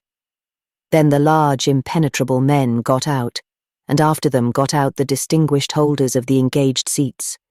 They were all dressed decorously in one colour. They had neatly cropped hair, and they were chained together. I looked across the carriage at its only other occupant, and our eyes met. He was a small, tired-looking man, and, as I afterwards learnt, a native of Cambridge. By the look of him, some working tradesman there, such as a journeyman tailor or a small clockmender. In order to make conversation, I said I wondered where the convicts were going. His mouth twitched with the instinctive irony of our poor, and he said, "I don't suppose they're going on an holiday at the seaside with little spades and pails." I was naturally delighted, and pursuing the same vein of literary invention, I suggested that perhaps dons were taken down to Cambridge chained together like this. And as he lived in Cambridge and had seen several dons, he was pleased with such a scheme. Then, when we had ceased to laugh, we suddenly became quite silent, and the bleak grey eyes of the little man grew sadder and emptier than an open sea. I knew what he was thinking because I was thinking the same, because all modern sophists are only sophists, and there is such a thing as mankind. Then at last, and it fell in as exactly as the right last note of a tune one is trying to remember, he said, "Well, I suppose we have to do it." And in those 3 things, his first speech and his silence and his second speech, There were all the three great fundamental facts of the English democracy: its profound sense of humour, its profound sense of pathos, and its profound sense of helplessness. It cannot be too often repeated that all real democracy is an attempt, like that of a jolly hostess, to bring the shy people out. For every practical purpose of a political state, for every practical purpose of a tea party, he that abaseth himself must be exalted. At a tea party it is equally obvious that he that exalteth himself must be abased, if possible without bodily violence. Now people talk of democracy as being coarse and turbulent. It is a self-evident error in mere history. Aristocracy is the thing that is always coarse and turbulent, for it means appealing to the self-confident people. Democracy means appealing to the different people. Democracy means getting those people to vote who would never have the cheek to govern, and, according to Christian ethics, the precise people who ought to govern are the people who have not the cheek to do it. There is a strong example of this truth in My Friend in the Train. The only two types we hear of in this argument about crime and punishment are two very rare and abnormal types. We hear of the stark sentimentalist, who talks as if there were no problem at all, as if physical kindness would cure everything, as if one need only pat Nero and stroke Ivan the Terrible. This mere belief in bodily humanitarianism is not sentimental, it is simply snobbish. For if comfort gives men virtue, the comfortable classes ought to be virtuous, which is absurd. Then again, we do hear of the yet weaker and more watery type of sentimentalists. I mean the sentimentalist who says with a sort of splutter, "Flog the brutes," or who tells you with innocent obscenity what he would do with a certain man, always supposing the man's hands were tied. This is the more effeminate type of the two, but both are weak and unbalanced, and it is only these two types, the sentimental humanitarian and the sentimental brutalitarian, whom one hears in the modern Babel, yet you very rarely meet either of them in a train. You never meet anyone else in a controversy. The man you meet in a train is like this man that I met. He is emotionally decent, only he is intellectually doubtful. So far from luxuriating in the loathsome things that could be done to criminals, he feels bitterly how much better it would be if nothing need be done. But something must be done. I suppose we have to do it. In short, he is simply a sane man, and of a sane man there is only one safe definition. He is a man who can have tragedy in his heart and comedy in his head. Now the real difficulty of discussing decently this problem of the proper treatment of criminals is that both parties discuss the matter without any direct human feeling. The denouncers of wrong are as cold as the organizers of wrong. Humanitarianism is as hard as inhumanity. Let me take one practical instance. I think the flogging arranged in our modern prisons is a filthy torture. All its scientific paraphernalia, the photographing, the medical attendants, prove that it goes to the last foul limit of the boot and rack. The cat is simply the rack, without any of its intellectual reasons. Holding this view strongly, I open the ordinary humanitarian books or papers and I find a phrase like this: "The lash is a relic of barbarism. So is the plough, so is the fishing net, so is the horn or the staff or the fire lit in winter." What an inexpressibly feeble phrase for anything one wants to attack. A relic of barbarism. It is as if a man walked naked down the street tomorrow, and we said that his clothes were not quite in the latest fashion. There is nothing particularly nasty about being a relic of barbarism. Man is a relic of barbarism. Civilization is a relic of barbarism. But torture is not a relic of barbarism at all. In actuality, it is simply a relic of sin, but in comparative history it may well be called a relic of civilization. It has always been most artistic and elaborate when everything else was most artistic and elaborate. Thus it was detailed exquisite in the late Roman Empire, in the complex and gorgeous 16th century, in the centralized French monarchy 100 years before the Revolution, and in the great Chinese civilization to this day. This is, first and last, the frightful thing we must remember. Insofar as we grow instructed and refined, we are not, in any sense whatever, naturally moving away from torture. We may be moving towards torture. We must know what we are doing if we are to avoid the enormous secret cruelty which has crowned every historic civilization. The train moves more swiftly through the sunny English fields. They have taken the prisoners away, and I do not know what they have done with them. A railway station is an admirable place, although Ruskin did not think so. He did not think so because he himself was even more modern than the railway station. He did not think so because he was himself feverish, irritable, and snorting like an engine. He could not value the ancient silence of the railway station. "In a railway station," he said, "you are in a hurry and therefore miserable. But you need not be either unless you are as modern as Ruskin. The true philosopher does not think of coming just in time for his train except as a bet or a joke. The only way of catching a train I have ever discovered is to be late for the one before. Do this, and you will find in a railway station much of the quietude and consolation of a cathedral. It has many of the characteristics of a great ecclesiastical building. It has vast arches, void spaces, coloured lights, and above all, it has recurrence or ritual. It is dedicated to the celebration of water and fire, the two prime elements of all human ceremonial. Lastly, a station resembles the old religions rather than the new religions in this point, that people go there. In connection with this, it should also be remembered that all popular places, all sites, actually used by the people, tend to retain the best routine of antiquity, very much more than any localities or machines used by any privileged class. Things are not altered so quickly or completely by common people as they are by fashionable people. Ruskin could have found more memories of the Middle Ages in the Underground Railway than in the grand hotels outside the stations.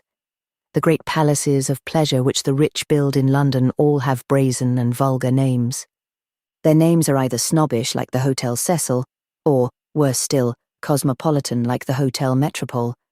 But when I go in a third-class carriage from the nearest Circle station to Battersea to the nearest Circle station to the Daily News, the names of the stations are one long litany of solemn and saintly memories.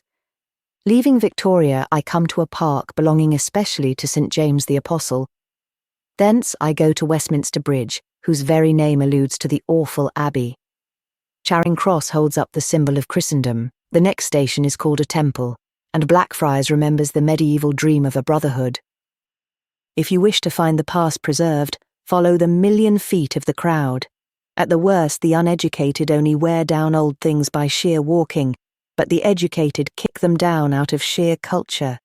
I feel all this profoundly as I wander about the empty railway station, where I have no business of any kind. I have extracted a vast number of chocolates from automatic machines. I have obtained cigarettes, toffee, scent, and other things that I dislike by the same machinery. I have weighed myself with sublime results, and this sense not only of the healthiness of popular things, but of their essential antiquity and permanence, is still in possession of my mind. I wander up to the bookstall, and my faith survives even the wild spectacle of modern literature and journalism. Even in the crudest and most clamorous aspects of the newspaper world, I still prefer the popular to the proud and fastidious. If I had to choose between taking in the Daily Mail and taking in the Times, the dilemma reminds one of a nightmare. I should certainly cry out with the whole of my being for the Daily Mail. Even mere bigness preached in a frivolous way is not so irritating as mere meanness preached in a big and solemn way. People buy the Daily Mail, but they do not believe in it. They do believe in the Times, and apparently they do not buy it. But the more the output of paper upon the modern world is actually studied, the more it will be found to be in all its essentials ancient and human, like the name of Charing Cross. Linger for 2 or 3 hours at a station bookstall, as I'm doing, and you will find that it gradually takes on the grandeur and historic elusiveness of the Vatican or Bodleian Library. The novelty is all superficial, the tradition is all interior and profound. The Daily Mail has new editions, but never a new idea. Everything in a newspaper that is not the old human love of altar or fatherland is the old human love of gossip. Modern writers have often made game of the old chronicles because they chiefly record accidents and prodigies, a church struck by lightning or a calf with 6 legs. They do not seem to realize that this old barbaric history is the same as new democratic journalism. It is not that the savage chronicle has disappeared, it is merely that the savage chronicle now appears every morning. As I moved thus mildly and vaguely in front of the bookstall, my eye caught a sudden and scarlet title that for the moment staggered me. On the outside of a book, I saw written in large letters, "Get on, or get out. The title of the book recalled to me with a sudden revolt and reaction all that does seem unquestionably new and nasty. It reminded me that there was in the world of today that utterly idiotic thing, a worship of success, a thing that only means surpassing anybody in anything, a thing that may mean being the most successful person in running away from a battle, a thing that may mean being the most successfully sleepy of the whole row of sleeping men. When I saw those words, the silence and sanctity of the railway station were for the moment shadowed. Here, I thought, there is at any rate something anarchic and violent and vile. This title, at any rate, means the most disgusting individualism of this individualistic world. In the fury of my bitterness and passion, I actually bought the book, thereby ensuring that my enemy would get some of my money. I opened it prepared to find some brutality, some blasphemy, which would really be an exception to the general silence and sanctity of the railway station. I was prepared to find something in the book that was as infamous as its title. I was disappointed.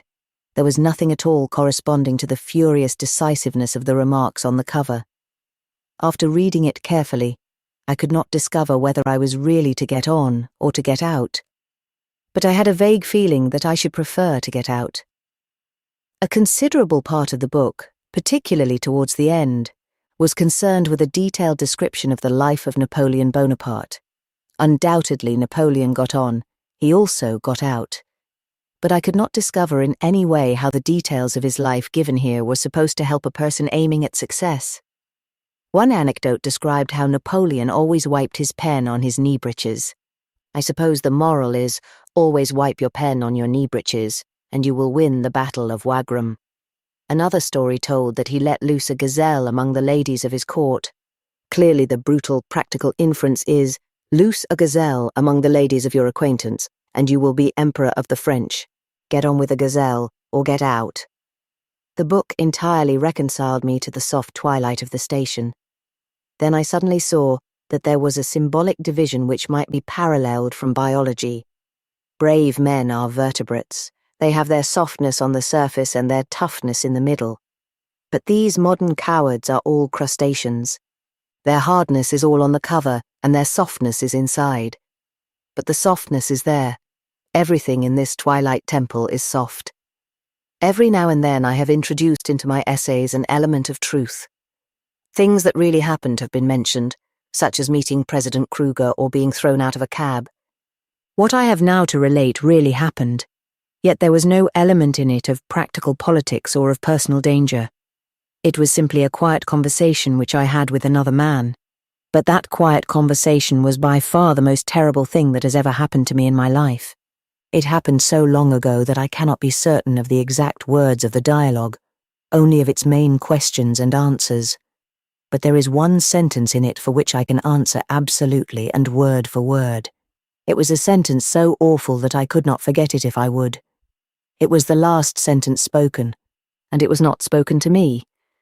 The thing befell me in the days when I was at an art school. An art school is different from almost all other schools or colleges in this respect, that being of new and crude creation and of lax discipline, it presents a specially strong contrast between the industrious and the idle. People at an art school either do an atrocious amount of work or do no work at all. I belonged, along with other charming people, to the latter class, and this threw me often into the society of men who were very different from myself, and who were idle for reasons very different from mine. I was idle because I was very much occupied. I was engaged about that time in discovering, to my own extreme and lasting astonishment, that I was not an atheist. But there were others also at loose ends who were engaged in discovering what Carlyle called, I think with needless delicacy, the fact that ginger is hot in the mouth. I value that time, in short, because it made me acquainted with a good representative number of blackguards. In this connection there are two very curious things which the critic of human life may observe. The first is the fact that there is one real difference between men and women, that women prefer to talk in twos, while men prefer to talk in threes. The second is that when you find, as you often do, three young cads and idiots going about together and getting drunk together every day, you generally find that one of the three cads and idiots is, for some extraordinary reason, not a cad and not an idiot. In these small groups devoted to a drivelling dissipation, there is almost always one man who seems to have condescended to his company. One man who, while he can talk a foul triviality with his fellows, can also talk politics with a socialist or philosophy with a Catholic. It was just such a man whom I came to know well. It was strange, perhaps, that he liked his dirty, drunken society. It was stranger still, perhaps, that he liked my society.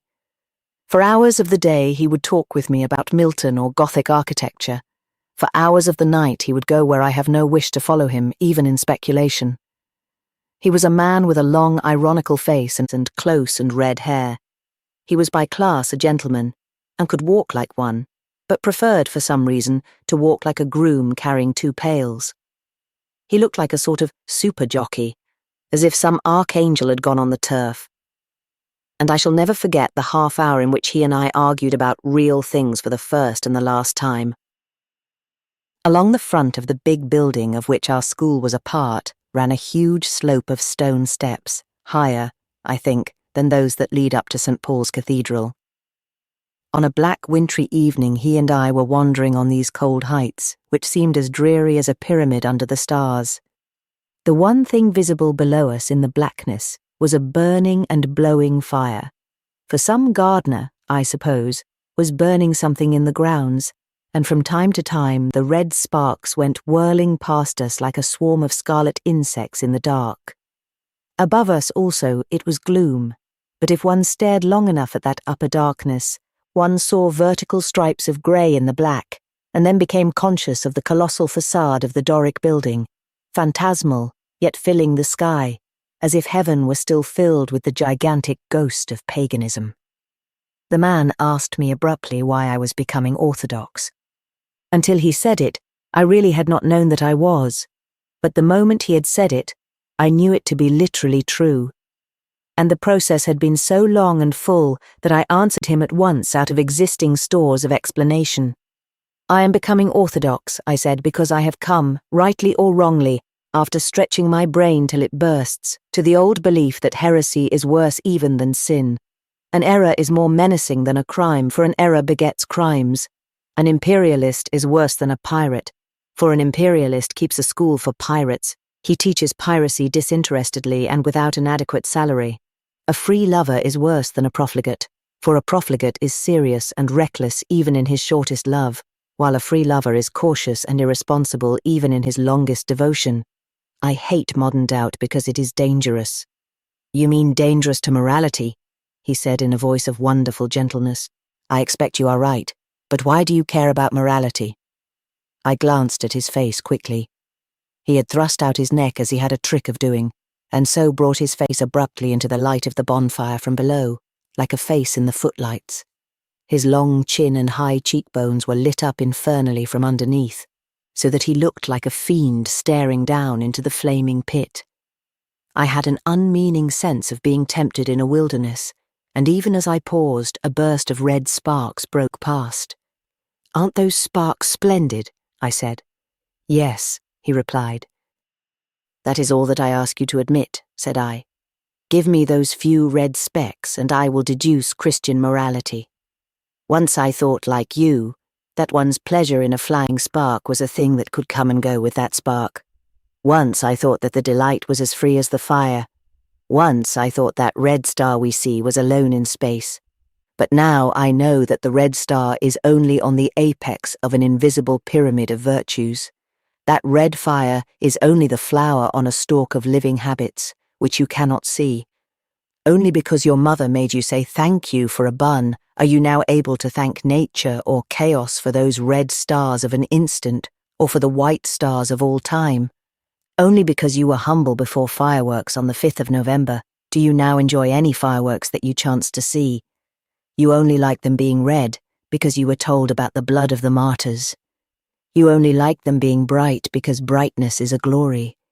That flame flowered out of virtues, and it will fade with virtues. Seduce a woman, and that spark will be less bright. Shed blood, and that spark will be less red. Be really bad, and they will be to you like the spots on a wallpaper.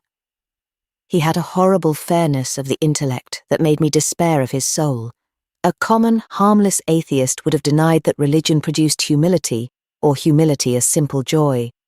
But he admitted both. He only said, "But shall I not find in evil a life of its own?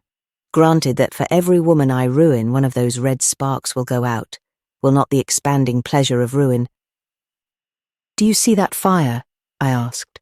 "If we had a real fighting democracy, someone would burn you in it, like the devil worshipper that you are." "Perhaps," he said, in his tired, fair way. "Only what you call evil I call good." He went down the great steps alone, and I felt as if I wanted the steps swept and cleaned. I followed later, and as I went to find my hat in the low, dark passage where it hung, I suddenly heard his voice again, but the words were inaudible. I stopped, startled. Then I heard the voice of one of the vilest of his associates saying, "Nobody can possibly know." And then I heard those 2 or 3 words which I remember in every syllable and cannot forget. I heard the diabolist say, "I tell you I have done everything else. If I do that, I shan't know the difference between right and wrong." I rushed out without daring to pause, and as I passed the fire I did not know whether it was hell or the furious love of God. I have since heard that he died. It may be said, I think, that he committed suicide, though he did it with tools of pleasure, not with tools of pain. God help him, I know the road he went, but I have never known, or even dared to think, what was that place at which he stopped and refrained. Whatever is it that we are all looking for? I fancy that it is really quite close.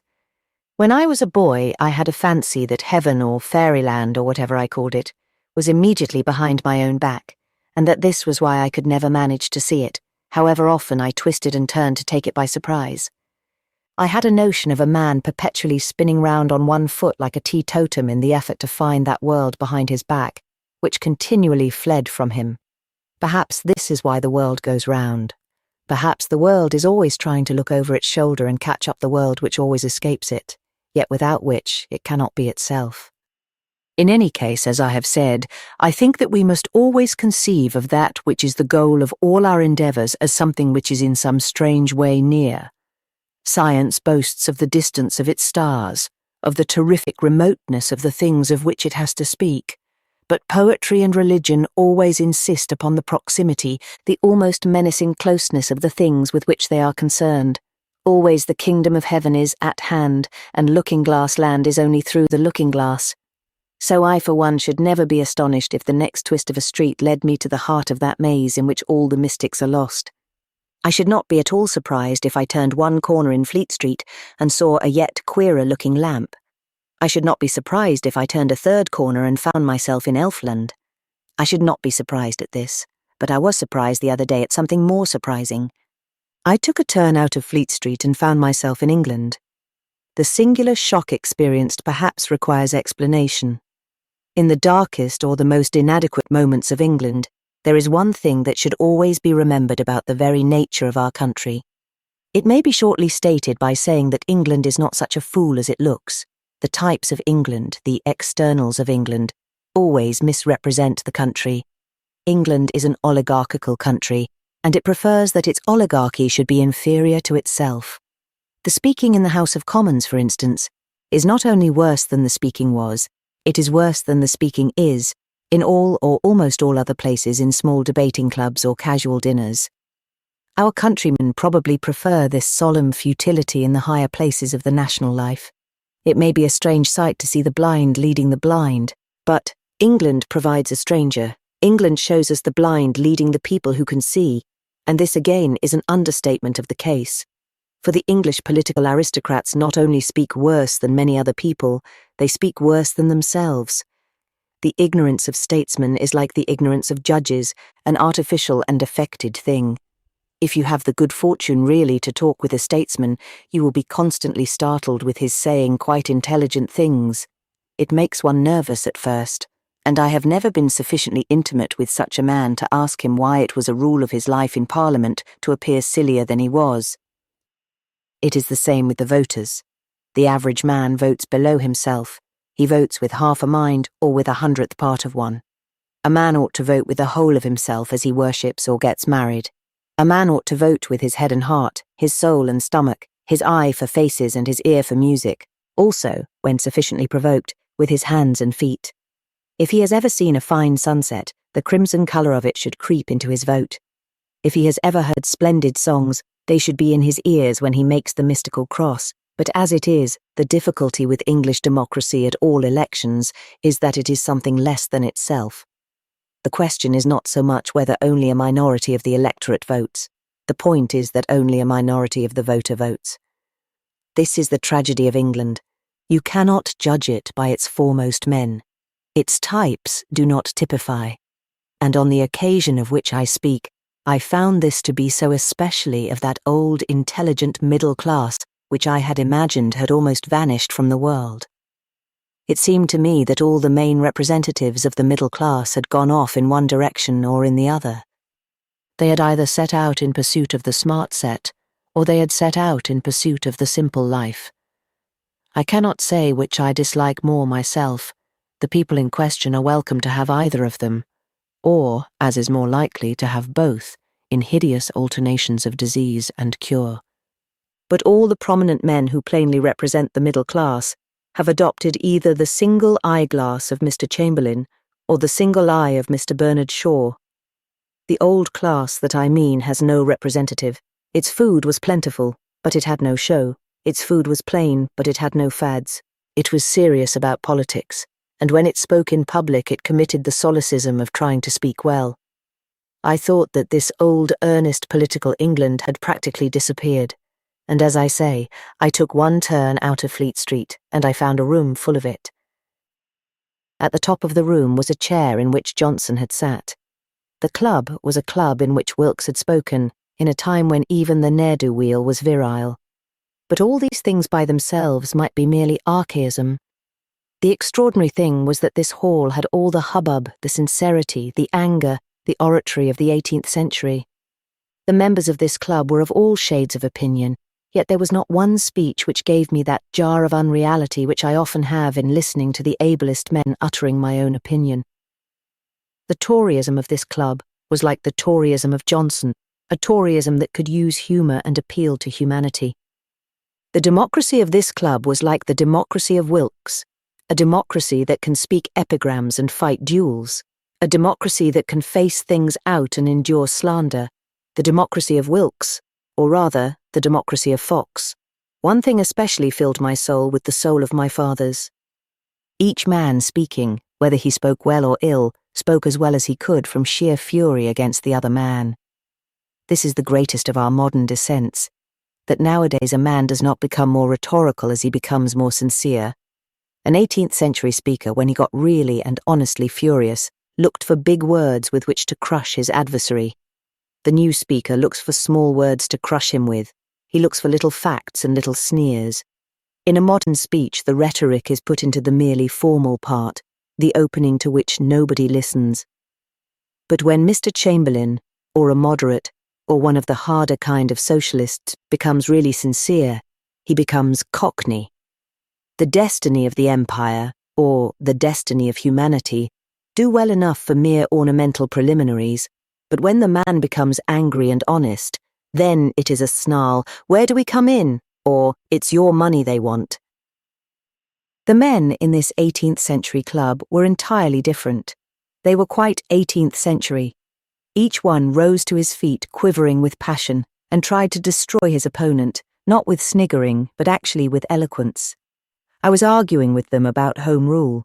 At the end I told them why the English aristocracy really disliked an Irish Parliament, because it would be like their club. I came out again into Fleet Street at night, and by a dim lamp I saw pasted up some tawdry nonsense about wastrels, and how London was rising against something that London had hardly heard of. Then I suddenly saw, as in one obvious picture, that the modern world is an immense and tumultuous ocean, full of monstrous and living things. And I saw that across the top of it is spread a very thin sheet of ice, of wicked wealth and of lying journalism. And as I stood there in the darkness, I could almost fancy that I heard it crack. I cannot remember whether this tale is true or not. If I read it through very carefully, I have a suspicion that I should come to the conclusion that it is not. but unfortunately I cannot read it through very carefully because you see, it is not written yet. The image and the idea of it clung to me through a great part of my boyhood. I may have dreamt it before I could talk, or told it to myself before I could read, or read it before I could remember. On the whole, however, I am certain that I did not read it, for children have very clear memories about things like that. And of the books which I was really fond, I can still remember not only the shape and bulk and binding, but even the position of the printed words on many of the pages. On the whole, I incline to the opinion that it happened to me before I was born. At any rate, let us tell the story now with all the advantages of the atmosphere that has clung to it. You may suppose me, for the sake of argument, sitting at lunch in one of those quick lunch restaurants in the city where men take their food so fast that it has none of the quality of food, and take their half-hour's vacation so fast that it has none of the qualities of leisure. To hurry through one's leisure is the most unbusinesslike of actions. They all wore tall, shiny hats, as if they could not lose an instant even to hang them on a peg, and they all had one eye a little off, hypnotized by the huge eye of the clock. In short, they were the slaves of the modern bondage. You could hear their fetters clanking. Each was, in fact, bound by a chain, the heaviest chain ever tied to a man. It is called a watch chain. Now, among these there entered and sat down opposite to me a man who almost immediately opened an uninterrupted monologue. He was like all the other men in dress, yet he was startlingly opposite to them in all manner.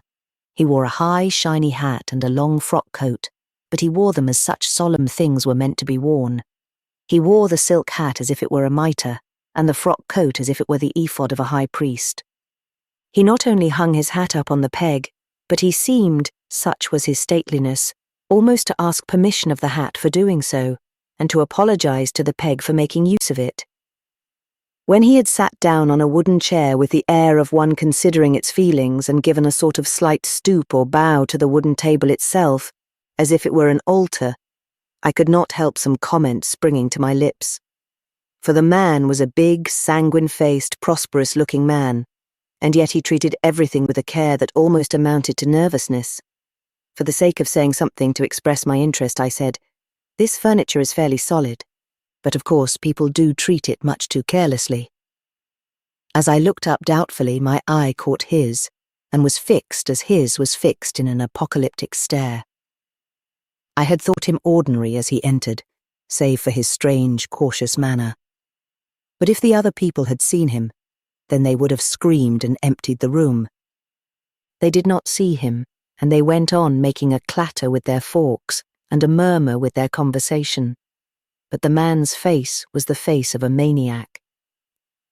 "Did you mean anything particular by that remark?" he asked at last, and the blood crawled back slowly into his face. "Nothing whatever," I answered. "One does not mean anything here. It spoils people's digestions." He limped back and wiped his broad forehead with a big handkerchief, and yet there seemed to be a sort of regret in his relief. "I thought perhaps," he said in a low voice, "that another of them had gone wrong." "If you mean another digestion gone wrong," I said, "I never heard of one here that went right. This is the heart of the empire, and the other organs are in an equally bad way." "No, I mean another street gone wrong," and he said heavily and quietly, "but as I suppose that doesn't explain much to you, I think I shall have to tell you the story. I do so with all the less responsibility, because I know you won't believe it. For 40 years of my life, I invariably left my office, which is in Leadenhall Street, at 5:30 in the afternoon, taking with me an umbrella in the right hand and a bag in the left hand. For 40 years, 2 months and 4 days, I passed out of the side office door, walked down the street on the left-hand side, took the first turning to the left and the third to the right, from where I bought an evening paper, followed the road on the right-hand side round 2 obtuse angles, and came out just outside a metropolitan station, where I took a train home. For 40 years, 2 months and 4 days, I fulfilled this course by accumulated habit. It was not a long street that I traversed, and it took me about 4.5 minutes to do it. After 40 years, 2 months and 4 days, on the 5th day I went out in the same manner, with my umbrella in the right hand and my bag in the left, and I began to notice that walking along the familiar street tired me somewhat more than usual, and when I turned it, I was convinced that I had turned down the wrong one. For now, the street shot up quite a steep slant, such as one only sees in the hilly parts of London, and in this part, there were no hills at all. Yet, it was not the wrong street. The name written on it was the same. The shuttered shops were the same. The lamp-posts and the whole look of the perspective was the same, only it was tilted upwards like a lid. Forgetting any trouble about breathlessness or fatigue, I ran furiously forward and reached the second of my accustomed turnings, which ought to bring me almost within sight of the station. And as I turned that corner, I nearly fell on the pavement. For now the street went up straight in front of my face like a steep staircase or the side of a pyramid. There was not for miles round that place so much as a slope like that of Ludgate Hill, and this was a slope like that of the Matterhorn. The whole street had lifted itself like a single wave, and yet every speck and detail of it was the same, and I saw in the high distance, as at the top of an alpine pass, picked out in pink letters the name over my paper shop. I ran on and on blindly now, passing all the shops, and coming to a part of the road where there was a long grey row of private houses. I had, I know not why, an irrational feeling that I was a long iron bridge in empty space. An impulse seized me, and I pulled up the iron trap of a coal-hole. Looking down through it, I saw empty space and the stairs. When I looked up again, a man was standing in his front garden, having apparently come out of his house. He was leaning over the railings and gazing at me. We were all alone on that nightmare road. His face was in shadow, his dress was dark and ordinary, but when I saw him standing so perfectly still, I knew somehow that he was not of this world, and the stars behind his head were larger and fiercer than ought to be endured by the eyes of men. "If you are a kind angel," I said, "or a wise devil, or have anything in common with mankind, tell me what is this street possessed of devils?" After a long silence he said, "What do you say that it is?" "It is Bumpton Street, of course," I snapped. "It goes to Oldgate Station." "Yes," he admitted gravely, "it goes there sometimes. Just now, however, it is going to heaven." "To heaven?" I said. "Why?" "It is going to heaven for justice," he replied. "You must have treated it badly. Remember always that there is one thing that cannot be endured by anybody or anything. That one unendurable thing is to be overworked and also neglected. For instance, you can overwork women. Everybody does. But you can't neglect women, I defy you to. At the same time, you can neglect tramps and gypsies and all the apparent refuse of the state so long as you do not overwork it. But no beast of the field, no horse, no dog can endure long to be asked to do more than his work, and yet have less than his honour. It is the same with streets. You have worked this street to death, and yet you have never remembered its existence. If you had a healthy democracy, even of pagans, they would have hung this street with garlands and given it the name of a god. Then it would have gone quietly. But at last the street has grown tired of your tireless insolence, and it is bucking and rearing its head to heaven. Have you never sat on a bucking horse? I looked at the long grey street, and for a moment it seemed to me to be exactly like the long grey neck of a horse flung up to heaven. But in a moment my sanity returned, and I said, "But this is all nonsense. Streets go to the place they have to go. A street must always go to its end." "Why do you think so of a street?" he asked, standing very still. "Because I have always seen it do the same thing," I replied in reasonable anger. "Day after day, year after year, it has always gone to Oldgate Station. Day after—" I stopped, for he had flung up his head with the fury of the road in revolt. "And you," he cried terribly, "what do you think the road thinks of you? Does the road think you are alive? Are you alive? Day after day, year after year that you have gone to Oldgate Station." Since then I have respected the things called inanimate, and bowing slightly to the mustard pot, the man in the restaurant withdrew.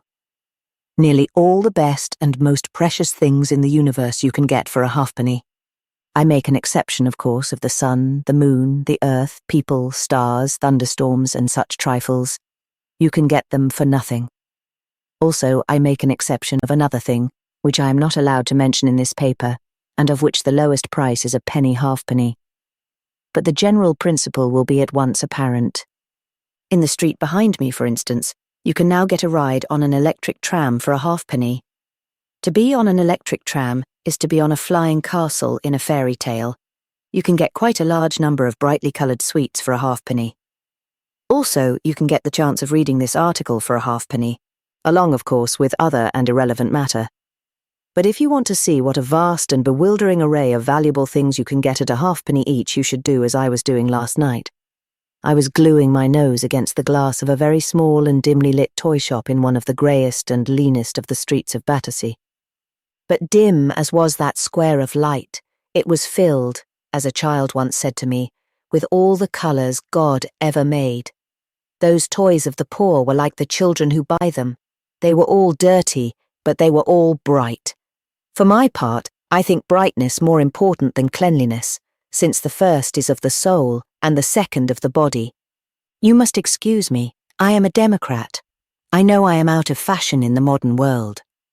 As I looked at that palace of pygmy wonders, at small green omnibuses, at small blue elephants, at small black dolls and small red Noah's arks, I must have fallen into some sort of unnatural trance. That lit shop window became like the brilliantly lit stage when one is watching some highly coloured comedy. I forgot the grey houses and the grimy people behind me as one forgets the dark galleries and the dim crowds at a theatre. It seemed as if the little objects behind the glass were small, not because they were toys, but because they were objects far away.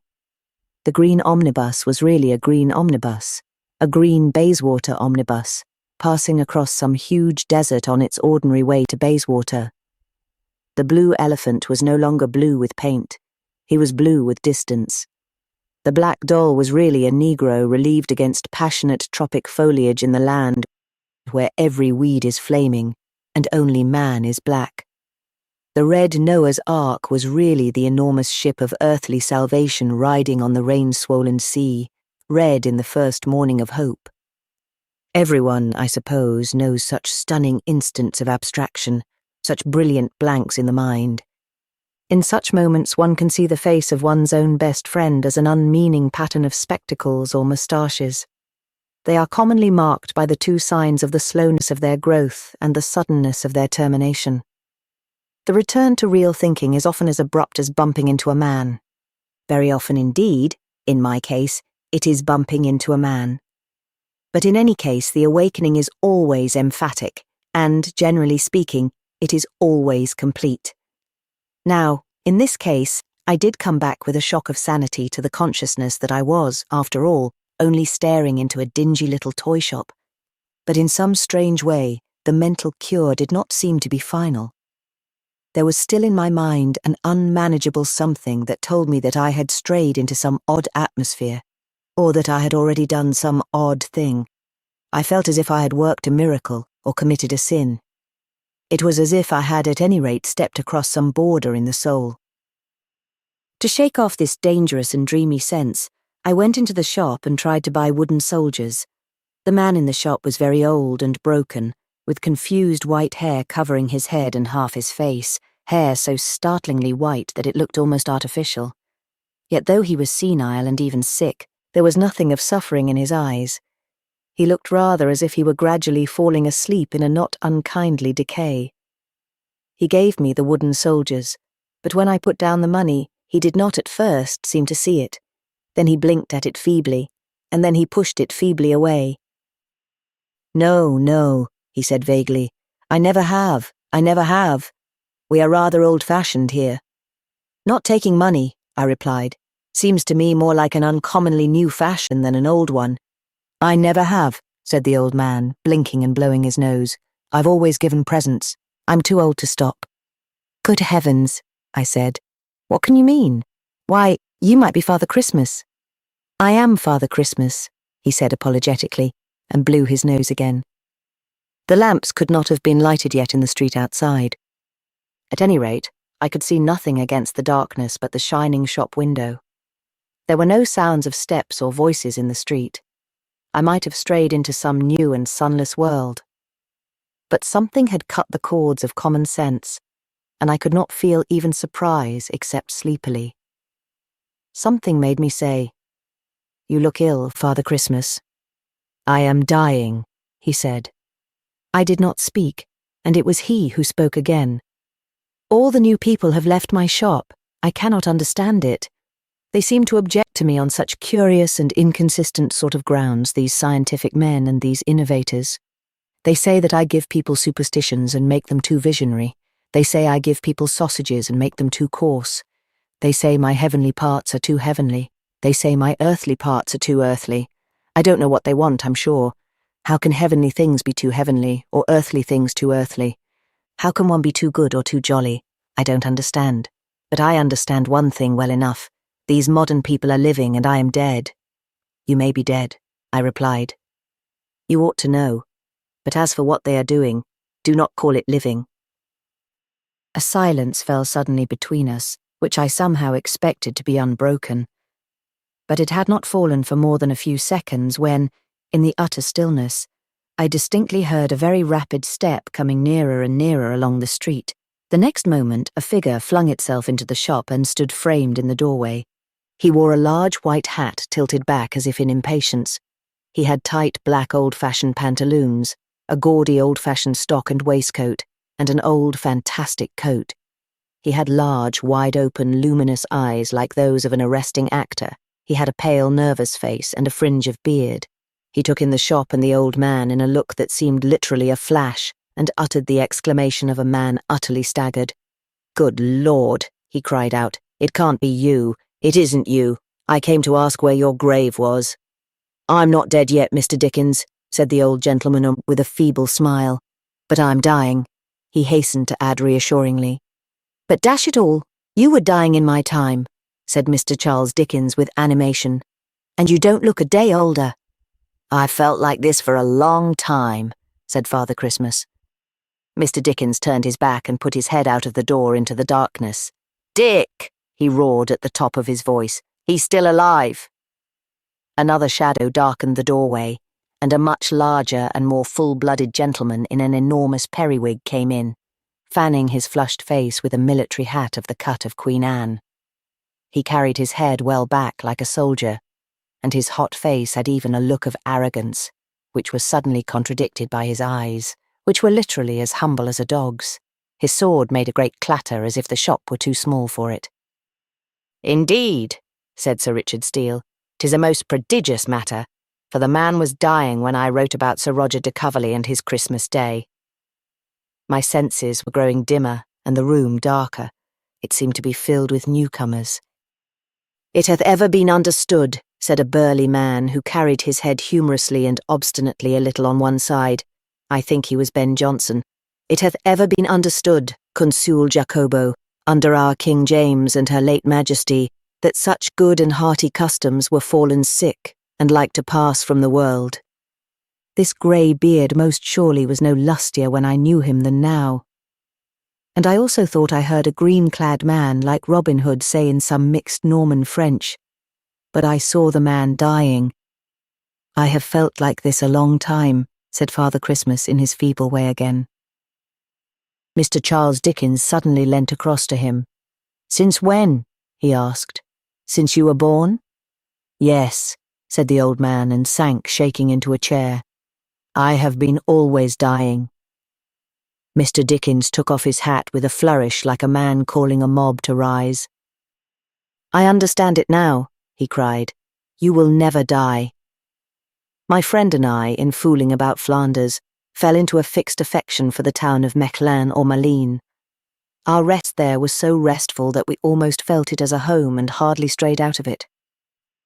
We sat day after day in the marketplace, under little trees growing in wooden tubs, and looked up at the noble converging lines of the cathedral tower, from which the three riders from Ghent, in the poem, heard the bell which told them they were not too late.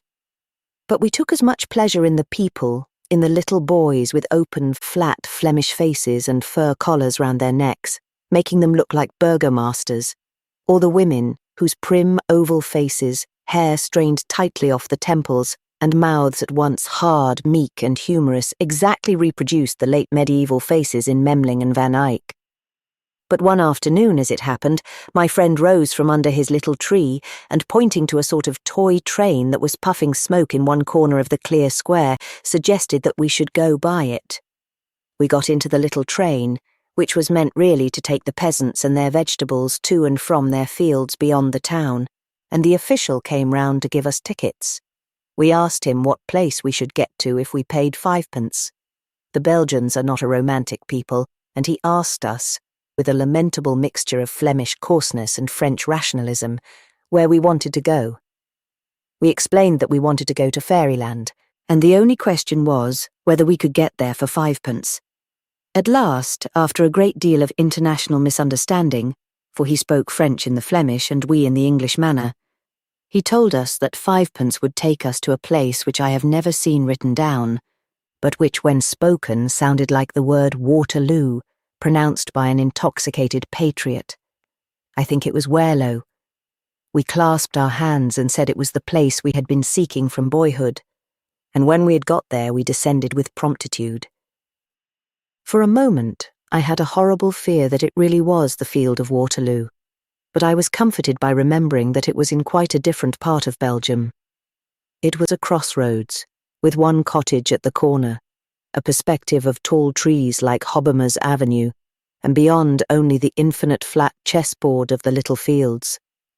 It was the scene of peace and prosperity, but I must confess that my friend's first action was to ask the man when there would be another train back to Mechlin. The man stated that there would be a train back in exactly 1 hour. We walked up the avenue, and when we were nearly half an hour's walk away, it began to rain. We arrived back at the crossroads sodden and dripping, and finding the train waiting, climbed into it with some relief. The officer on this train could speak nothing but Flemish, but he understood the name Mechlin, and indicated that when we came to Mechlin station he would put us down, which, after the right interval of time, he did. We got down, under a steady downpour, evidently on the edge of Mechlin, though the features could not easily be recognised through the grey screen of the rain. I do not generally agree with those who find rain depressing. A shower bath is not depressing, it is rather startling. And if it is exciting when a man throws a pail of water over you, why should it not also be exciting when the gods throw many pails? But on this soaking afternoon, whether it was the dull skyline of the Netherlands or the fact that we were returning home without any adventure, I really did think things a trifle dreary. As soon as we could creep under the shelter of a street, we turned into a little café kept by one woman. She was incredibly old and she spoke no French. There we drank black coffee and what was called cognac fine. Cognac fine were the only 2 French words used in the establishment, and they were not true. At least, the fineness, perhaps by its very ethereal delicacy, escaped me. After a little my friend, who was more restless than I, got up and went out to see if the rain had stopped, and if we could at once stroll back to our hotel by the station. I sat finishing my coffee in a colourless mood, and listening to the unremitting rain. Suddenly the door burst open, and my friend appeared, transfigured and frantic. "Get up!" he cried, waving his hands wildly. "Get up! We're in the wrong town. We're not in Mechlin at all. Mechlin is 10 miles, 20 miles off, God knows what. We're somewhere near Antwerp." "What?" I cried, leaping from my seat and sending the furniture flying. Then all is well, after all. Poetry only hid her face for an instant behind a cloud. Positively for a moment I was feeling depressed because we were in the right town. But if we are in the wrong town, why, we have our adventure after all. If we are in the wrong town, we are in the right place. I rushed out into the rain, and my friend followed me somewhat more grimly. We discovered we were in a town called Lierre, which seemed to consist chiefly of bankrupt pastry cooks who sold lemonade. "This is the peak of our whole poetic progress," I cried enthusiastically. "We must do something sacramental and commemorative. We cannot sacrifice an ox, and it would be a bore to build a temple. Let us write a poem." With but slight encouragement, I took out an old envelope and one of those pencils that turn bright violet in water. There was plenty of water about, and the violet ran down the paper, symbolizing the rich purple of that romantic hour. I began, choosing the form of an old French ballad. It is the easiest because it is the most restricted. Can man to Mount Olympus rise, and fancy Primrose Hill the scene? Can a man walk in paradise and think he is in Turnham Green? And could I take you for Malene, not knowing the nobler thing you were, O pearl of all the plain and queen, the lovely city of Lierre? Through memory's mist in glimmering guise shall shine your streets of sloppy sheen. and wet shall grow my dreaming eyes, to think how wet my boots have been now if I die or shoot a dean. Here I broke off to ask my friend whether he thought it expressed a more wild calamity to shoot a dean or to be a dean, but he only turned up his coat collar, and I felt that for him the muse had folded her wings. I rewrote, "Now if I die a rural dean, or rob a bank I do not care, or turn a Tory, I have seen the lovely city of Lierre." "The next line," I resumed, warming to it, but my friend interrupted me. "The next line," he said somewhat harshly, "will be a railway line. We can get back to Mechlin from here, I find, though we have to change twice. I dare say I should think this jolly romantic but for the weather. Adventure is the champagne of life, but I prefer my champagne and my adventures dry. Here is the station." We did not speak again until we had left Lierre in its sacred cloud of rain, and were coming to Mechlin under a clearer sky that even made one think of stars. Then I leant forward and said to my friend in a low voice, "I have found out everything. We have come to the wrong star." He stared his query, and I went on eagerly. "That is what makes life at once so splendid and so strange. We are in the wrong world. When I thought that was the right town, it bored me. When I knew it was wrong, I was happy. So the false optimism, the modern happiness, tires us because it tells us we fit into this world. The true happiness is that we don't fit. We come from somewhere else. We have lost our way." He silently nodded, staring out of the window. But whether I had impressed or only fatigued him, I could not tell. "This," I added, "is suggested in the last verse of a fine poem you have grossly neglected. Happy is he and more than wise who sees with wondering eyes and cleaned the world through all the grey disguise of sleep and custom in between. Yes, we may pass the heavenly screen, but shall we know when we are there, who know not what these dead stones mean, the lovely city of Lierre." Here the train stopped abruptly, and from Mechlin church steeple we heard the half-chime, and Joris broke silence with, "No bally hors d'oeuvres for me. I shall get on to something solid at once. L'envoy prince, wide your empire spreads, I ween, yet happier is that moistened mare who drinks her cognac far from fine, the lovely city of Lierre." Once upon a time, it seems centuries ago, I was prevailed on to take a small part in one of those historical processions or pageants which happened to be fashionable in or about the year 1909. And since I tend, like all who are growing old, to re-enter the remote past as a paradise or playground, I disinter a memory which may serve to stand among those memories of small but strange incidents with which I have sometimes filled this column. The thing has really some of the dark qualities of a detective story, though I suppose that Sherlock Holmes himself could hardly unravel it now, when the scent is so old and cold and most of the actors, doubtless, long dead. This old pageant included a series of figures from the 18th century, and I was told that I was just like Dr. Johnson.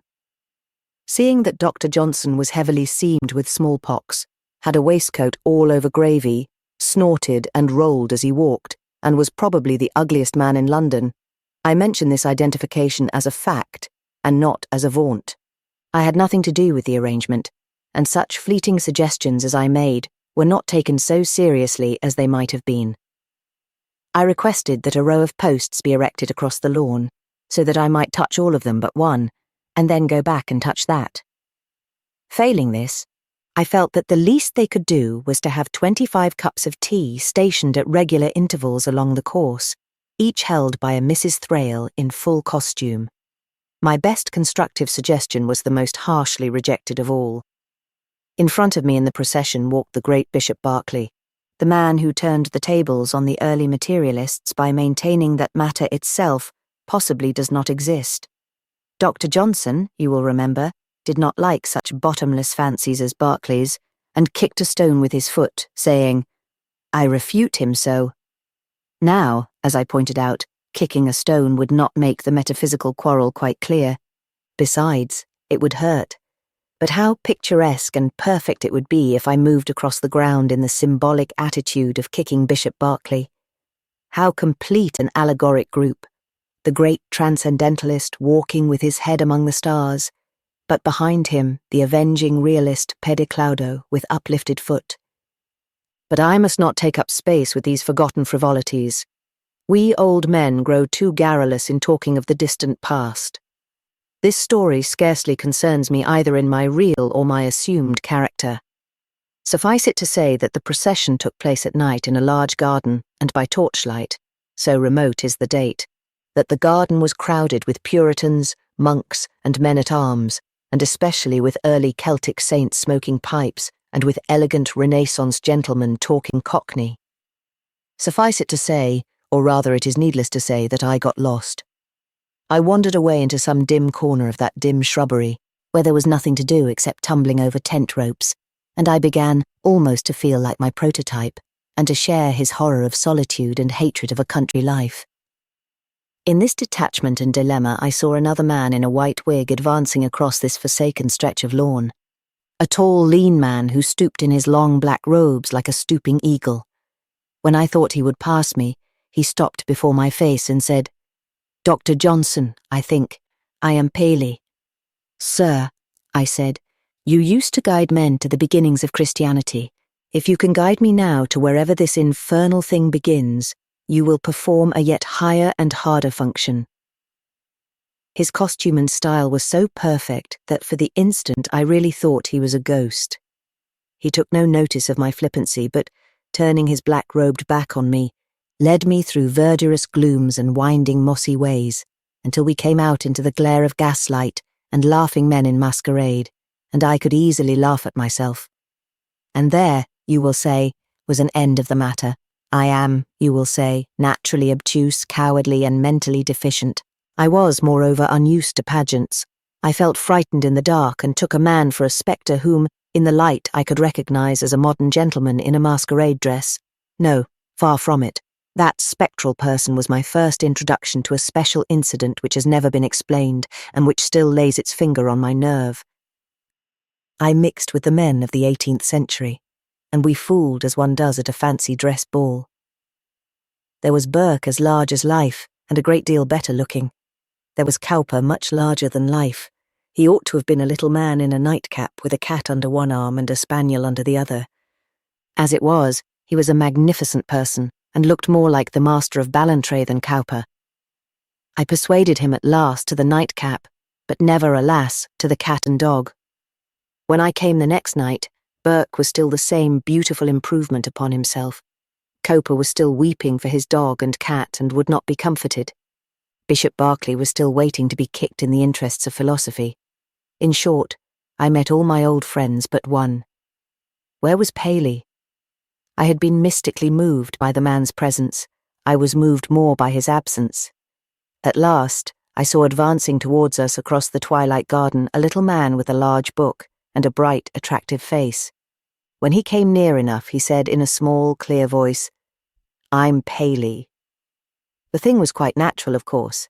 The man was ill and had sent a substitute, yet somehow the contrast was a shock. By the next night I had grown quite friendly with my 4 or 5 colleagues. I had discovered what is called a mutual friend with Berkeley, and several points of difference with Burke. Cowper, I think it was, who introduced me to a friend of his, a fresh face, square and sturdy, framed in a white wig. "This," he explained, "is my friend so-and-so, he's Paley." I looked round at all the faces by this time fixed and familiar. I studied them, I counted them. Then I bowed to the third Paley as one bows to necessity. So far, the thing was all within the limits of coincidence. It certainly seemed odd that this one particular cleric should be so varying and elusive. It was singular that Paley, alone among men, should swell and shrink and alter like a phantom, while all else remained solid. But the thing was explicable. 2 men had been ill, and there was an end of it. Only I went again the next night, and a clear-coloured, elegant youth with powdered hair bounded up to me and told me with boyish excitement that he was Paley. For the next 24 hours, I remained in the mental condition of the modern world. I mean the condition in which all natural explanations have broken down, and no supernatural explanation has been established. My bewilderment had reached a boredom when I found myself once more in the colour and clatter of the pageant, and I was all the more pleased because I met an old schoolfellow, and we mutually recognised each other under our heavy clothes and hoary wigs. We talked about all those great things for which literature is too small and only life large enough. red-hot memories and those gigantic details which make up the characters of men. I heard all about the friends he had lost sight of and those he had kept in sight. I heard about his profession and asked at last how he came into the pageant. "The fact is," he said, "a friend of mine asked me just for tonight to act a chap called Paley. I don't know who he was." "No, by thunder," I said, "nor does anyone." This was the last blow, and the next night passed like a dream. I scarcely noticed the slender, sprightly, and entirely new figure which fell into the ranks in the place of Paley, so many times deceased. What could it mean? Why was the giddy Paley unfaithful among the faithful found? Did these perpetual changes prove the popularity or the unpopularity of being Paley? Was it that no human being could support being Paley for one night and live till morning?